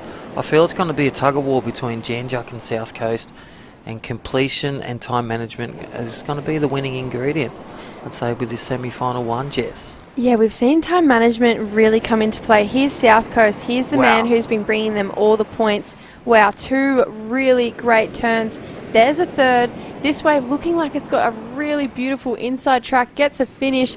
Goes up for a foam climb. And yeah, I mean, that was really impressive from Luke Silver, who's also their power surfer. So Luke has been on fire all day. He scored really big points. He got a 6.4 and a 7.5 in that last heat. And yeah, he's been super impressive. Actually from the Noosa region and has recently moved down to Victoria. So South Coast have almost adopted him from the Queensland region. So he knows the right-hand point breaks of the Gold Coast and Queensland very well. So I'm sure he'd be looking to get back up there to represent his new club. But yeah, so that last wave was still waiting for it to drop. His first go was a 3.67, but that last wave was going to be a pretty big score for South Coast, making Janjuk and Melbourne's life a little bit harder. Yeah, bro. You're good to go. There he goes, runs into the booth. We're hearing all the chatter from the team. The team's calling 8s, we heard. Wow. Well, I agree with them. It was an excellent wave, and, you know, between a 7, 5 and a 10, a flawless effort. So it's Luke Skelton, again, heading on down south, and usually find people, about 40% of people come up here and they get out of the city. Yeah. It's great to see that Melbourne is, and Victoria, some beautiful beaches. Look at this Hyundai replay. He was throwing sparks to the skies. Luke Skelton just on point. And that board has got some really good flow and rhythm. And completion the key again. I actually saw that board. I think it's a DHD DNA, so it looks really spicy under his feet. Perfect board for him today. You know, it's given him so much opportunity in every heat. He's dropped big scores all the way around. Even in their opening heat, unfortunately, they did run out of time. But he got a 5 and he needed that score, but then they got the deduction, unfortunately. But yeah, still waiting for that last score of South Coast, but right now an 8.73 and a 6.83 Torquay. That's a really solid lead. But it looks like we're going to skip down to Jess Grimwood with Geordie from the South Coast. I'd like to present to you the rebuttal on the Torquay incident that just happened a few seconds ago. Geordie, there was some words flying around, all in good spirit, but you got to test them, you got to keep them on their toes when they're making mistakes like that. Yeah, definitely. Like, you've got to ask the question. I was like catching a wave in on the shore, and I saw a full chook raffle on the shore break of boards getting swapped over, people getting whistled up the beach. So asked the question. Cale had his head down, wasn't saying much, and when Warren's not saying much, normally something's up. So thought we'd ask the question, check the rule book, and yeah, make sure that it's all fair. So we've looked at the rule book. You guys pulled it straight up on your phone for the ABB series, and it looks like they're going to get away with it this time. Yeah, looking at the rules, definitely sounds like they're going to get away with it. They're surfing quite surf out of turn. They might have tagged in, but they didn't touch the water, and I think it's all fair, and we're just going to have to beat them fair and square in the water. And it's looking pretty good right now. I mean, Luke just got an absolute screamer. You had a pretty solid wave for yourself. South Coast are looking strong, and what an underdog story for you guys to be coming up and have a look at the grand final. Yeah, definitely. Like, Lukey belted that last wave. I don't know what it is, but it's going to be at least in the high 8s, I think. For us to make the final would be huge. Like, we're definitely the little club that could. We've made the final 1 year before. We've probably got our strongest team yet. So hopefully we can make it into that final, clinch one of those spots at the national titles, and yeah, put it to the big clubs up north. Beautiful. Thank you very much. We'll let you get back to the team. You guys have got a lot on the plate right now. We're looking for the finals berth this afternoon. Yeah, definitely. We'll see you guys in the finals. Thanks, guys. Yeah, that was really interesting. A bit of back and forth. You know, you do have to ask the question. You got to defend your club, and yeah, when another person makes a mistake, it's almost, you know, if you're a competitive person, you jump on those mistakes. And from what you can tell, Geordie is definitely a competitive person. Looking like Xavier Huxtable having a go at this one, Crispy. Yeah, well, Xavier, QS campaigner, straight from Nias, and look straight into this right-handed gem. And again, so tight and strong. He even plays professional Aussie rules. Him and Tully White, great footballers, and on the ocean, they are athletes. Great to see. And look, he's good with it. Him and his brother Ethan surfing and coming through the junior rankings and pathway. And look, a little bit more sugar on the rice bubbles. Yep. Yeah, that was a pretty impressive wave from Xavier. Love those calves that he did right at the start. We are going to get a Hyundai replay, so this first turn he really lays into it, and this wave allows him to do it yet again. So just driving through all of those turns, it kind of gets a lip line float there and finishes it off with a bang, and it doesn't get any more. And you know, his job done, one wave. He can come in, and that's definitely going to back up the 873 and the 683 that, you know, Torquay already has. From memory, that score, that turn won't count to the score once he's down on his belly. Now that he got back up, that's actually another wave. And here's the Torquay club. Have a little listen into the talk. Yeah, there's Tully White.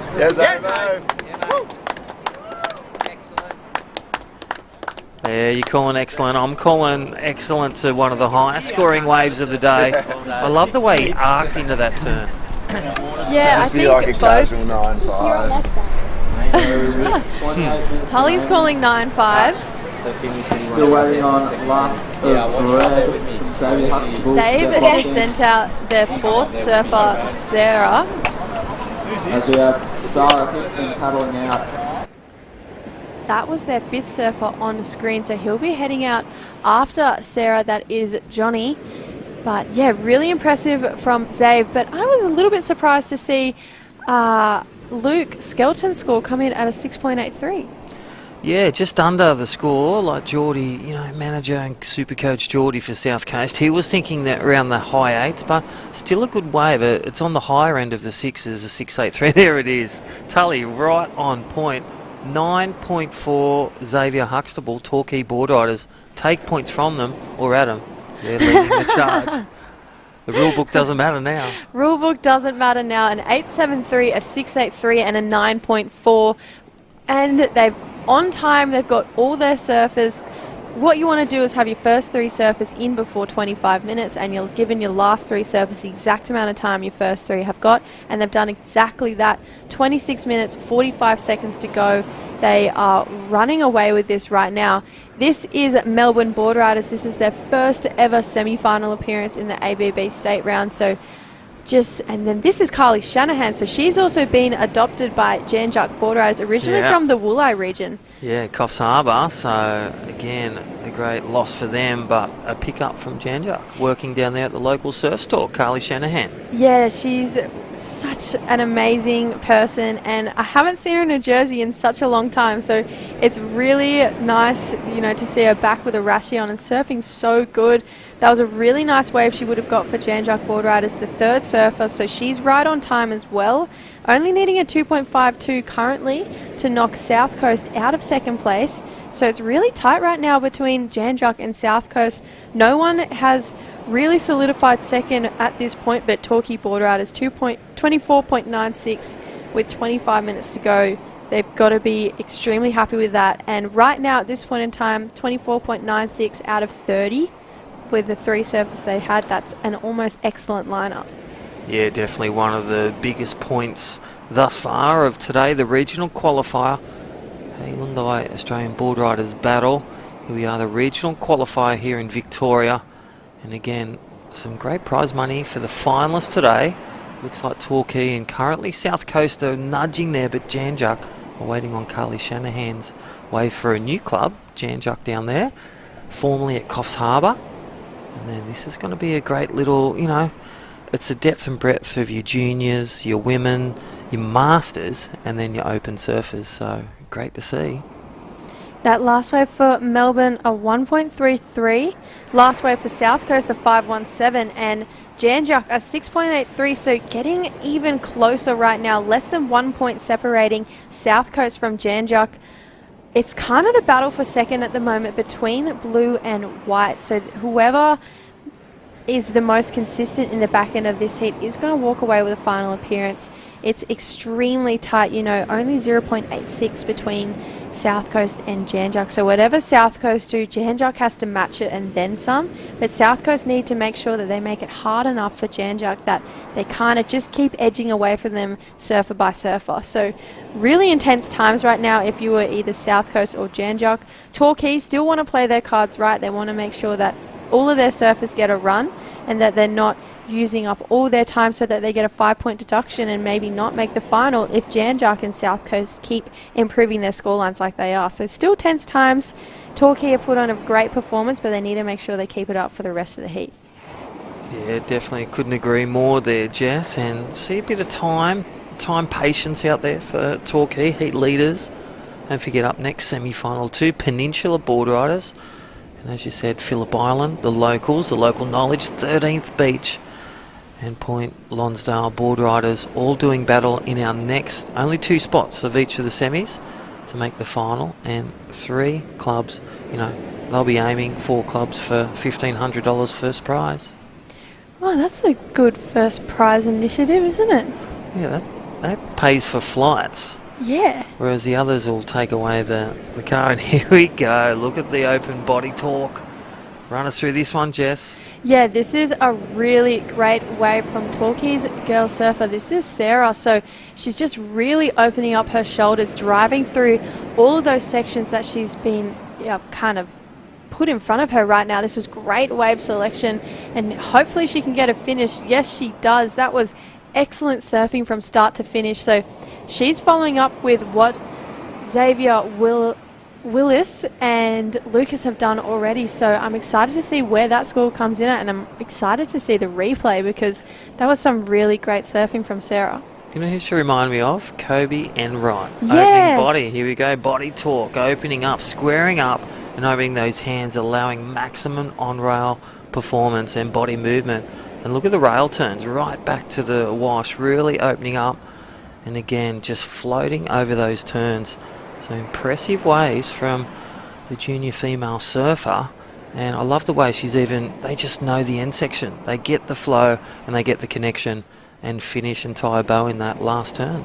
Yeah, extremely impressive from Sarah. She's going to make her way up the beach and tag out Johnny for the second time in this heat. This is the second run that he's done down the beach, but this is the one that he was supposed to do.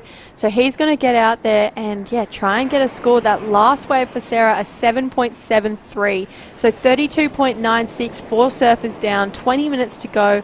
They've got this man on screen, Johnny, to get out there and hopefully keep the ball rolling for Torquay. And then they're going to send Xavier back out there one more time as the power surfer to hopefully just put the cherry on top of the cake for this. This has been an excellent heat so far for Torquay, and hopefully they can do the same in the final. And I'm sure Phillip Island is probably watching right now going, all right, we've got to do that too. You know, getting all antsy. There's a great rivalry there between those 2 clubs. Yeah, definitely. So Torquay Boardriders, they'll be looking for a 4th win in the past 5 years, and Phillip Island will be looking to match it, to make it 3 wins in the regional qualifier.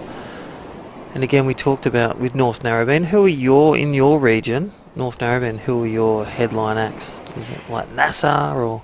So in our region, we actually come up against North Shelley, Avoca, Yes. Merriweather, Newcastle. We have a really, really hard division, just like all of them. But I think we have 4 or 5 previous ABB champions who compete in our region. So it's always extremely high stakes. Our number one rival, I'd say, is definitely North Shelley. There's just some tension there that no one's ever been able to explain. But when we have North Shelley in a heat, we want to beat them, and I know that they definitely don't want us to win.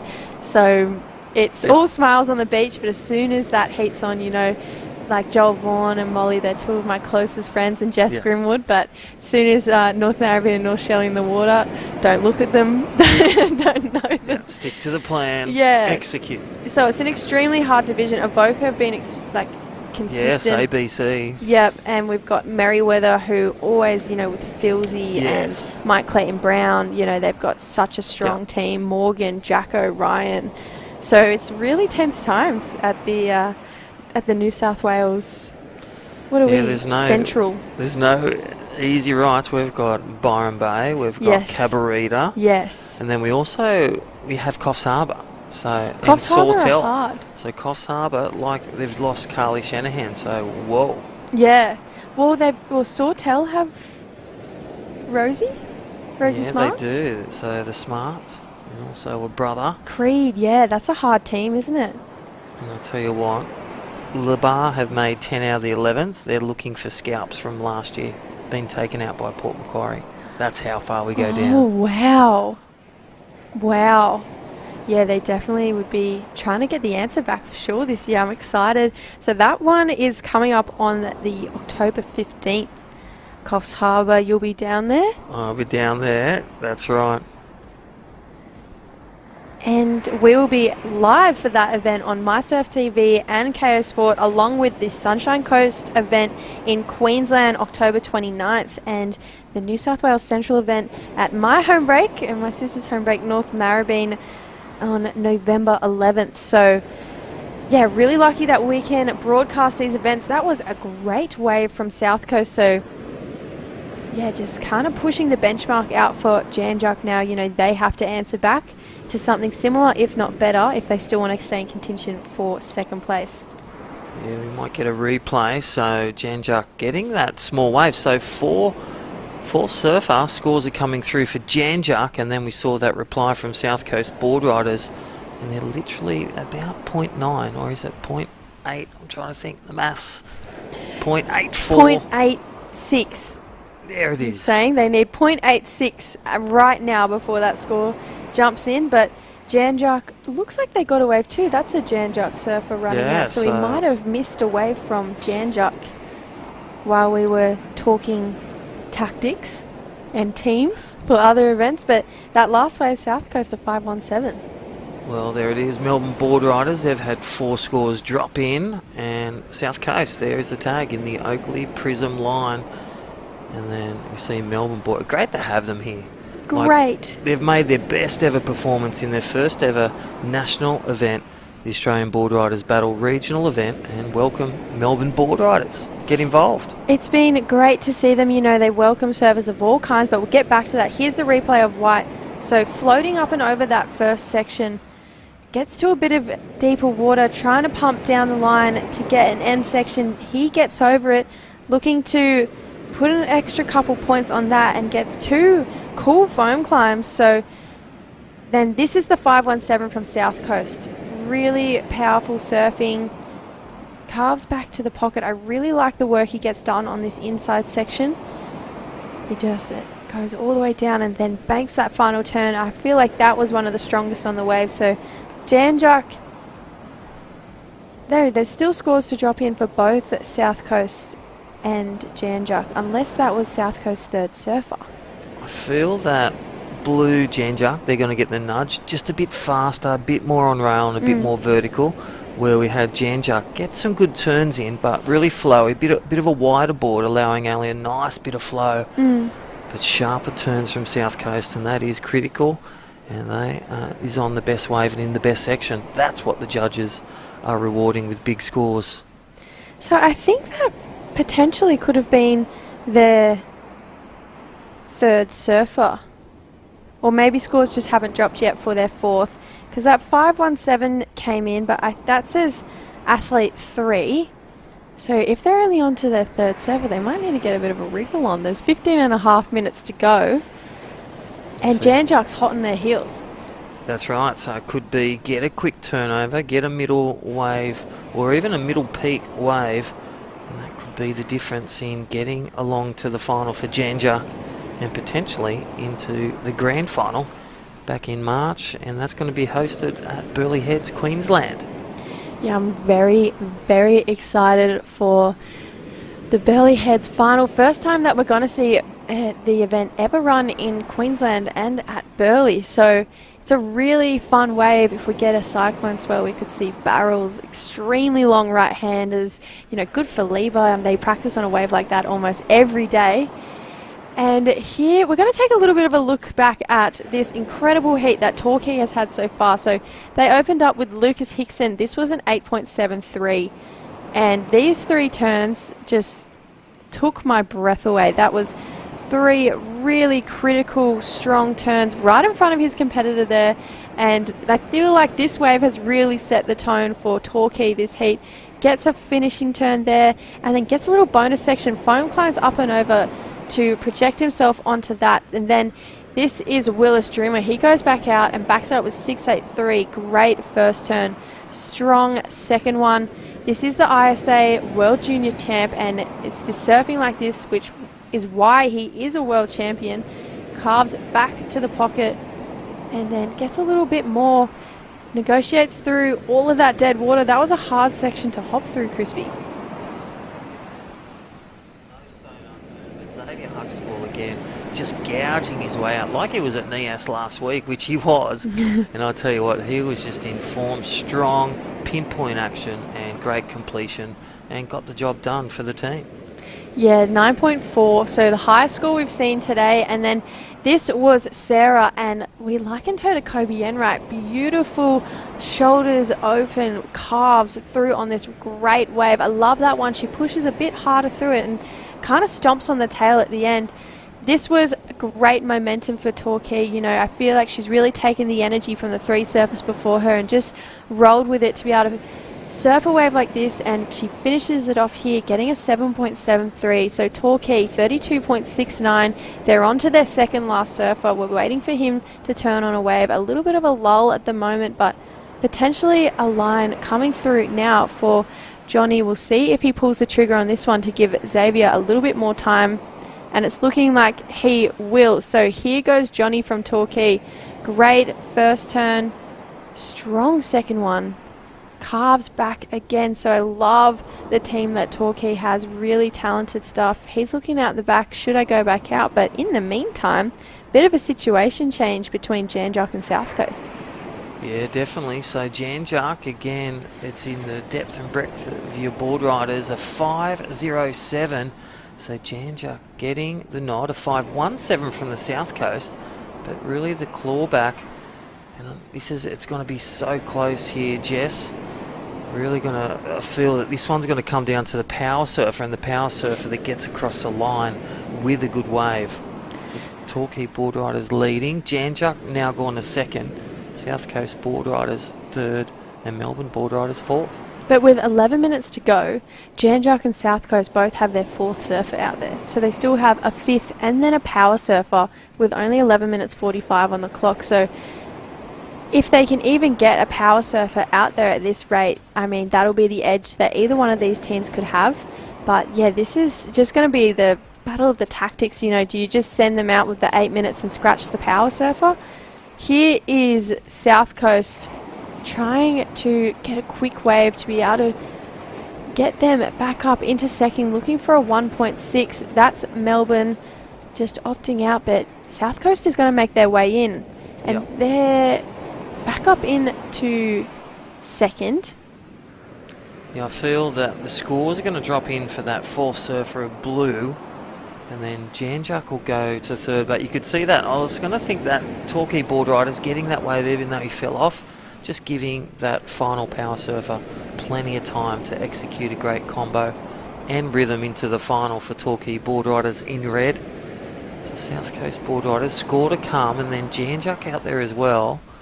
And Melbourne board riders going through the runs. They're up to their 5th surfer if yellow comes in. But you could see surfer in blue, the female surfer, looking back and taking one for the team, just getting one floating manoeuvre, and then the screams from the beach and the whistles knowing to come in for the team. Yeah, they're saying, get back in here. You know, we've got 2 more surfers, 10 minutes to go. So we've had a situation change again. So Janjuk, they've gone into second. They locked in a 6.83 on their fourth surfer and a 3.83 on their fifth. So they're going to send their power surfer out.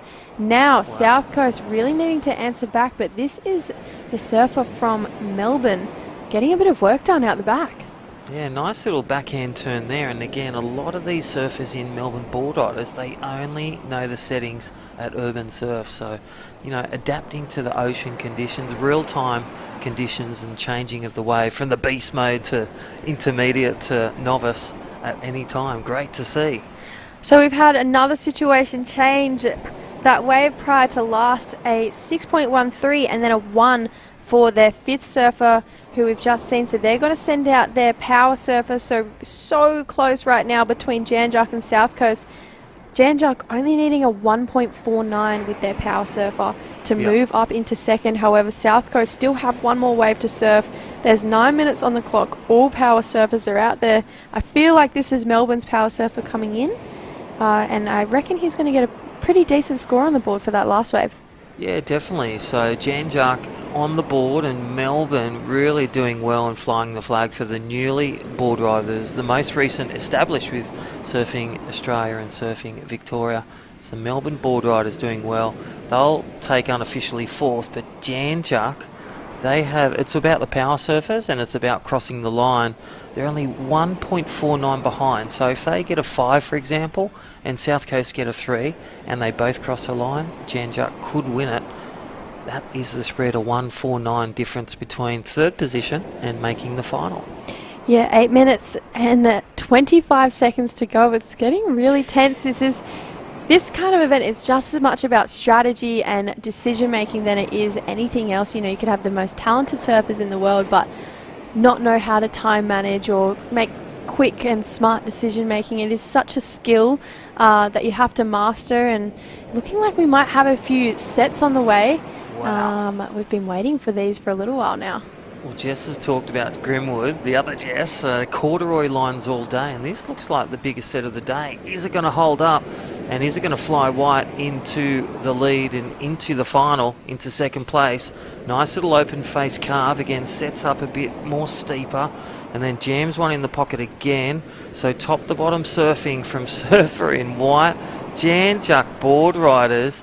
Oh my gosh, Jess. Yeah, they've really just gone, we want to make the final. This is how we're going to do it. That was a great power wave from their power surfer, which is, we don't know, unfortunately, but nonetheless, this is a great wave. Carving back down there, and that's a hard section to negotiate. Floats up and over and comes down. So yeah, really impressive stuff from Janjuk. They were only needing a 1.49. Now it's all about how South Coast answers back to that. They have to do better to be able to make the final. Well, yeah, he's going to stand from the grandstand. Once he crosses the Oakley, again, the Prism line, he'll cross up. It's about, you would say, a 1 minute run up 150 metres. The Oakley battle cage, and I'll tell you what, Janjuk, they've put the pressure on. South Coast Boardriders have one wave and they've got to complete it and roll across the line. They need a 6.19. That last wave came in at a 7.67. So Janjuk making South Coast life that little bit harder. They're relying on Luke Skelton, who's been so reliable for them in these last 3 heats, needing a 6.91. He got a 6.83 earlier for some really great, powerful surfing on a set right. Xavier Huxtable still out there for Torquay Boardriders. 6 minutes remaining. It all comes down to these last 2 waves of these 2 surfers. It's all very exciting right now. Xavier Huxtable looking like he's going to have a paddle for this one. You only get 1 wave, so here he goes, the power surfer. Great looking first turn. Streaks into a second. They're the calves that he got the 9.4 on. Drifts the fins on that one. Regains, looking down the line. Takes to the air. And there it is. Yeah, rev to textbook. finish. Textbook Xavier Huxtable, and again flying for Torquay, and they are going to fly with a massive Titan, biggest combo of the day for Torquay Boardriders, the ones to watch for the final today. Look at the Hyundai replay. Nice jam in the pocket look to set the pace, but this one arcing, powerful turn, and just sets up the rhythm and flow and the power for Xavier Hucks. We can just see just how high lines for speed. You know his intention is to fly, and then brings it round. Wheels are landed. Yeah, that was extremely impressive stuff from Zave. I feel like Torquay is about to get actually a new scoring record for all ABB battles. So we'll wait for that score to lock in Victoria. So this is going to be the highest combined total for any ABB event in Victoria. Here goes Melbourne. That was their power wave. Now it all comes down to South Coast, but that's going to be a massive score. Do you think it's going to challenge the 9.4 he already has in his lineup? Well, he might even go perfection. You could see a few, you get 3 10s out of a panel of 5, and we could see a massive score. I'm going to say it's going to be higher than his 9.4, and I dare say it could be either a 9.8 or a perfect. What do you think, Jess? I feel like it's going to challenge the 9.4. It was really impressive, smooth. There was no hiccup along the way, and I am a massive fan of the way he transitioned from turn to turn without a lump or a bump or a skip in between each. It was so fluid and incredible, and it's why he is such an amazing surfer. And there you go, 9.93. That means 2 judges gave a 10 and 1 gave a 9.5. Oh my gosh. 9.7, that is crazy. And the crowd are calling it, why not 10? But Xavier Huxtable, Hyundai replay are coming up. Talk us through this one, Jess. Yeah. You don't get sick of these great waves. Excellent. No, 9.93 from Zave. So goes up vertical in that first section, comes around here, rips through that car. But this next one, he gets a little bit of release, regains, and this is where you say he highlines it, and you know he's going for the air. And then just so perfect, so easy looking. It's a 9.93. Well. And here's Blue's chance, needing a 6.19. Great first turn. Streaks into another one, so this wave kind of hitting a bit of deep water right now. Long, drawn-out roundhouse cutback. Needs to do something big on the inside. Gets a finishing turn, so needing a 6.19 to put South Coast into the final. 2.5 minutes to go. Does it ask the question? I'm not sure. If I'm thinking back to his 6.83. Judges will recall 6.83, that was his best, and then the 6.13 from his other opponent. I feel that it's just going to come under, Jess. I think so too. I really want him to get it. Me too. But Janjuk Boardriders, they just did that bit more bigger wave and took it to town. He put it where he just put it out of reach. Yeah, look, I do feel like that 6.83 probably should have gone a bit higher than what it was. Here's the replay of it again, needing a 6.19. Great first turn. And a second, sending spray, flying. This is a really long, beautiful, drawn-out roundhouse. And then, but it almost puts him just behind, so he doesn't get to hit that end section as hard as we know he probably would have wanted. I think one more strong turn, that's the score. I feel like it's right there, but it may just come under. But yeah, nervous times for South Coast Boardriders and Janjuk. You know, Janjuk would be just as nervous to see what this score comes in at. So yeah, they'd definitely be looking back at that 6.83. It could go there, but it also could not. So he's going to make it in with 1:30 to go. All teams are finished. So time management on point, but there it is, a 5.67, not enough. So it's Torquay Boardriders and Janjuk moving on through to the final of the ABB Hyundai Australian Boardriders Victorian State Round. Very, very exciting times. Congratulations to Torquay Boardriders, 46.55 at a potential 60. Oh, that is just ridiculous. We are going to skip down to Jess Grimwood with Torquay Boardriders, who just set the new record for any Victorian State Tag Team ABB event. Official words, Dave. You've just set the new record for any heat score in the Victorian qualifiers for the ABB. 9.93 on that last wave for you, power surfer. Yeah, it's absolutely pumping out there. Yeah, just get so excited. Just it's like 3 foot perfect bank, right-handed. Yeah, it could have been the races yesterday. Who knows? No, it was good. It was good fun. It's really good out there. So stoked. Vibes are looking really good. I like how you all kind of keep it under your cap though. You don't get too overly excited. We're screaming up on the boardwalk for that wave, especially even your first wave. I mean, a pair of 9s. Going into the final now, it seems like you're about to hit your strides even further. Oh, hopefully. I mean, it's so pumping. Just keep flowing on with it, and hopefully it keeps pulsing like it is. And yeah, I mean, if we get some more waves like it, it'd be epic. So, everyone then just blitzed it. So it was, yeah, perfect. Beautiful. Straight out the gates, blitzing that semi, straight into the finals. Best heat score ever for the Victorian Regional Qualifiers, as said by you guys. So thank you very much for that info. We'll wait to see what they bring in the final. Yeah, that was just with Zave Huxtable. Yeah, Torquay Boardriders just going above and beyond in that last heat. There's the guys running out for semi-final heat 2. We will be right back to catch up with them right after this short break. Don't go anywhere.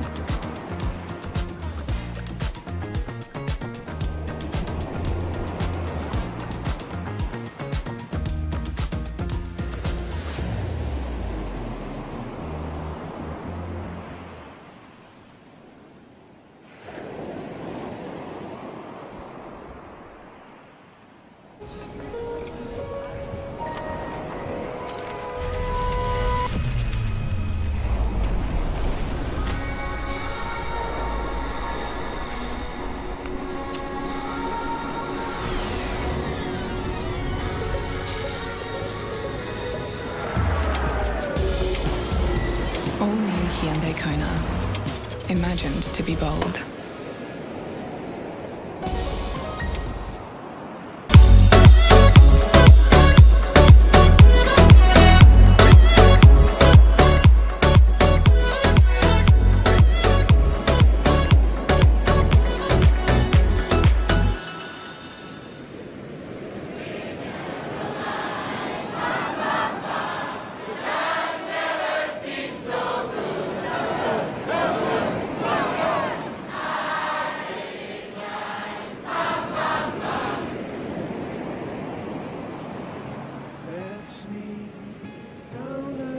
Yes, welcome back.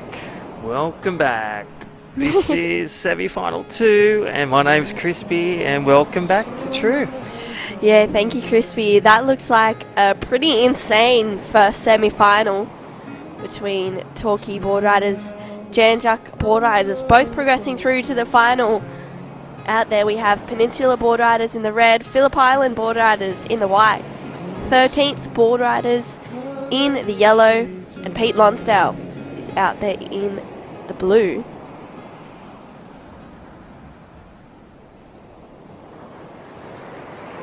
Yeah, look at that beautiful pan of the 4 surfers. They're your first surfers for Semi 2, and if you just missed it, Torquay Boardriders, biggest regional qualifying combination score for a heat to date of 46.55, and I dare say one of the high flyers, say Xavier Huxtable, even though he got I think it was a 993 and a 9.4, that must be one of the biggest scores in ABB history from one surfer, being the power surfer and single wave total of 2 waves. Yeah, you'd have to think so. That is pretty huge. That's 19 scores. Points out of 20. Wow. Yeah, that is pretty crazy. I mean, Xavier Huxtable, he has been on fire. Yeah, 2 9s is pretty insane. Yeah, he actually needs some Latam, the specialist in sun He protection, does. because that guy is on fire and he's competing against the sun. Surely he gets the Le Breakthrough Award. Well, he done Lier, Li Turn, Li Vertical, Li Roundhouse. Yeah. He's Li King. He is the king.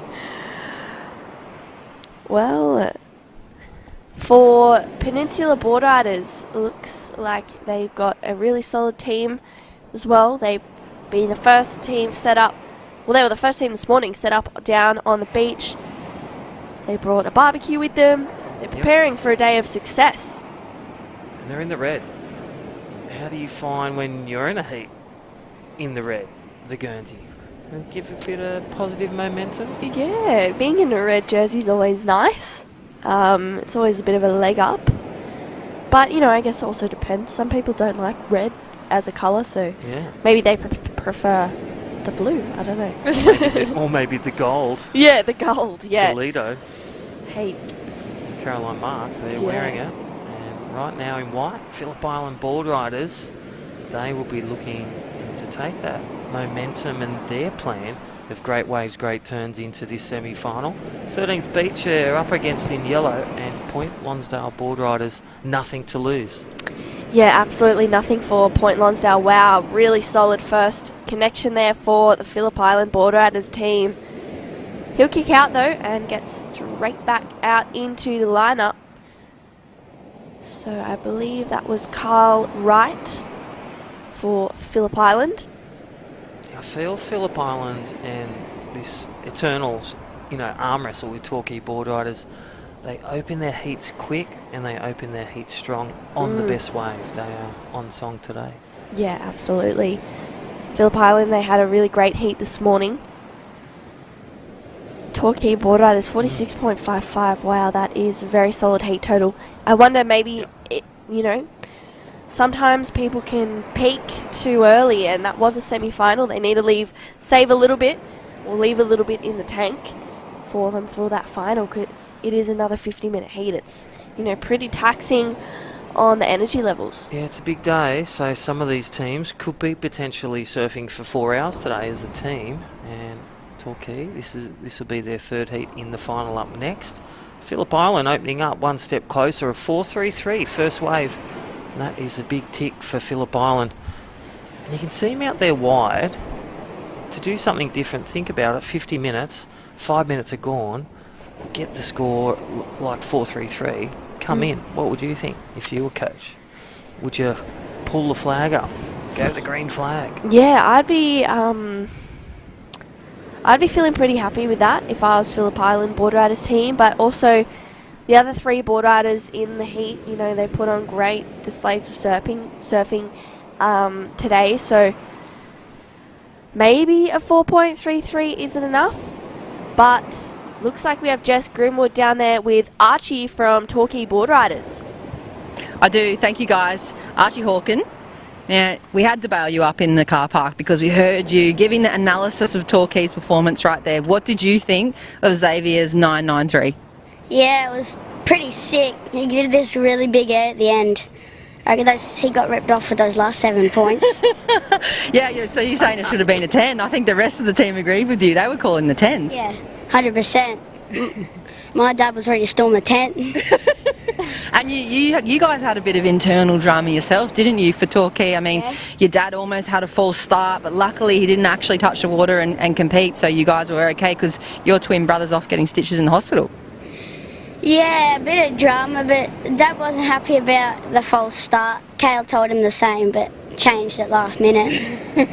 Yeah, but Dave, he was probably happier to get at number 30, not last, as a power surfer. Well, I mean, it's worked out quite well for you guys. You guys, as a team, have the highest qualifying heat total now ever in the Victorian events. So for Torquay, it's looking pretty good. Would you be making the trip up with the rest of the team to Queensland for the Burleigh finals if you make the grand final? Well, my dad might not be surfing for the over 35s. Dad will probably go up, but I might not. But I want to, but depends if Dad gets it or not. Oh, we better start a petition then. Send Archie up with the rest of the team because he's been one of the probably top contenders for club spirit here on the ground at Woolamai today. Congratulations, mate. Love your energy and thanks for chatting with us. Thank you. You want to shout out to the kids at school? Yeah, go Belbray. There you go, guys. Archie Hawken, Torquay. What a character, Archie. Wow, what a cool kid. I love the support that he's got for Torquay Boardriders. Breaking it all down for us, Crispy. Yeah, really looking to storm the tent for that .07, which we all agree. Yeah. The flawless 10. Just that one judge who went 9.97. Threw the averages out. But that's okay, that's surfing. They want more. And right now more is a 4.33. Phillip Island in the lead, Boardriders. Peninsula no wave yet for red. 13th Beach in yellow. And Point Lonsdale Boardriders no wave yet. And they've chewed through 8.5 minutes. This is where I say back into White's first wave. I reckon he'll start to get the waves from the guys on the beach to come in after that first wave. Yeah, I agree. I think, you know, that 4.33, we'll have another look at it. Flying down the line. Really nice first jam there. And then just rips it around. 4.33 for that is, you know, really great start. He's up and riding on this one. You can see him having a look out the back, but he's happy. He's going to make his way in and tag the next surfer, who I think might be Ash Easton, potentially. Just waiting on a couple of clarifications for the names for a few of the teams, but we know it's Phillip Island. Yeah, it's Phillip Island. It's their place. They're the hosting board riders. And Carl Wright coming in, and again going to the Oakley Battle tents, crossing the line. And here we go for the youngster. Point Lonsdale board riders sending their junior surfer out and getting the young blood out there against some of the elder statesmen. Yeah, so their junior surfer for Point Lonsdale is Luca Zanoni. So he's going to start off. The team for Point Lonsdale looks like Carl Wright making his way in. He's going to tag Ash Easton, the Masters surfer for Phillip Island Boardriders. And here we go, 13th Beach, up and riding on a left. A rogue left that we haven't seen. No, we saw Melbourne Boardriders, the new establishment, get a left there. So a rarity, but again, saving time. Yep. They've chewed up 10 minutes. Let's go back to Phillip Island's first one for Carl Wright. He did really well. Well, he went right, number one, like his name, and he got 2 big turns, that snap and carve. And I dare say that come a bit under. I was feeling it was around the 5-6 range. Yeah, I thought so as well. That first turn was really solid. I really liked it, but the judges, you know, demanding more. Yeah, they want to the see more. judges, they know their stuff. They recall, they have their criteria, and they have the head judge as well. Yeah, I think he still has a ruler. They get a slap across their head. No, he doesn't. All right, Phillip Island in the lead, and there it is. So 3 scores will come through. There it is. Point Lonsdale, a 2.17. They'll glide into third, and 13th Beach opening with a 2.57. Early start, but building the house for the Boardriders team. Australian Boardriders Battle, the regional, and already Torquay and Janjuk into the final up next. Yeah, it looks like Peninsula Boardriders also has a score to lock in because their second surfer is making their way out, Caden Fowler. So scores to come through for first of Peninsula Boardriders. We'll see where that locks in. But at this stage, Phillip Island getting the better of the first exchange. Well, this will be interesting. They were first here this morning as well for Peninsula, so a bit on the ropes at the moment. Have they eaten too many sausages and minute steaks on the beach? Yeah, yeah. All right. Doesn't say so because first of Peninsula Boardriders 6.10. That takes him straight up into the lead. So Willem Watson, the junior for Peninsula Boardriders, starting off with a bang. That looks like the second surfer for 13th. Harry Maloney making his way out into the liner. The conditions look like they're just improving out there. The waves look so fun. It's a beautiful atmosphere down there for an Australian Boardriders Battle event. Yeah, you think about those sets in last heat. The 993 of Xavier Huxtable and the 94. He come out going, it is amazing out there. I was loving it. And he was. And the waves, he was calling it 3 foot, but the waves he got were 4 foot faces. There was head high faces. Yeah, overhead for Zave. So great waves. Woolamai turning on for the Australian Boardriders Battle Regional. I'm really excited for the grand final in March and excited for our next list of events in South Australia. Then we head up to COFFS for my hometown of Labar, taking on COFFS and Byron. And then we head down to your area where you enjoy taking on Avoca, Merriweather and your Stackfield. I know, yeah, it's that region. I feel like it's a really hard region to qualify through, but wow, solid backside surfing for Ash Easton of Phillip Island. Wow, really needed to hold on to that one. That was looking like it was going to be a good score. It's like he was in rhythm and he just had the flow state, and that last one, it just stretched out a bit too much. Yeah. But he really put it on rail. If he landed that, he was going to hit the high notes. Let's look at the Hyundai replay. Look at this first turn. Great looking wave selection.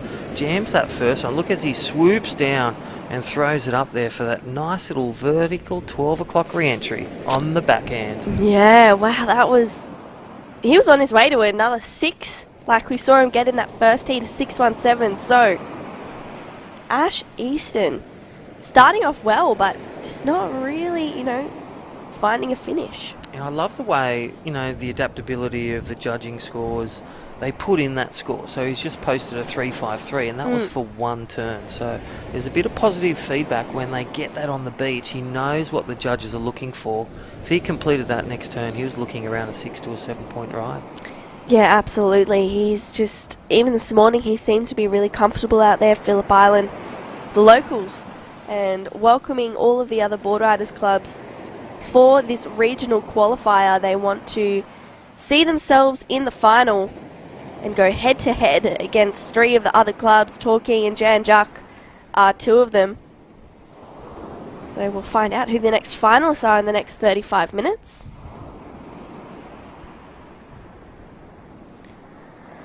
So 3 clubs will qualify from this region to the grand final. So if you get top 3, first, second and third, goes straight to the grand final at Burleigh Heads, Queensland. That's right. Money purse, 1,500 first, 1,000 second, 500 third. So don't come fourth. Yeah. You get nothing. So 32 teams this year for the grand final instead of 24. Awesome change.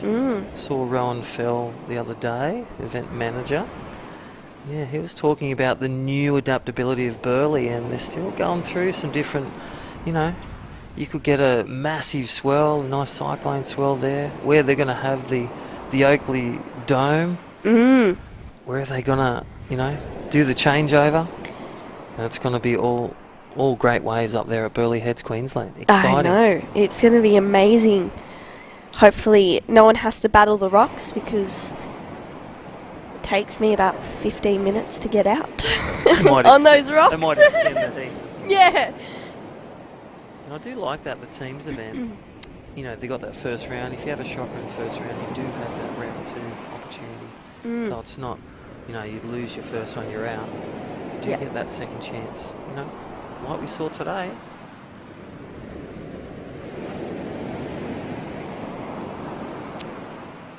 So 33 and a bit minutes to go in this semi-final. Phillip Island currently in the lead, 4.33 and a 3.53. Ash Easton just waiting to get a better looking wave. We saw him get a really solid one in that first round heat, but he is looking for perfection. No scores for the second waves really locked in. 2.77 for Peninsula, but here they go, up and riding on this one. Yeah, so Peninsula Boardriders looking to get back into the lead. Nice vertical snap. Again, racing down the line. Getting around for a nice little cut back to the wash again as he redirects. And waiting for this inside to stand up.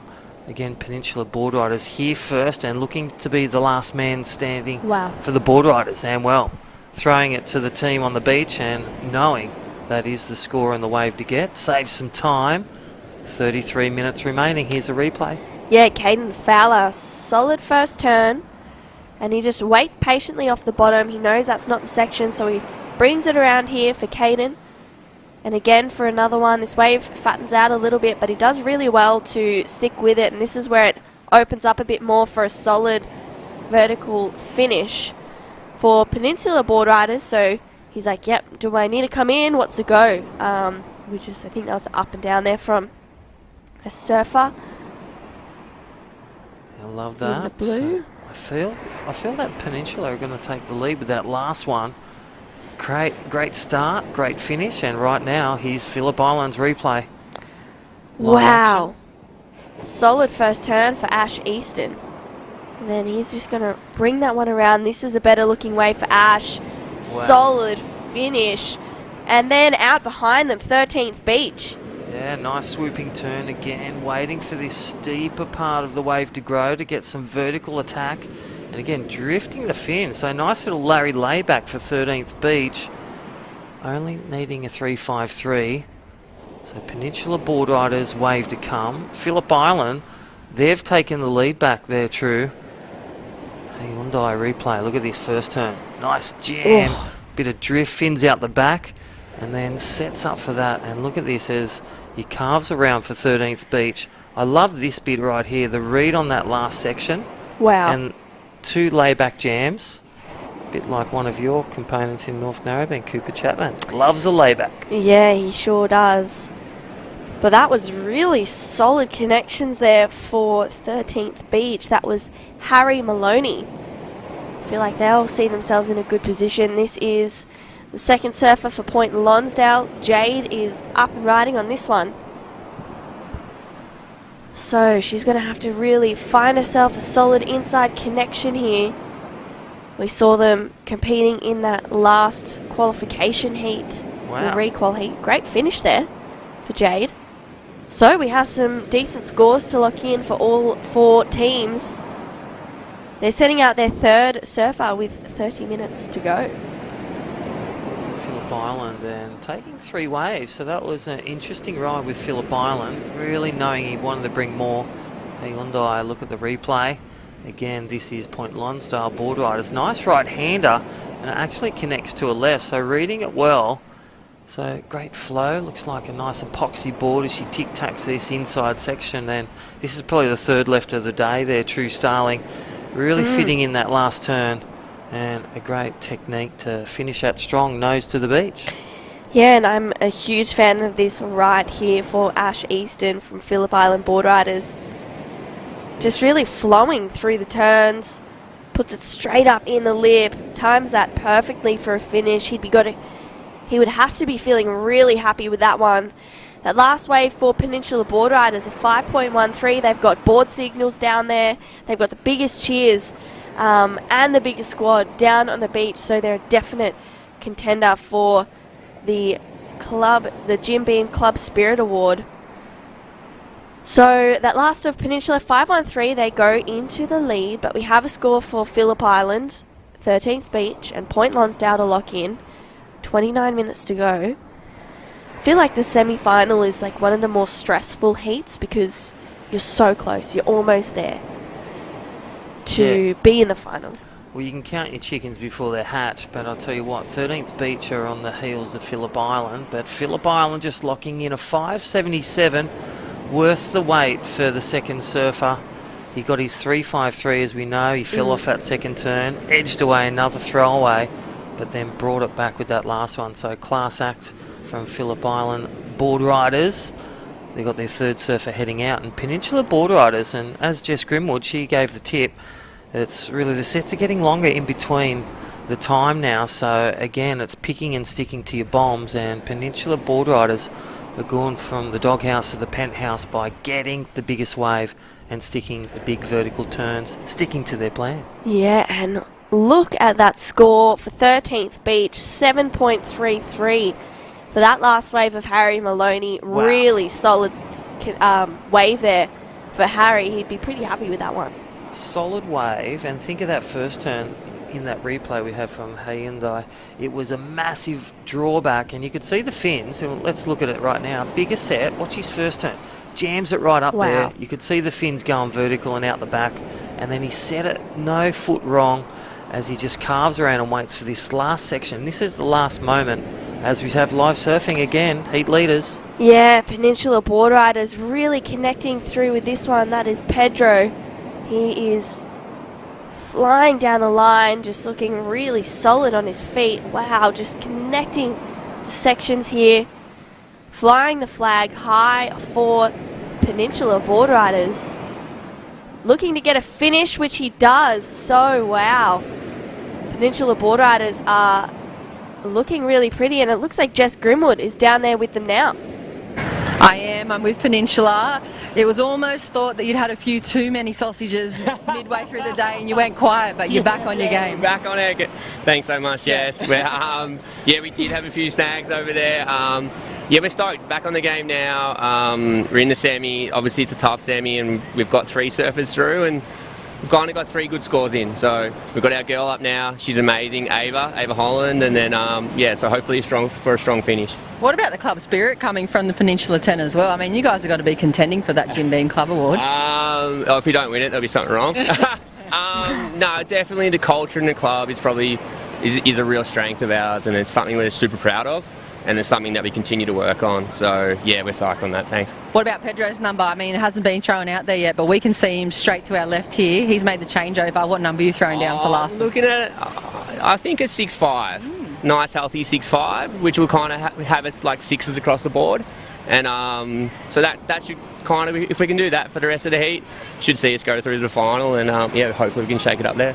Well, you've done a few statistics before, and we all know those 5s and 6s, they might not seem crazy dramatic, but they do get you through to those finals. We'd love to see you up there at Burleigh Heads, Queensland. We did Newey a few years ago. I think we ran into you guys there. We actually made a few heats, and I think we took out a few of the clubs that actually won it before. So it'd be nice to kind of get back up there. I feel like the team we have now is probably the strongest we've ever had. So I'm excited to get up to Burleigh. Love that place. Go Peninsula. Thanks, Jess. Enjoy the rest of the day, guys. Thanks so much, Jess. They did get a really good looking wave from Pedro. That was Izzy Norling finishing off the 13th beach. We also saw a really decent wave there for PHILLIP Island Boardriders as well. Wow, really solid backside surfing. Love the look of this wave. Yeah, Hyundai replay, and I love the start, the middle, the finish.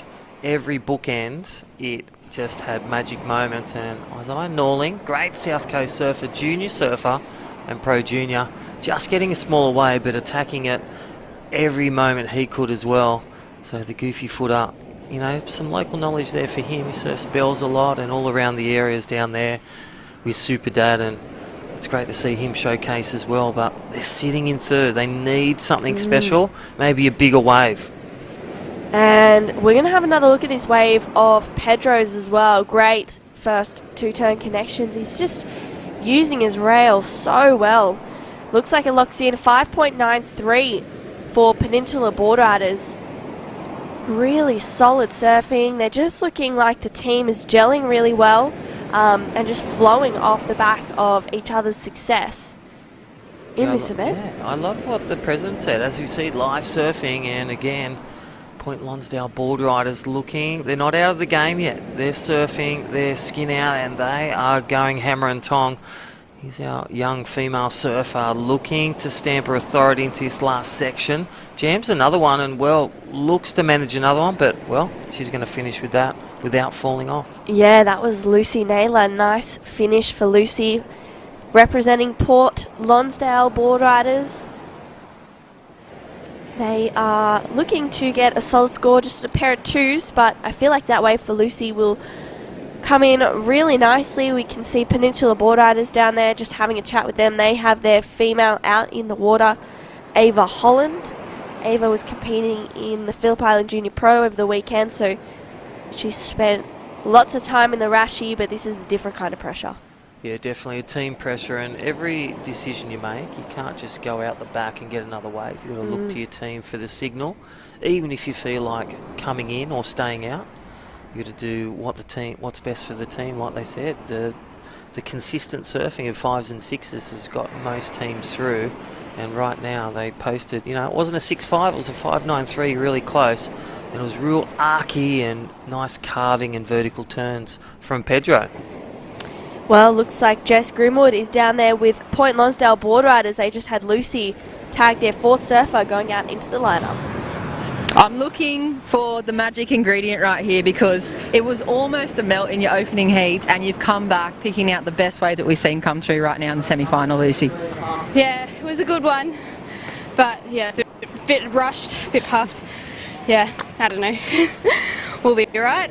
I think the smile says it all. They've been quietly just chipping away, and they've corrected a few little mistakes here this morning, and they're really challenging hard for that spot in the final. You should see these rights coming through right now. What's the pressure like on your shoulders out there when you can hear the beach announcement, and you actually see quite a big crowd that's kind of formed on the boardwalk here for Cape Woolamaya? Yeah, I don't think we really feel too much pressure. It's just the time getting in so everyone can go out there. Yeah, we're just here to have fun, I guess. Well, well done. Serious? Nah, not too serious, but some beautiful surfing from you. Well done, congrats. We'll let the rest of your team hiding away behind this flag here get prepped for their changeover. Back to you guys. That's Point Lonsdale. Watch out for them. This is a really crazy semi-final. And here goes red. Oh, wow, beautiful looking right-handers. Thank you so much, Jess. She just is bringing the atmosphere. Ava Holland, almost had a stubble there for Peninsula, but recovered really well and jams it. Unfortunately, comes unstuck for Ava Holland. So will she make her way back out into the lineup? Looks like she might come in. She's figuring out what the signals are. I reckon they might bring her in, but if she waits there too long, she might as well get another wave. Yeah. I'll tell you what, time winding down, 21 minutes, semi-final 2, Australian Boardriders Battle, regional event in Victoria, and I'll tell you what, the best boardrider clubs, we have seen 9 boardriders clubs compete, and we are down to 8.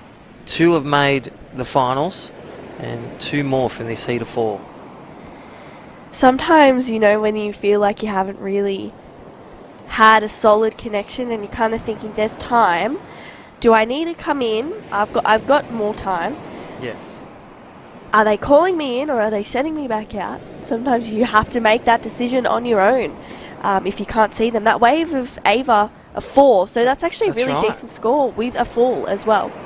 And again, it's great that they've adapted to the scoring. Like I was saying before, they judge the women around the women's division, the juniors and the masters and the open. So that is a good score to come in on consistent-wise. They're in the lead for Peninsula Boardriders in 20 minutes. And looks like Jess has a grom down there from 13th Beach. They're currently sitting in 3rd, but they've got some good scores. Yeah, they are sitting in 3rd at the moment, guys, but Finn, he's probably one of the most important tools for 13th Beach. The super caddy for Mum, she's coming up shortly. Yeah. What does the caddy job entitle? What do you have to do to make sure you do the job properly for Mum so she can get a win? Oh, I just have to run and get her board, and when she takes off her leggies so she can run better. And what about the day? How have you been enjoying the regional qualifier? Look, here we go. I think this might be mini for you guys. What do you reckon? Yeah, it is mini. Oh, that was such a good turn he did there. But, yes, just wanting surfing and cheering on for 13th. That's all that I've been doing today. Well, I think you've been doing a very good job of it, and that's a nice looking wave. Look, Mum's making her way out. The leggies going on for her. Yep. You got an important job coming up, so we'll let you get ready. Okay. Cool. Thanks very much, Finn. See ya. See you, mate. Good luck, Mum. You. How cool was that? Finn supporting his club, looking after his mum, making sure that Mum gets the job done. That was a really good looking wave for Minnie. The Masters surfer for 13th Boardriders. They only need a small score to go to 2nd. Yeah, this is going to be tight. Again, PHILLIP Island, they could be on the ropes. They've posted a 6 and a 5.77. But 13th Beach, that's 7.33 like before the climb back. The game changer in the 4.5. So again, not out of the game is 13th Beach. They could cause an update.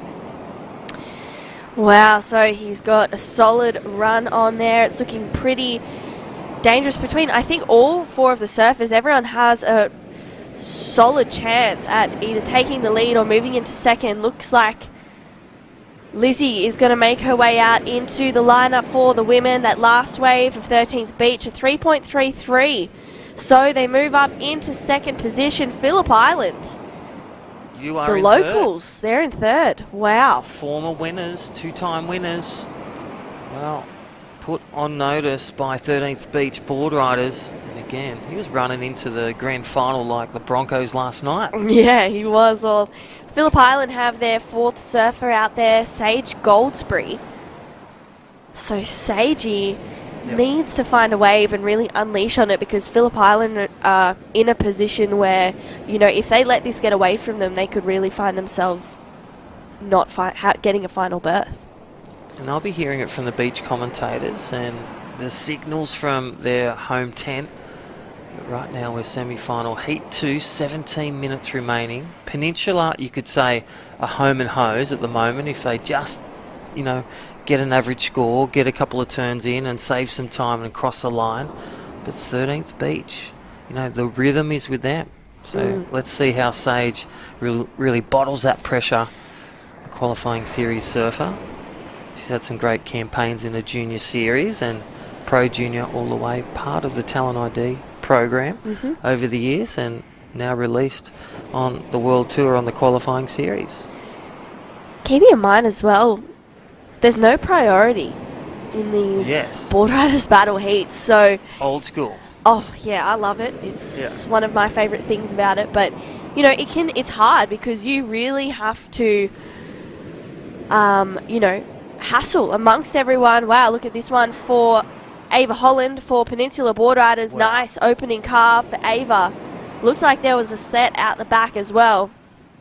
Ava looking to finish this one off and better that 4.0. That's a better looking finish for Peninsula Boardriders. That's what she wanted. You know, when the rhythm, when they do their turn and they're scraping down to pull that leg rope off, they've made their decision, regardless. She's coming in. So that is the 5th surfer for Peninsula Boardriders. They can then send out their power surfer, who is Willem Watson.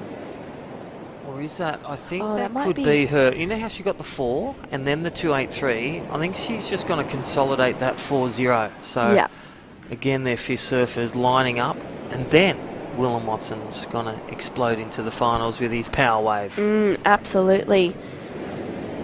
So, for PHILLIP Island, it's actually really tricky because... Oh, sorry, they're setting out their master, Lockie. But for PHILLIP Island, it's hard because they've only got 3 surfers finished. Their 4th surfer is out there. They've got to get the wiggle on. They have to come in, their 5th surfer needs to go out, then their power surfer. Here we go. Wow, this is actually Point Lonsdale. She had the inside on that one. So nice backside surfing. Sage. Wow. Sage just letting Point Lonsdale kind of paddle around her a little bit there. As I said, the no priority is really tricky, but a solid finish there for the team in blue. They need a pretty decent score, a 7.29, to move up into 2nd place. We've got about 14 minutes to go, so the time is ticking down. Yeah, definitely. And you think about that, slice that in 3, that's just under 5 minutes each, plus a minute run to and from the sand. So PHILLIP Island, they've got to move quick, do some turns, and, well, pray for a miracle, because 13th Beach, you got the rhythm, and Point Lonsdale are coming for you. Well, right on cue, Sage Goldsberry up and riding on her backhand. Nice jam in the pocket there. She's got to square it up on this one. Another carve for Sage. This one starts to flatten out, but she'll stick with it because it looks like it might hit this inside connection and maybe bowl. She's going to redirect for a left. She's gaining some speed and puts it up there for a finish for Sage, and she has to come in on this one because she's going to send out their 5th surfer, which is Sam Patterson. And then they have their power surfer, Carl Wright, to get back out there as well. Yeah, Captain Consistent Carl Wright, he's been twanging all over the place at Woolamai, but I'll tell you what, they have time against them. I reckon about 6 minutes each once she whips up the beach for Sage Goldsborough. Great wave. She held for a while. She missed that one that Blue got, but this is going to throw the cat amongst the pigeons. And I'll tell you what, look at them. Time, 13 minutes remaining, and they've got to get 2 quick waves right now. Yeah, well, Sam, those long legs are leaping him straight out into the ocean in literally 4 or 5 steps. That last wave of Peninsula, 583. This is 13th Beach, up and riding Lizzie on a really nice looking ride. Just like she got a leg rope caught. We'll get the replay on that one, but I'll tell you what, she's still hanging on. She's adjusted the foot and the toes, and I reckon she's going to come straight back in. There it is, the laydown. Yeah, so she's going to make her way in, rip off her leggy, her son Archie. He was a power puncher, wasn't he? Yeah, He's a future commentator. Yeah, he was described great. it, had the froth. He had the little right eye looking at the camera going, I'm live around the world. Yeah. But I'm frothing about running and getting the board for Mum. So cool. So he's taking his job very seriously. Mum Lizzie posting a good score. There he goes. So we're coming down to 12 minutes. Scores for 13th Beach and PHILLIP Island to lock in. That last wave of Point Lonsdale, 267. Sage locks in a 537. But this is Peninsula Boardriders. Their 5th surfer, Lockie Mack, up and riding. The master. I think he was former president too. So Lockie, he is looking... And it's like they've just taken a note out of Xavier Huxtable's book. They're just gouging that face And again, strong turns they know are going to pay the dividends with the judges. Smooth sailing there for Peninsula. You could dead set say they're a surety to make the final. Absolutely. And that was Finn as well, the caddy, not Archie. Finn, mum's caddy for Lizzie for 13th Boardriders, who are on screen, running out now. So Sage Goldfrey, 5.37. They move back into second. But 13th Beach only needed 3.74 to go to second. And they have, I believe, a score to lock in for Mum. Yeah. Lizzie. Mum score. So we'll see where that comes through. She sent out their opens power surfer, Lockie Keith. Wow, it's really coming down to the wire. Point Lonsdale up and riding on this one. They need some solid numbers to move through to the finals. But I tell you what, they've already surfed 3 heats today. That's a lot of surfing. Yeah, he was bouncing on that one and just ran out of steam. But he's going to come in and tag the power surfer, so they'll roll across the line. Again, thank you to all our great partners. Thank you, Hyundai, Asiona, Oakley, Latan, LeBest, and Jim Beam, and BC Bars, powering up the pro team. Absolutely, I'm sure all the surfers would be enjoying those protein bars as well, making the most of them, getting some energy back into themselves. They're big days down here. So that last wave from Lizzie, 13th Boardriders, a 3. So they're still sitting in third. Ooh, it's really close between PHILLIP Island and 13th Beach. Last wave of Point Lonsdale, 2.33. So everyone either has their 5th or 6th surfers out there. There's 9.5 minutes to go. Yeah, wave for Peninsula. They've executed their 5 surfers, a 4.17. So all scores are in, 5 for red. So they'll be sending their power surfer out under 10 minutes remaining. This is going to be the difference. The 5th surfer for PHILLIP Island's out there in white, live on screen. 13th Beach have sent out their power surfer. Remember those deduction of 5 points if you don't finish all your surfers across the Oakley line in the battle box. Yeah, that's where PHILLIP Island is probably going to feel it if they don't get their 5th surfer in time for, you know, their power surfer to actually get a decent amount of time and a decent score, because they're going to need to do that to stay ahead of 13th Beach. Here we go, look at this. Oh, class act. That's what Xavier was frothing on. Look at this right-hander, 3 feet in size, glassy wall. This is PHILLIP Island Boardriders looking to get into the final on the back of this wave. This is looking good. Talk us through this one, through this last turn. And wow. That was the commentator mocker. Even though he can't hear. Devastation. Oh, and they're going to send him back out. No. Wow, that is a very solid call if they're going to send him out. We'll have a look at the Hyundai replay. Huge opening carve. Yep, take it. Super crisp and clean. Mate, come in, flag up, flag down, whatever your system is. He needs to make his way to the shore. That's right.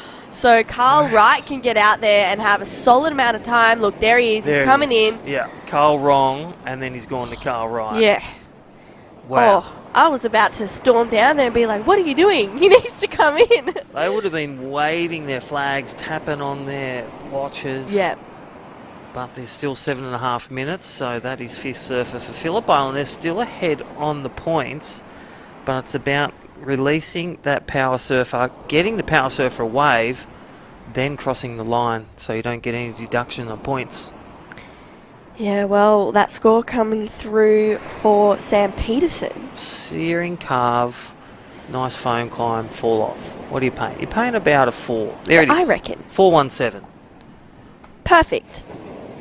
Oh, no. No. 3.5. 3.5. Yeah.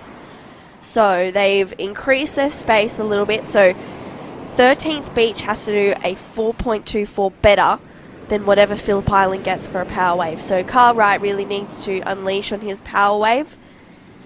And 13th Beach need to back that up. But keeping in mind there's just under 7 minutes and they all have to come in time. Otherwise there is that dreaded 5-point deduction. And what do you reckon the paddle out is? About 2-3 minutes? It'd Maybe be solid. 2? 1 minute run? he's got 3 minutes to catch a wave. I'm wondering if it's, you know, quick inside wave, turn around, couple of turns, come in, just so you don't lose those 5 points, because 5 points is a lot. That's a whole wave. Right. I think that's why that number is there. It does reward crunching through your surfers, crunching through the format. Look at these corduroy lines all day here at Woolamai, Cape Woolamai at the beautiful Victorian coast. Here is 13th Beach looking to get to the final. Look at this wave.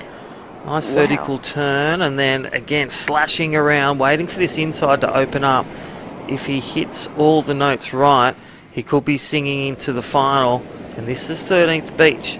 And we're looking to bring that, toes on the wax right there. Wow, fully. I was thinking, oh no, but yeah, he made that, and 13th Beach will be pretty happy with that wave. It was solid. Let's have a look at the Hyundai replay.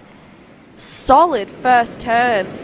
13th Beach Boardriders, Lockie Keith, bringing it around again, spraying Port Lonsdale competitor. And he's just going to fly through this section, puts it up there late, but recovers so well. That was maturity, and that was desperation stuff, and Yeah. it worked for him. It sure did. So 13th Beach will be done and dusted. They won't lose any 5 points. They have come in with 5 minutes to go in this heat. It's now up to Peninsula, Phillip Island and Port Lonsdale, and tell you what, the nerves are starting to kick in. Yellow flags up, the visual. Beach commentators are yelling. What are you thinking if you're white? Red's cool, calm and collective. Yeah, if I'm white, I don't know. It's tricky now. He's out the back. He's out there. Yeah, 2 minute paddle. He needs to hassle and not let anyone take his inside, because he really needs to get a solid wave. That wave locked in for 13th, 4.77.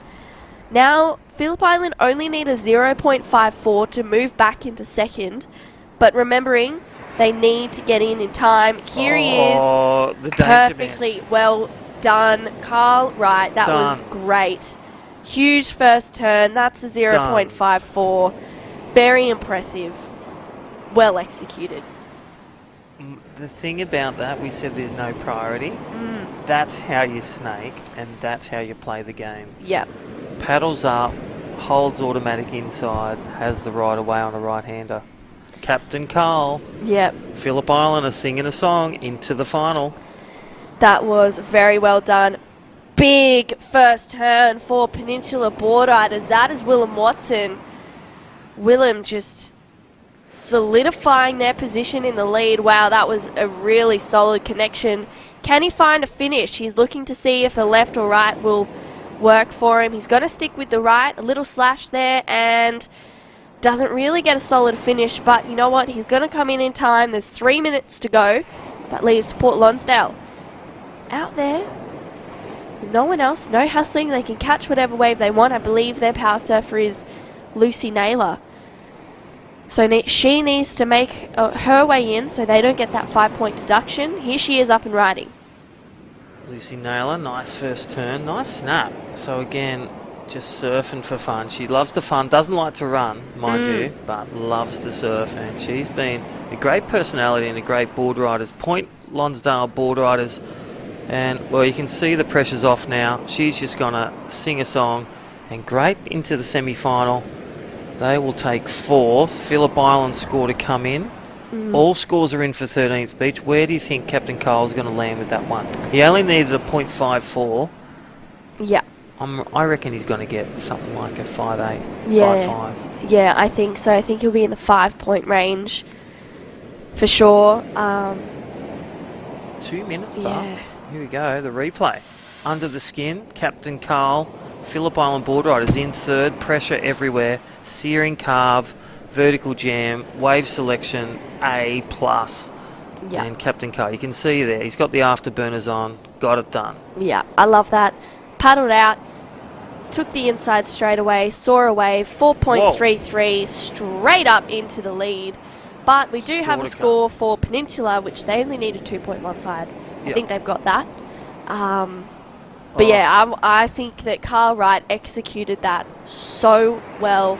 Paddling out, taking the inside and getting that wave. Like, I was thinking, I don't know, it could be really close. They might not make it in the box. But, yep, he did everything perfectly. We are waiting for a score for Peninsula Boardriders. There it is. 5.0. They go back up into the lead. We're going to head down there with Jess Grimwood, who is with PHILLIP Island Boardriders, and they had a really nail-biting finish. The pressure was on you, Carl. You literally had probably about 7 minutes to turn that thing around, and the consequences would have been no finals for you if you hadn't have made it here in time. But you did it. Congratulations. It didn't go that smoothly, that heat, but it's good. Everyone did well. Just chipped away, and yeah, next heat. That's it. Yeah, one more to go before that grand final spot, and 3 spots going through from the final today for Victoria. For PHILLIP Island, you've hosted us today, you've turned on the weather, you've turned on the waves. One more heat would be the best day of days down here, wouldn't it? Yeah, we've been pretty lucky to be able to surf here on the low tide all day. There's not too many days that happens, so yeah, been blessed with waves, and yeah, one more heat away from what we've come here to do and go to the national final, so fingers crossed. Fingers across, toes across, and thank you very much. We'll let you go and get prepared, and congratulations, PHILLIP Island. Thank you.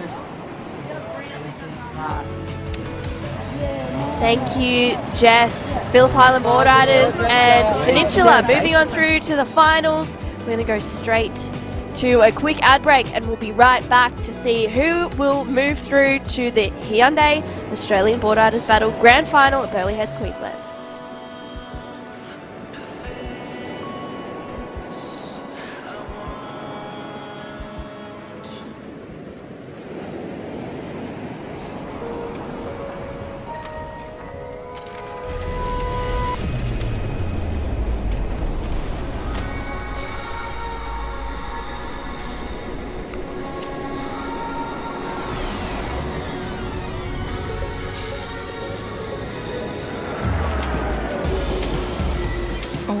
Hyundai Kona, imagined to be bold.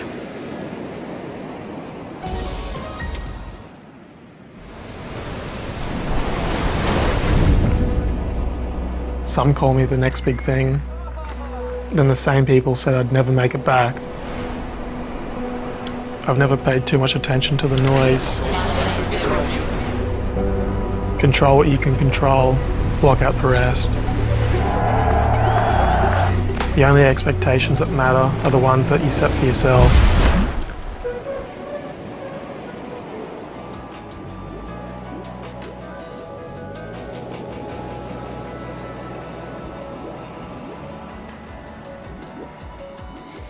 Welcome back to the Hyundai Australian Boardriders Battle Victorian Regional Qualifier. We are having a little quick break. The surf is going to have, a bit of time to regain their energy. So while we're doing that, let's have a look at a ground-breaking Torquay Boardriders heat in that semi-final. 46.55 total, Jesse. Super insane. Xavier Huxtable, a 9.4 and a 9.93. Talk us through this first one, though. Solid first connections. And again for another one, I believe this is the 8.73 for their first surfer. Just absolutely committing to those sections. And, teams really compete off the back of their first surfer. And for Torquay to open up with one like that is just an absolute ace of cards there. And straight out, wow, this wave just looking super solid. Great couple of turns there for Torquay Boardriders. They are just looking so on point. Moving on through to the final, Torquay and PHILLIP Island have gone back to back. They've had a bit of an arm wrestle for the win at this ABB Regional Qualifier for the last 4 or 5 years. So Torquay and PHILLIP Island have, a bit of a grudge match in this final, but top 3 go to the finals, the grand final. But Xavier Huxtable, absolutely on fire. Yeah, so this was his first 9 of this heat. That was a 9.4, and surfing like he was still in NEAS, just got back. He was saying travelled over there with Tully, and then this is Sarah. So she went out there and used the momentum of what, all the other competitors had done, and really just opened up and allowed herself to rip into a bunch of these swooping calves. Really impressive young surfer. I haven't seen too much of Sarah, but I really like what I do see. She's really committed to tight in the pocket turns. She gets a really nice finish on this one here. And then straight out after her was Johnny, and then we saw Zave get this. So this was the 993. It was absolutely ridiculous. He rips through this one, gets another one here, and gets a bit of release at the end. Regains high lines, and we kind of just knew he was going to the air, and then, yep, job well done. Makes it look way too easy. So that was Torquay's last heat. I don't know about you, but that was extremely impressive and one of the best heats I've ever seen put together in the ABB. Yeah, that was, I think, one of the most groundbreaking heats between Torquay board riders. Looks like we're going to head down to Jess Grimwood. She's giving us a bit of an update with a few changes for Torquay.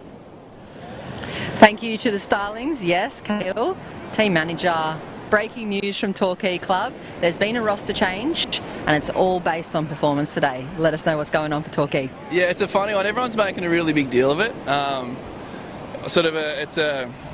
We're at our own loss because we've created so much depth. But what we've got to do is we can't fit 7 servers into 4 spots or 5 spots. So we only had one metric we could go off, which was performances today. So Sarah Hickson's going to stay in the team over Emma Gettigan, and the one that people are tweaking on, but we can only go off performances. The ISA World Champs out. We're going to run with Lucas Hickson, just based off pure scoring, like scoring today. It's a tough one.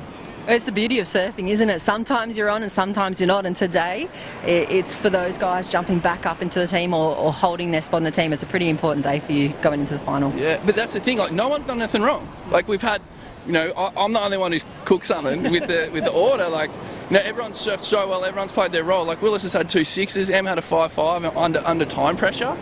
So it's not like anyone's done anything wrong, but we just, we got their heads together, and the big change that has pushed Willis out is Tully Wiley's going to surf.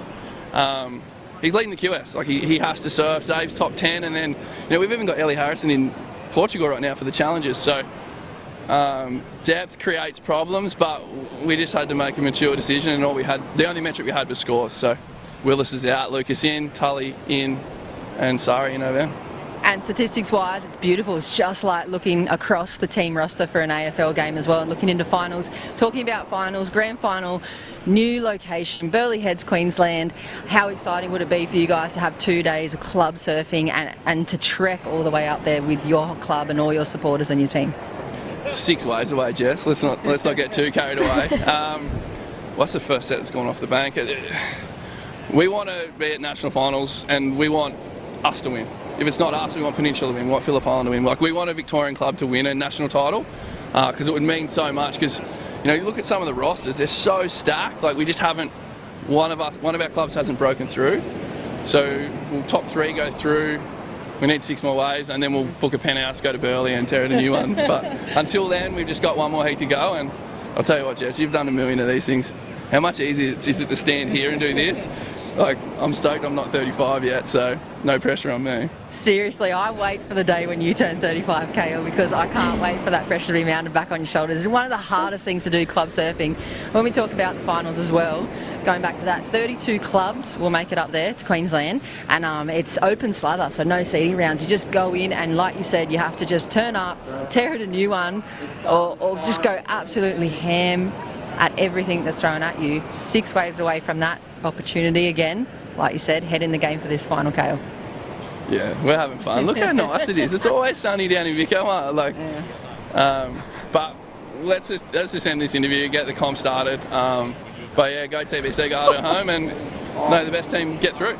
There you go, he said it himself. It's time to start the final. Let's end the interview and see who wins. $1,500 on the line and a spot in the grand final, guys.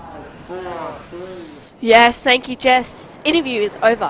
Finished. Kale is in the zone. He's ready to see Torquay take a win. And those changes. Willis Droomer out. Lucas Hickson in. You know what? Well, there we go. Everyone's making their way out into the lineup, but I get the reasoning behind that, He's looked at the facts, and all you can do is look at the scores on paper. Mm-hmm. Lucas performed better than what Willis did, getting a solid score. So with that, he kind of he's got to look at that, take that into account. And then same as Sarah Hickson. She performed better in that second heat. But, you know, it's a great problem to have. The amount of talent that Torquay Boardriders has within that whole field, within the community, is absolutely insane. So I'm glad I'm not Cahill making those decisions, because, tell you what, it's pretty hard. But the final has started. Torquay Boardriders in the red, Jan Juck in the white, Peninsula in the yellow, Phillip Island Boardriders is in the blue. All 4 teams are looking to get a spot in the top 3. Only 3 can go through the finals. Yeah, Cahill kind of just filled 2 roles that came to mind all in one in that interview. He pulled himself a Harley Walters. We saw Harley Walters yesterday. We interviewed him. He won the Phillip Island Junior Pro, and we'll do an interview with him. He kind of goes, yeah, we've got to wrap this up. I've got a flight to go and catch. So that immediately came to mind. But the other role that he just played was the role, which I'm sure there's so many in every Boardriders club, but I'm just referring back to what I know, is he played a Matty Cattle, and he's the coach of North NARRABEEN, but he deals in the facts. And Matty Cattle, you know, he looks at what's on paper and he says, on paper, this is the best team for these reasons, and that is exactly what Cahill has done. So really, yeah, I feel like mature decision-making from the Torquay Boardriders team, but it's not changing anything, because no matter what, they have such a strong team. Even if they swapped it out for whoever else, it's such a strong team. So I love that Tully and Zave are both in. I questioned that a little bit earlier. I said, how come Tully and Zave both haven't been in a team yet? But Cahill obviously just testing the waters, seeing who they want as their A team. I really like how they gave both Lucas and Willis a go, and you know what, both of them stepped up and performed excellently. Lucas scoring that 8.93 on the first wave and really setting the tone for Torquay in that last heat. But the question is, did they peak too soon? You know, they set a new record for Victorian ABB heat totals, but have they peaked too soon? Phillip Island are looking dominant. Jan Juck have been a really kind of dark horse, as well as Peninsula. I really feel like Peninsula is here to win, and you know, Cahill said it earlier, Torquay's the club that everyone wants to lose, and he said we acknowledge that, but we use that as fuel for our fire. But yeah, did they peak too soon, or are they about to break the record they just broke? Yeah, Jesse, I actually questioned that with Crispy in that last heat as well. I was like, you know, did they just have an exceptional heat in the semi-finals, and will they be able to back it up? But I think that I feel like because they've changed the team up, maybe it's a new slate, a fresh clean slate for them. They can kind of just regroup, refresh.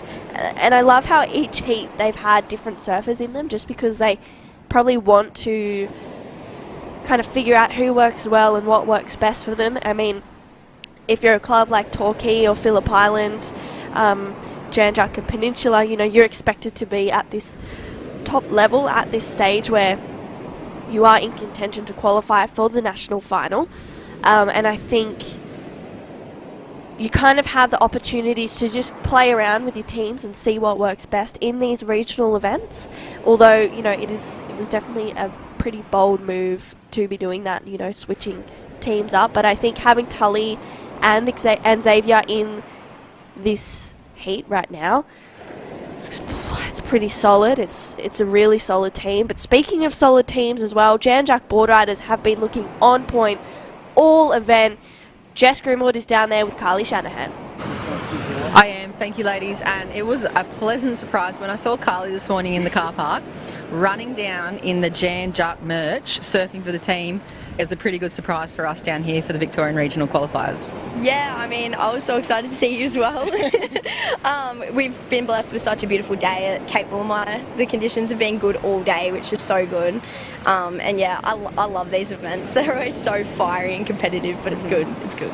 It's very cool to see you on the Jan Juck side as well. I mean, you guys are pushing for your maiden victory in the regional qualifier to take out the bigger clubs, you know, your arch rivals, if you know, want for a better word, of Torquay. But seeing you guys and the energy you bring, you even have your partner down here with you. He's a plumber. He's made some cheerleading signs. He's got the full spirit going on for Jan Juck.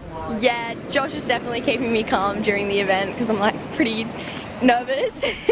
But yeah, no, it's been so cool. I joined Juck at the beginning of the year and everyone's just been so lovely to me and been like a little Victorian family for me, and I guess like having the opportunity to, I guess, surf for them has just been so sick. So yeah, frothy. So what's the situation when you do, you know, move to another state and to apply for the club surfing, do you have to show them like proof of passport or postcode or something like that? Because obviously you were a superstar coming from COFFS. Well, yeah, that's the thing. Nobody knew who I was down here. So I like paddled out at Winky and they were like, who are you? Sort of thing. Do you want to join the club? And I was like, yeah, sure. And then I work at Strapper, so everyone that works there like pretty much surfs for Juck. Or actually, no, a few of them surf Torquay as well. But yeah, so I just like, I joined the club and yeah, no, I'm just stoked. Could say I'm almost Victorian. Oh, nah. Well, you heard it here first. It looks like there's some big sets pumping on through. What's the strategy going out there? Because there's been a lull through the semi-finals, but it seems like for the finals, it's really starting to pulse, and there's that little light offshore puffing as well. Yeah, well, I mean, I guess we've kind of just had a pretty similar strategy since the start. It's just those perfect little right-handers coming through, so it's just like, be quick and be on one of the best ones. Yeah. Well, good luck. Bring it on for Jan Jark. Thank you. Thanks, guys. Thanks, ladies. Carly Hi, Shanahan, you better Carly. watch her. She is solid on her forehand out here in these right-handers.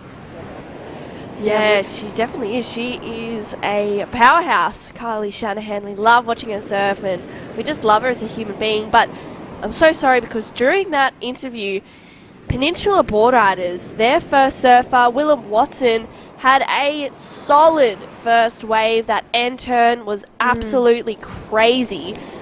Yeah, Wow. I really enjoy Willem Watson. We got to watch him the last 2 days in the Phillip Island Junior Pro, and he was really impressive. Came away with a third in the under-18 boys.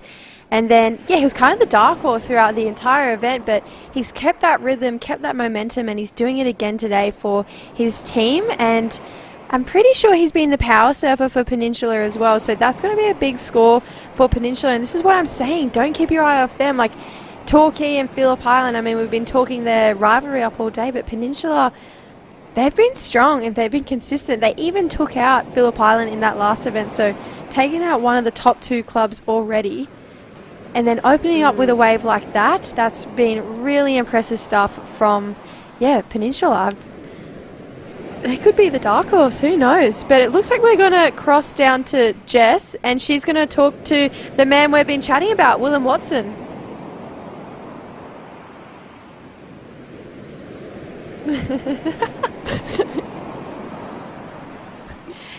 Well, Just come back kidding. to that. Just kidding, it's us. Surprise! Hey, this is what we're doing. I was having a little stretch. Well, out the back, that is Torquay Boardriders. I believe that was the Lucas Hickson. Didn't really get a solid one there. We didn't really get to see what happened out the back. He's looking in to see if he needs to make his way to shore. And that is Phillip Island Boardriders. Carl Wright, we saw him have an exceptional last 6 minutes of that last semi-final. He hassled his way and just took a wave and came in. I was bit worried about how they were going to finish that, but wow, like he finished off that wave, he completed that last heat exceptionally. So Carl Wright starting off for Phillip Island Boardriders with 41 minutes to go, and then out behind him, Jan Jark Boardriders. This is their first surfer, Ed Waters. I wonder if he got anything done out the back while we were still on Carl Wright. These waves just look so fun. I really want to be down in Woolamai. Unfortunately, Jan Jark just coming unstuck on that one. A 5.93 for that first wave of Willem Watson. He's been super impressive this entire event and the entire event the last 2 days. So that's a really good opening score for Peninsula. And Torquay Boardriders sitting and being patient. They'd have the lineup most likely to themselves right now. So next best wave that comes through, I'm pretty sure we'll see Torquay pull the trigger on it. And hopefully we won't have anyone on his inside. This is Willem, true. Yeah, bit of a frothy wave, but he just surfed it to a T.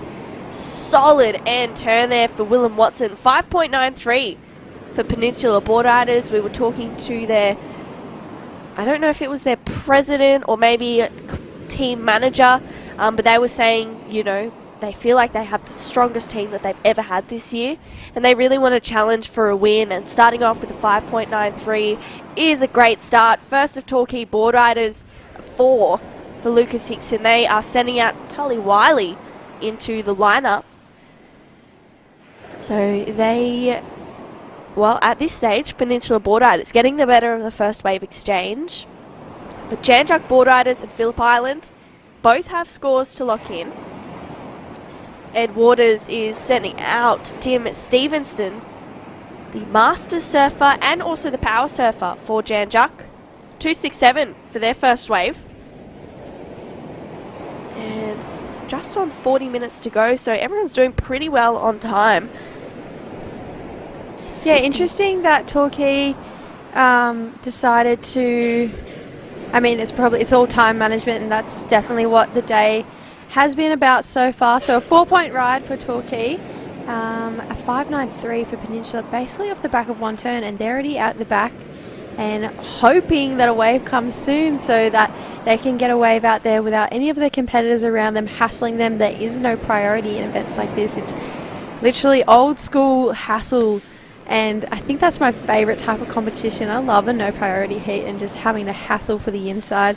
I think that's the NARRABEEN in me. Yeah, I said that to Crispy as well. I was like, I reckon they're my favourite favourite heats. You know, this is the favourite time of the year.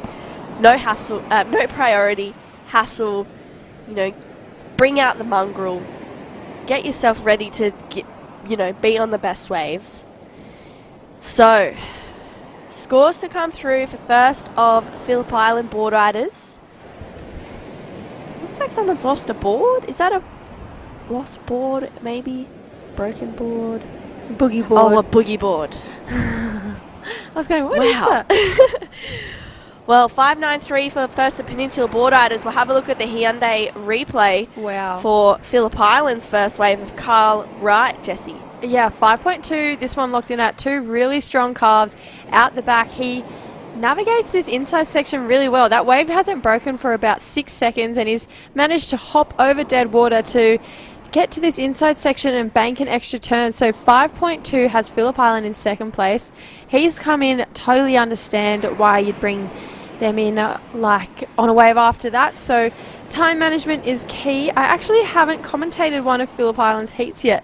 This will be the first one for me, and I'm quite excited about it. So yeah, 37 minutes on the clock. Peninsula out in front, the underdog.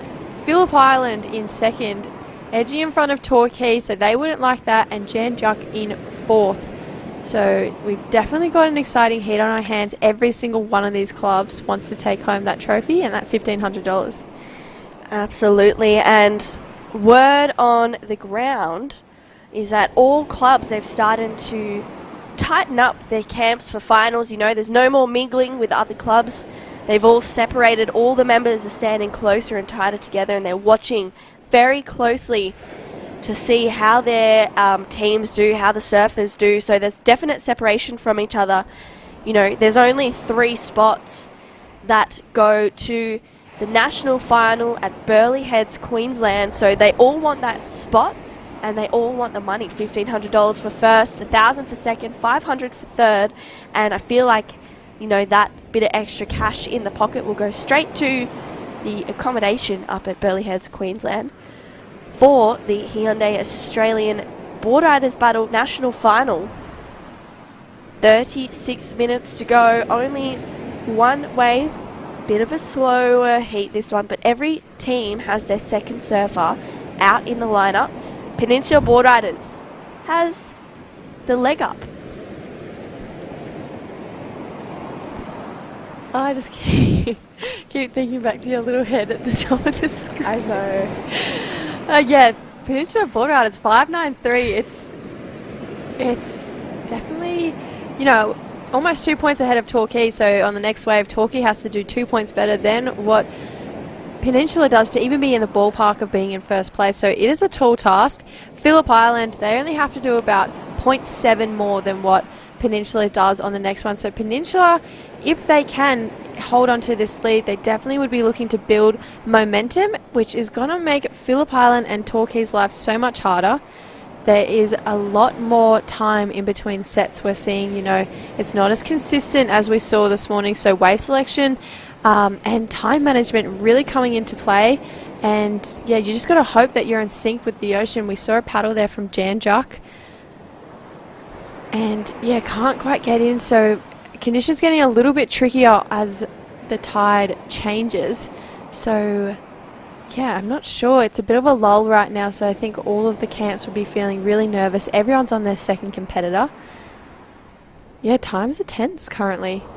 I wouldn't, yeah, this is the most nerve-wracking part of the day. Yeah, and the cross shore has just started to puff up a little bit, so there's maybe a little bit of texture on the faces of the right-handers that are peeling on through at Woolamai today, but there's still some great conditions. Looks like someone's having a paddle here. Red has the inside, so he's got the best of this one. Tully Wiley up and riding on his backhand. Huge floater to start this wave off. Backs it straight up with another solid connection. Rips it around here. This wave starts to fatten out a little bit, but this is when it hits this inside bowl. Will it offer him another vertical connection for him to really finish off? Tully Wiley bangs it for a finish. You'd think that Torquay would be really stoked with that one. Wow, so Torquay Boardriders making a good call, sending Tully Wiley out there for the final. I was a big fan of that wave. Yeah, it was great. It was a really well-surfed wave. I think it'll be a pretty good score for Torquay. Definitely put him back in contention for that first place. There we see Tully just charging it back up the beach. I'm interested to see if they're choosing him or Xavier for their power surfer.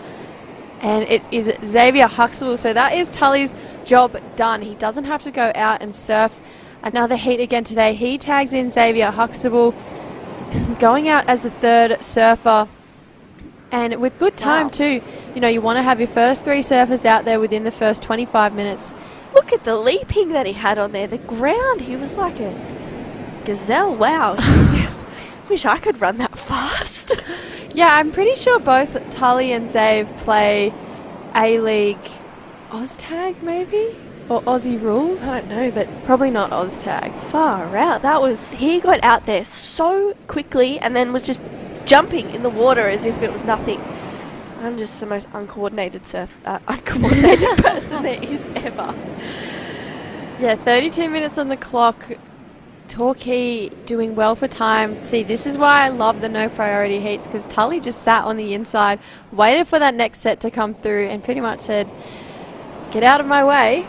I'm on the inside and none of you want an interference on me. So, yeah, I don't know. If I was Peninsula, Phillip Island or Janjuk, I'd probably be getting a little bit more mongrel in me right about now. We're coming down to that 31-minute mark, so you still want to have a third surfer out there and catch a wave and come in before 25 minutes so that you are on time for the back end of the heat. So, yeah, I don't know. I feel like I'd be getting a little bit more aggressive with it. That last wave for Tully, a 6.83, so a really healthy score for Torquay's lineup. And as well for Torquay Boardriders, a little bit of inside knowledge.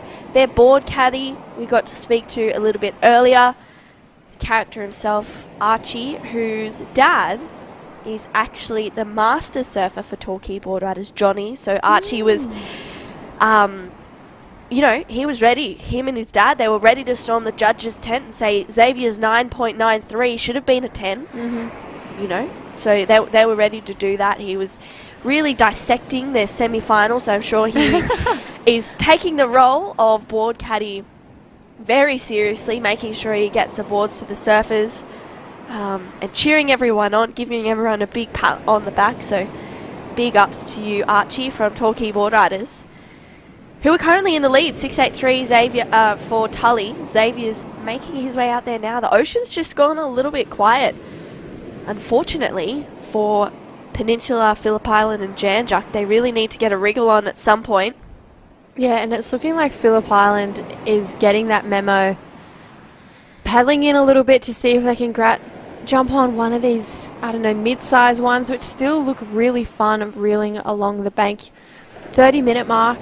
I mean, you can go over. It just means it's adding that little bit of extra pressure onto that back 3 surfers, and the aim of the game is to have a great score lineup so that your power surfer can go out there and pretty much just tie the bow and sign off so that you can come away with a win. So if you go into that back 25 minutes of the 3 surfers, it's just going to put that little bit more pressure on the power surfer. You want to give them as much time as they can so they can choose one of the best waves that come through. So looks like, you know, all these guys know what they have to do. It is unfortunate. This is honestly the slowest heat we've seen today, and it just happens to be the final. This is what I mean with the non-priority heats. A little bit of mongrel, and you'd find yourself on the next one. Xavier already on the inside. So if a set came through right now, it doesn't matter that Xavier just paddles straight back out there. He can literally take off on the next wave just because he's on the inside and get Torquay another score for their third surfer and be in on time. So stressful times currently for 3 out of the 4 board riders clubs, all on their second surfer. Still Torquay out there with their third, and Xavier will be looking to get in and out pretty quickly so he can give himself more time at the back end for the power wave, which is, you know, the one that really matters. Yeah, power wave's important, but it's also important to make sure that, you know, everyone has a bit of time, because each surfer in the team is a solid asset as well. Their masters, Johnny, the female surfer, Sarah Hickson as well. You know, it's really important that they all get their time out in the water. And time is ticking away. We're almost halfway down in this heat, and 2 surfers, well, the second surfers are out there for Peninsula, Phillip Island and Jan Juc. Third surfer out there for Torquay, who are, you know, I would say they're running relatively on time. You always want to try and finish as early as you can so you're not threatening the 5 points. Looks like Phillip Island having a good look at this one on the inside here. This is, unfortunately for Phillip Island, just a little bit too deep on that one, and looks like a bit of a rogue left here for Jan Juc Boardriders. Unfortunately, that one going a bit straight as well, so the conditions have changed a lot throughout the day. Xavier Huxtable having a solid paddle at this one. You can see the frustration from Peninsula there. Xavier flying down the line. What's he got for us on this one? One quick float there, picking up where Tully left off. Unfortunately, coming unstuck for Xavier. He'll have to get back out there and get another one, because that's not the kind of surfing that Torquay likes seeing from Xavier. So he'll need to regain that. Yeah, I think that was my jaw. I went, oh no. You know, that's really unlikely from Xavier, and I don't know, I can just feel everyone on the beach being like, oh no, like it's such a heartbreaking moment to see a surfer fall, especially in such dying moments. You know, like there's not a lot of time on the clock, but Torquay are in a better position than the rest of the clubs out there.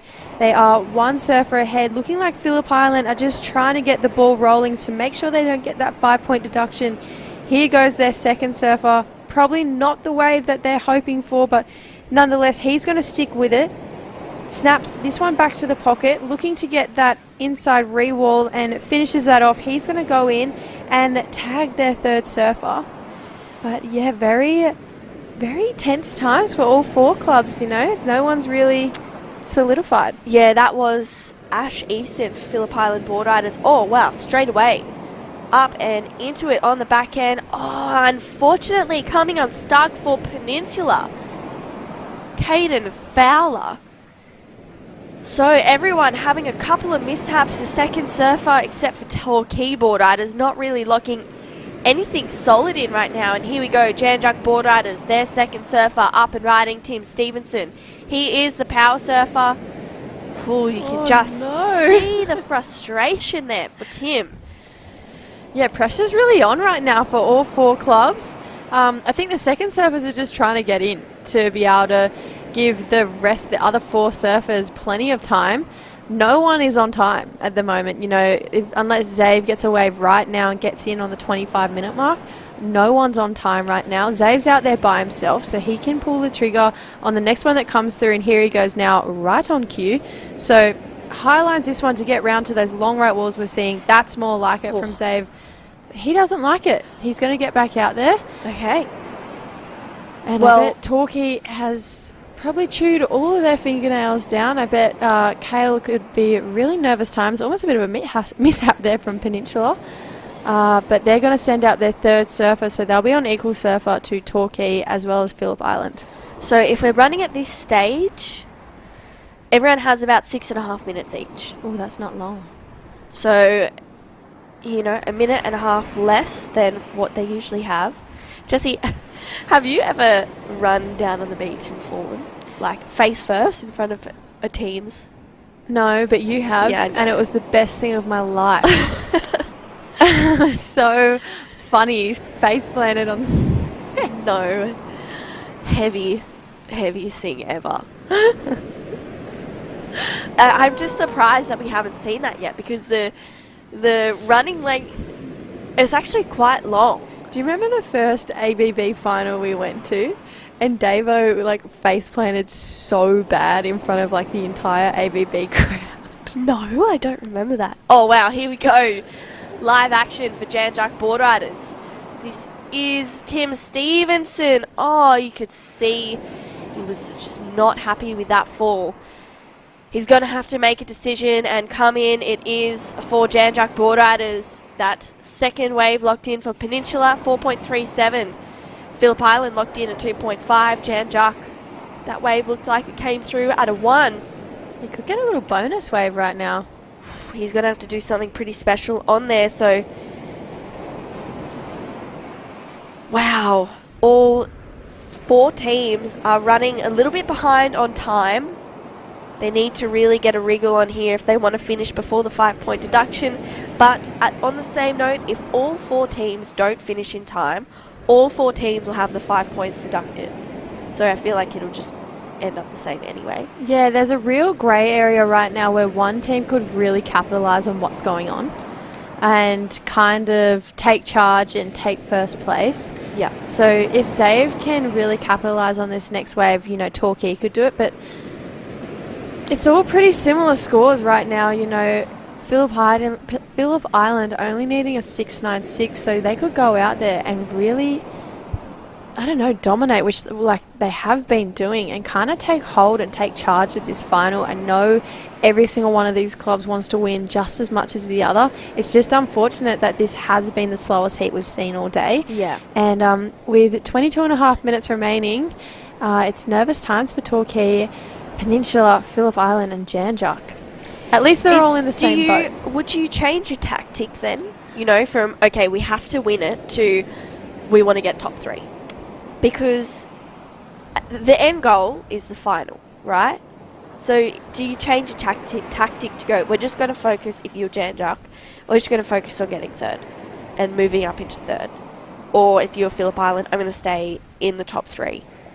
I feel like the end objective, no matter what, is to put down good consecutive scores and have the team in before the end of the time frame, so there isn't no deduction. But we'll get back to that in just a second. We're going to go and see what the vibe's like down at Peninsula with Jess Grimwood. Just under 22. Oh, we're here. Sorry, Kate and I are just catching up on what just unfolded in that last probably 18 minutes. You were the first surfer for the team, and you were just talking about how much time you burnt up out there. Yeah, it was a bit unfortunate. I was pretty excited heading out there with all the other surfers coming in. So I thought I had a lot of time, and I thought for sure there'd be a set, and then I just sat and waited and waited. And yeah, then by the time everyone got out, the Torquay sort of got right on the inside. There was just a perfect little double up, and I was like, so sort of waited my time and sort of just did what I could really with like a smaller inside, just because you can't burn too much time for the team. Like 18 minutes, you're already stressing out. So yeah, hard work out there. Slowed down a lot. They did it twice too, didn't they? Inside position. Oh, and I was like, no matter what, I'm not gonna let him do it again. And then it just happened again. I was like, no. But what do you do? Like, oh, and our guy's going now. So talk us through it. Oh, we got Pedro. He's getting a nice little link up on the inside here. I don't know what he did at the back, but he's absolutely flaring on the inside. Little slide tail, little carve, and a little end section, which we love. That's good. We needed that. And listen to the cheers. You can have a look just across there from the Peninsula Club. They're feeling really good. They're feeling good. Obviously, we've got a bit of work to do, but yeah, we're having a crack. Yeah, all you got to do is finish 1st, 2nd or 3rd today, and you're up in Burleigh. Qualification is key. There you go. That's Caden. That's Peninsula Boardriders Club. You got to keep a really good eye on them too. They're really keen and are really frothy for that spot up in Queensland. Thanks, Jess. Yeah, this is what we were talking about. One club right now, there's a grey area that they can really take charge of what's going on, and Peninsula is kind of doing that, only needing a 4.36 to jump Torquay interesting enough, Zave is still out there. 19 minutes 47 to go. There's Wow. 3 surfers after him. So if I get the calculator out, I can tell you he's cutting it fine. Not. Oh yeah. So let's go 19 minutes for 3 surfers. They'd have 6 minutes 30 each. No, it would be 4 because Xavier, and then the Masters, and then the 5th, and then Xavier back out again. He's still out there. Oh god. So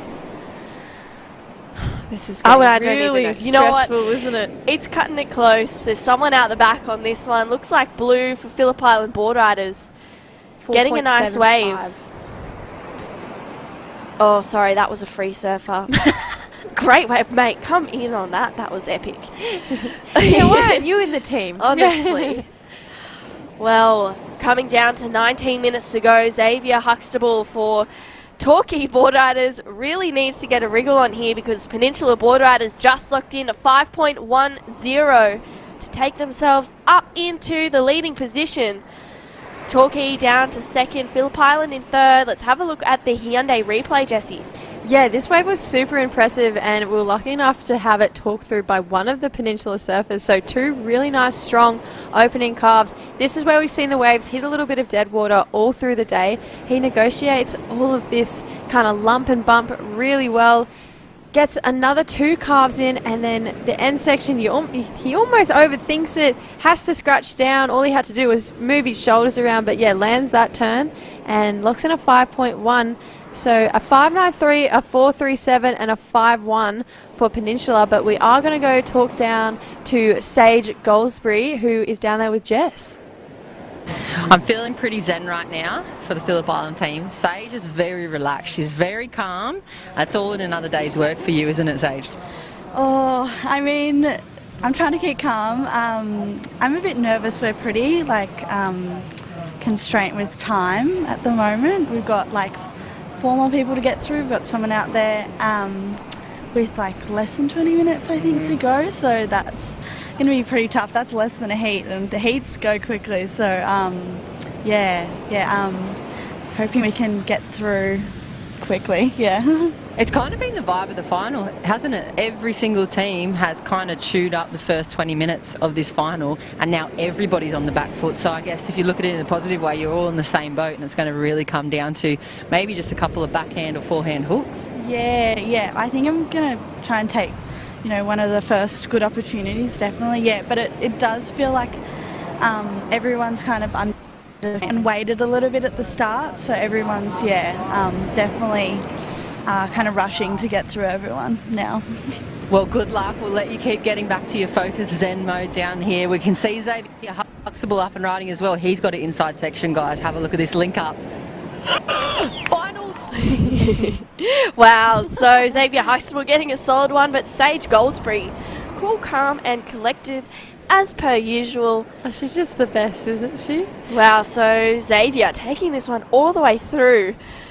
That is more like it for Torquay Boardriders. They'd be pretty happy with that one, but maybe not so happy with the amount of time it took him to get that. That looks like the team from Jan Juck Boardriders finishing that one off. That is their 3rd surfer, Finn Barry. Xavier making the run up the beach. He's going to have to put in the hard yards to get there in time. But I think he's got a pretty good score to lock in. Yeah, that's the best wave of the heat so far, in my opinion. That was really impressive surfing from Zave. Just a shame that he couldn't, turn that type of surfing on either of the opportunities he had earlier. Oh. Wow, that's a really great first turn from Phillip Island into another strong one. So this is looking like a good score for Phillip Island Boardriders. This is their 3rd surfer. Yeah, this is Francis made up and riding on this one. Wow, solid connections on his backhand. These waves that are starting to peel through. I mean, the ocean went a little bit quiet then, but just, pushed through a couple of good waves for Xavier and Francis to really unleash on. Looks like Peninsula quick in and out there. So they have momentarily gone into the lead. I feel like Torquay will be taking that back. Mm-hmm. That was also a really good wave for Phillip Island. Yeah. Let's see where that comes in as well. Yeah, let's watch the replay. So this is the replay for Jan Juck, which looked like a really nice wave at the back end. So floats that first section and then gets up there for a really nice snap in the pocket, carves back around. the double up on the inside looked really fun from the surfer.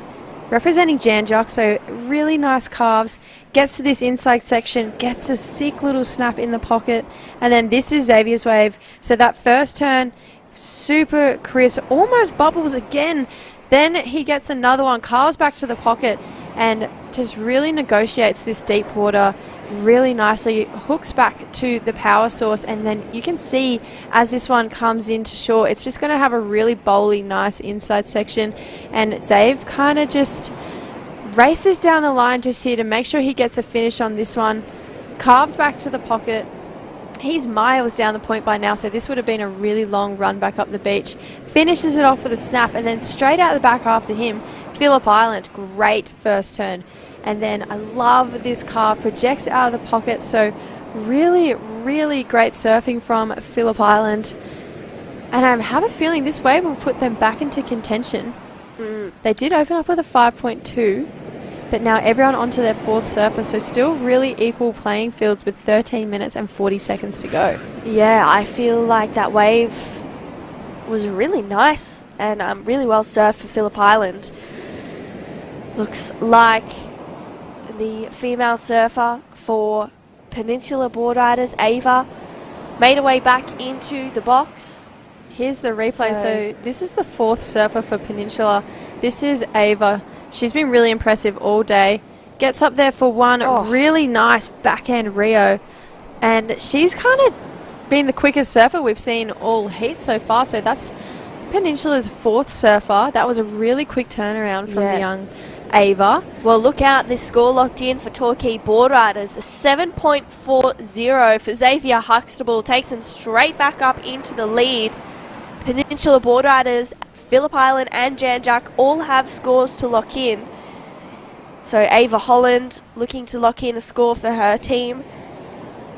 They are sending out their fifth surfer, so they've regained a little bit of time, but still 12.5 minutes. Wow, it is really cutting it fine for all of our teams. Will they be able to finish in time? What are their tactics, you know? Do they change it? Don't go out the back, mate. We need you to come in, sit on the inside, get a little link up, go to town on it, come in, and just to kind of give a little bit of extra time for their power surfers to really get a solid connection. But that 7.4 for Torquay Boardriders has really made them stand out in this final. Yeah, 18.23. We still have a score to drop in for PHILLIP Island. Janjak with the power of that last wave go into third, 5.3. We still have another score, like I said, for PHILLIP Island. I reckon that will push them back up into third or even go to second. Peninsula have a score to lock in too, but we are going to go back down and have a chat to Zave with Jess Grimwood and see how he's feeling about that 7.4. Yeah, I'm standing in the Torquay camp and they're looking to paddle into this one. You can see they're up and riding out the back right now as well. Zave. Bit of fallback, that's alright. Should get back out there. Hopefully it starts getting a bit more consistent. It's gone pretty slow on the high tide, but nah, it's all good. Back out there. Plenty of time. You posted a 7.4, but there was a lot of time challenge for all you second and third surfers going through there. Yeah, I mean, luckily everyone was kind of in the same boat. I mean, otherwise it was just, I would have felt pretty bad, but yeah, I mean, it's just got real slow in that middle bit. Like, I got a couple sets, but they were just pushing real wide and we were kind of getting pushed deep. So, yeah, it made it tough, but yeah, ended up finding one, which was good. At the moment, getting the job done. Archie, I'd love to hear your breakdown of Zave's 7.4. You watched it from the shore. What did you think happened there? Do you think that's a good score for him? Yeah, I reckon he probably deserved higher. But yeah, it was a great wave. I like how you're always back in the club, always back in the boys surfing out there, and it looks like your twin's back as well. Yeah, he just got his nose glued and his back supporting the boys. So, yeah, well, hopefully we can get the win done. There's still 10 minutes to go. There was no way you guys were missing this final today, was it? No, I wasn't worried. Well, there you go. This is Torquay. That was Zave's last wave, 7.4. They're about to find another wave for their girl, but it's tense time. Still plenty of moments left. We'll probably pass back down to the Gromitator at some point as well, because they've got some great insights. They're literally as close to the action as you can get, and they live and breathe club surfing. That they do. The Gromitator. I love it. Epic. The Gromitator. Archie's a cute kid. He is. the board caddy for Torquay Boardriders. But we have seen a change in situation with 9 minutes 45 seconds on the clock. Peninsula Boardriders takes the lead courtesy of that 4.67. Here we go, Phillip Island. They dropped to 6.1 on their last wave. But their girl, Sage Goldsbury, will have to kick out of that one. They're sitting in 3rd place. And this is Peninsula Boardriders up and riding again. Lockie Mack, their master surfer, I tell you what, he turned around a really quick wave in that last heat. And Peninsula finishing that one off. Ava Holland out behind. Yeah, that was a really nice first carve. Not sure what she got done before. So this one bowling up really nicely on the inside. She'll be looking to finish this one off for her club. Section approaching. Gets a really nice end section snap. She's been super reliable for the Torquay club. They're going to send out their 5th surfer with 8 minutes and 50 seconds to go. So it's going to be really challenging times for, you know, their senior surfer. And even for Zave, you know, he's the power surfer. Here we go out the back with Carly. Really nice opening turn. This is why we love Carly. She's super powerful on rail. She's going to try and negotiate this for a solid inside section. Looking like it's going to build up to offer her a lot to work with. So great wave for Carly Shanahan. And then we're catching up with Sage right now. She's got a section, tags it for a finishing turn, and Sage is so reliable when it comes to strong backhand surfing and forehand surfing. So that's going to be a big score. I'd love to see what Sage did out the back. But things are getting really close between all 4 clubs. Yeah, she rips off the leggy. She's ready to run up the beach. This is Sarah Hickson for Torquay Boardriders. She's looking to get them back up into the lead on this wave. Another nice setup carve there for Sarah as she tags it for a better looking finish. And then straight behind her, Carly Shanahan. Really nice first carve. As you said, Jessie, she's a really reliable rail surfer. She's got such a good rail game. She takes her way through to the inside on this one, lining it up really nicely for a solid finish. But Sage Goldsbury, this is the first look out the back. Great first carve for Sage. And then she brings it around again for another one, just really drawing it out. And this is where she lines it up for a solid end section snap. So we have scores for Torquay, Phillip Island and Jan Juk to come in. I believe that we will be seeing another shake-up of the leaderboard. 7 minutes to go. Last wave of Torquay, 4.4. Takes them back into the lead, only just. But we have scores for Phillip Island and for Jan Juk. Yeah, tense times. Wow. Everyone is either sending out their 4th or 5th. Sorry, everyone should be sending out their 5th surfer with 6.5 minutes to go. Yeah, so everyone still has a power surfer. Wow. Peninsula is already out there with their 5th surfer. So power surfer was the last surfer for Peninsula, their 5th surfer, and we're still waiting for that score. Sorry. So Peninsula has a bit of an edge on everyone else. They're going to send their power surfer out there. Wow. So Johnny is out there. He's the master for Torquay Boardriders. He is opting to go for one of these little mid-sized ones. A great decision. Huge first carve. Tagged it for a second turn. He wants to give Xavier Huxtable as much time as possible. He is an exceptional team surfer. Yeah. Great finish there for Johnny. Torquay Boardriders will be happy with that one. Jan Juk getting a nice wave in there as well for their 5th surfer. They have to make their way in. We have 5 minutes and 45 seconds. Phillip Island, great first turn there. And again for another one. That's the junior surfer for Phillip Island Boardriders. Will they be able to finish it off? He does. And he rides out, so they would be happy with that. Wow, okay. We have so many scores to lock in. We still have Carly's score. We still have Sage's score. And we still have the 5th score. So we're going to go down to Jess Grimwood because there is so much tension just in here. I can't imagine what it's like down the beach, Jess. That's Phillip Island making their way out. You're exactly right. This is roving report. I'm going to wrap it up in 20 seconds for you. Everybody's nails are gone. They're biting them off right down to the core. Everybody's huddled around the phones. It is that tight. And you just saw the strategy from Torquay. Johnny opted to zip into the inside, picked up a quick wave. Zave's now got 5 whole minutes. If that strategy plays off, they're going to be looking at the win. If not, though, Peninsula have been leading for so long. They're looking really solid. Plus, they've got to get past Janjuk and Phillip Island. And it's starting to pump again. There's a little texture now, but seriously, you can feel it. I got goosebumps. Everybody's lost their nails. Hold on for 5 more minutes to take that title today at Victoria. Wow, thank you so much, Jess Grimwood. It is high stakes, high tensions down there at Cape Woolamai for the Hyundai Australian Boardriders Battle, the Victorian Regional Qualifier. We still have so many scores to lock in. The judges have their work cut out for them. Some people, or some teams, have their power surfers out there. Some teams still have their 5th surfer. It's now a choice of, do you go out the back or do you sit on the inside? I can see Xavier Huxtable looks like he's opting to go for maybe an inside wave. Looks like Janjuk Boardriders had a look at this one.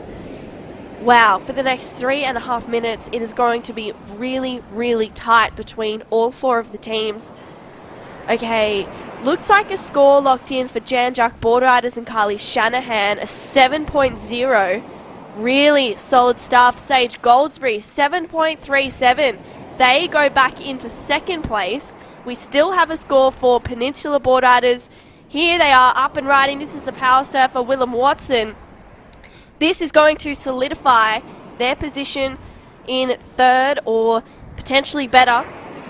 But wow, it is really close between all 4 teams. He really needs to do something special on this end section here. Ditches the fins for Willem Watson, the power surfer. They will finish in time, which is a huge tick in the box. Yeah, that's a massive leg up against the other 3 teams whose power surfers haven't even caught waves yet. We're panning back. Is there action? There is. Xavier Huxtable's up and riding on an inside left. Great second turn. This is their power wave. They're going to get in the box in time. He's still going, looking for a solid end section. Holy moly, my heart's racing. So this is really, really close. We're still waiting for a score, 2 scores for Peninsula, now a power wave from Torquay. Phillip Island and Janjuk are in the game too. They both need a power wave each. Here goes Phillip Island. Oh no, it's not. Oh no, there we go. Great opening carve. This is Kyle Wright, Mr. Bang. Reliable. Oh! Oh no! Oh no, okay, well Xavier Huxtable got a really great power wave on that left. Let's see what it locks in as. The 5th surfer locked in at 4.07. That was for Johnny for the power wave for Torquay Boardriders. Kyle Wright unfortunately fell on that power wave. They still have their 5th surfer's wave to lock in, plus his, which was looking really good. Peninsula Boardriders just moved up into 2nd. They got a 5.3 for their 5th surfer. They still have their power surfer to go. Janjuk has a 5th wave to lock in. This is the power wave. Yeah, this is their power wave for Tim Stevenson. So he needs to roll through this one. We have 1 minute 15 seconds to go. So Phillip Island is out there. Oh no, Phillip Island have come in. But Kyle Wright fell. So this wave was really critical for Janjuk, whether Phillip Island or Janjuk come in 3rd. So this is the last person coming in. He's nail-biting stuff. 50 seconds to get to the box. I mean, he'll probably get in the box, surely. He's just kind of cruising up there. But you were saying Kyle Wright got a wave and he fell. But, Jesse, we have... Okay, the 5th wave came through for Phillip Island, 3.77. We have a 5th wave to lock in for Janjuk Boardriders, plus their power wave. But we also have a power wave to come through for Torquay Boardriders. Peninsula, we have power waves for all 4 of our teams. Well, this is close. Wow. This is crazy. I can't even pick it. Torquay is safe in the top 3. I'm not sure whether they stay in 1st after the power waves. I don't know. But we're going to cross down to Jess. She's going to tell us exactly what the tension's like down there. We're still waiting for those important scores to drop in. I really don't know at the point. It's hard to tell. What are the feelings from you? You got the job done. You still had 15 seconds on top of the least. Managed to get in on time, but that's about it. Yeah, it wasn't our best effort, but it's tag team. Yeah. You got to take what you can get out there, and it was hard for everybody at the start. The tension, I saw your team too, just pacing while you were out there. Could you feel it in the water? No, the vibe's good in the water. Everyone's friendly. Everyone's known each other for a long time, and it's good rivalry between the clubs. Yeah, beautiful. Well, we'll leave you with it because we're really seriously importantly waiting for these scores, and it is intense. That third spot is probably the most important because fourth won't go to the finals. Let's wait and see, guys. Thank you, Jess. Very important numbers. Wow. To lock in, the heat is over. Everyone got in time. That was even impressive. Even with that huge time setback. We have scores. Okay, Xavier locked in 5.57 for his wave. Torquay are in front on 32.27 right now. 3 for the power wave of Jan-Jack Boardriders. It was a 3. It locks them in at 4th. So, it looks like, I mean, we still have some scores to come through, but I'm pretty sure Torquay Boardriders, Peninsula Boardriders, and PHILLIP Island Boardriders will be making their way through to the Australian Boardriders Battle National Final, the Hyundai Australian Boardriders Battle National Final at Burleigh Heads, Queensland, March 9th and 10th. Next year, which is super exciting. Torquay putting on a great display, but let's see who actually takes out the event because Peninsula, I think, have a pretty decent power wave to lock in. They need a 6.9 and it's definitely in that range. I mean, that wave for Willem Watson was really good. I would love to see the underdogs take out the 2 top seeds, you know, the Torquay and PHILLIP Island. We just have to wait and see, but you know, all 3 of those clubs would be stoked that they have made it to the final. And there it is, a 4.77. Torquay take it out. Peninsula Boardriders in second. PHILLIP Island come in 3rd and Jan-Jack in 4th. So, holy moly, what a final. I was on the edge of my seat for that entire 50 minutes. Me too. That was absolutely intense. There was so much going on. I mean, I could, like, between the 2 of us, we were just freaking out for everyone in the teams, and then down on the beach it looked crazy. Let's go down to Jess Grimwood, who's going to chat with the team winners, Torquay Boardriders. Yeah, we're here with the winners. Congratulations, guys. Torquay taking the win, and pretty much based off that little strategy too. Team captain, we saw Johnny swing around on the inside and give Xavier extra couple of minutes for your last power wave, which actually really counted towards the end of this and get you the win. Yeah, we're just watching the tide come in a bit, and it was really slow kind of at the start, like slower than all day has been, so we just made the call to send Johnny out kind of halfway, and he just lucked into this perfect little double up and just did what he does best, and all that jock practice paid off for him, and then that opened it up for Zave, and Zave, as we always call him, the Iceman. He's just no fear in these situations, and he just gets it done every time, so we all had so much trust in him and knew he was going to get it done, so really confident in him, which is good. Well, $1,500 in the bank, and that'll be go straight towards booking those flights for the team to go up to Burleigh Heads, Queensland. And I think Kale called the penthouse as well for the rest of the team up there. Yeah, I think we'll quadruple that and get a big penthouse and fly up the whole club. Question for you, Zave. You're the Iceman at the moment out there. You got the job done. It really, they left everybody hanging right until those last 4 scores for all your power surfers. Did you know you had it in the bag, or were you waiting just to hear it officially? Oh, well, none of these crew, I think me and Will stood up at the same time, so no one actually knew what he needed or I needed or what his wave was like, so we're kind of in the dark, but stoked we got it done. It was tough, but it was good. Good to get done. Now you can go hydrate, relax, revel in the glory. Congratulations, Groms. You've been a standout throughout the day. Well done for the win. How do you two feel? Awesome. Yeah, it was. Final was tense, but it feels good to get a win. That's it. Lucky you came back, mate, because you guys took #1 spot for the Victorian Regional Qualifiers. Congratulations. Yeah, it's pretty sick. Well, well done. Well, this is Torquay. Congratulations again, Captain, Zay, Johnny, the rest of the guys and girls for Torquay. It's a great day performance for you two. Yeah, we're stoked, and let's see how we go at Burleigh. Bring it on. Torquay, they're your club champs. Thank you.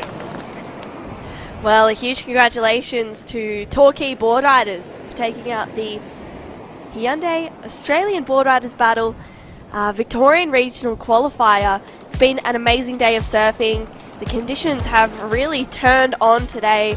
Torquay has been looking really solid all event, posting a 46.55 heat total in their semi-final, which is the best heat total we've ever seen in a Victorian Regional Qualifier, which is pretty insane. Oh yeah, they broke records this event, and you know, like Kale said, they were the team that everyone wanted to lose, which means, you know, they were the most dominant team, and it was kind of their event to lose. They were super impressive the entire event. I love how they're calling Zave the Iceman. Kind of follows along with Damien Hardman, the original Iceman, who is still such a great clubs person, and yeah, we love seeing him in a tag team as well. Absolutely. Well, thank you so much for tuning in for the Hyundai Australian Boardriders Battle. It's been an amazing day. We'll leave you with a couple of highlights from today, and we're going to look forward to the next Australian Boardriders Battle Regional Qualifiers in COFFS Harbour, October 16.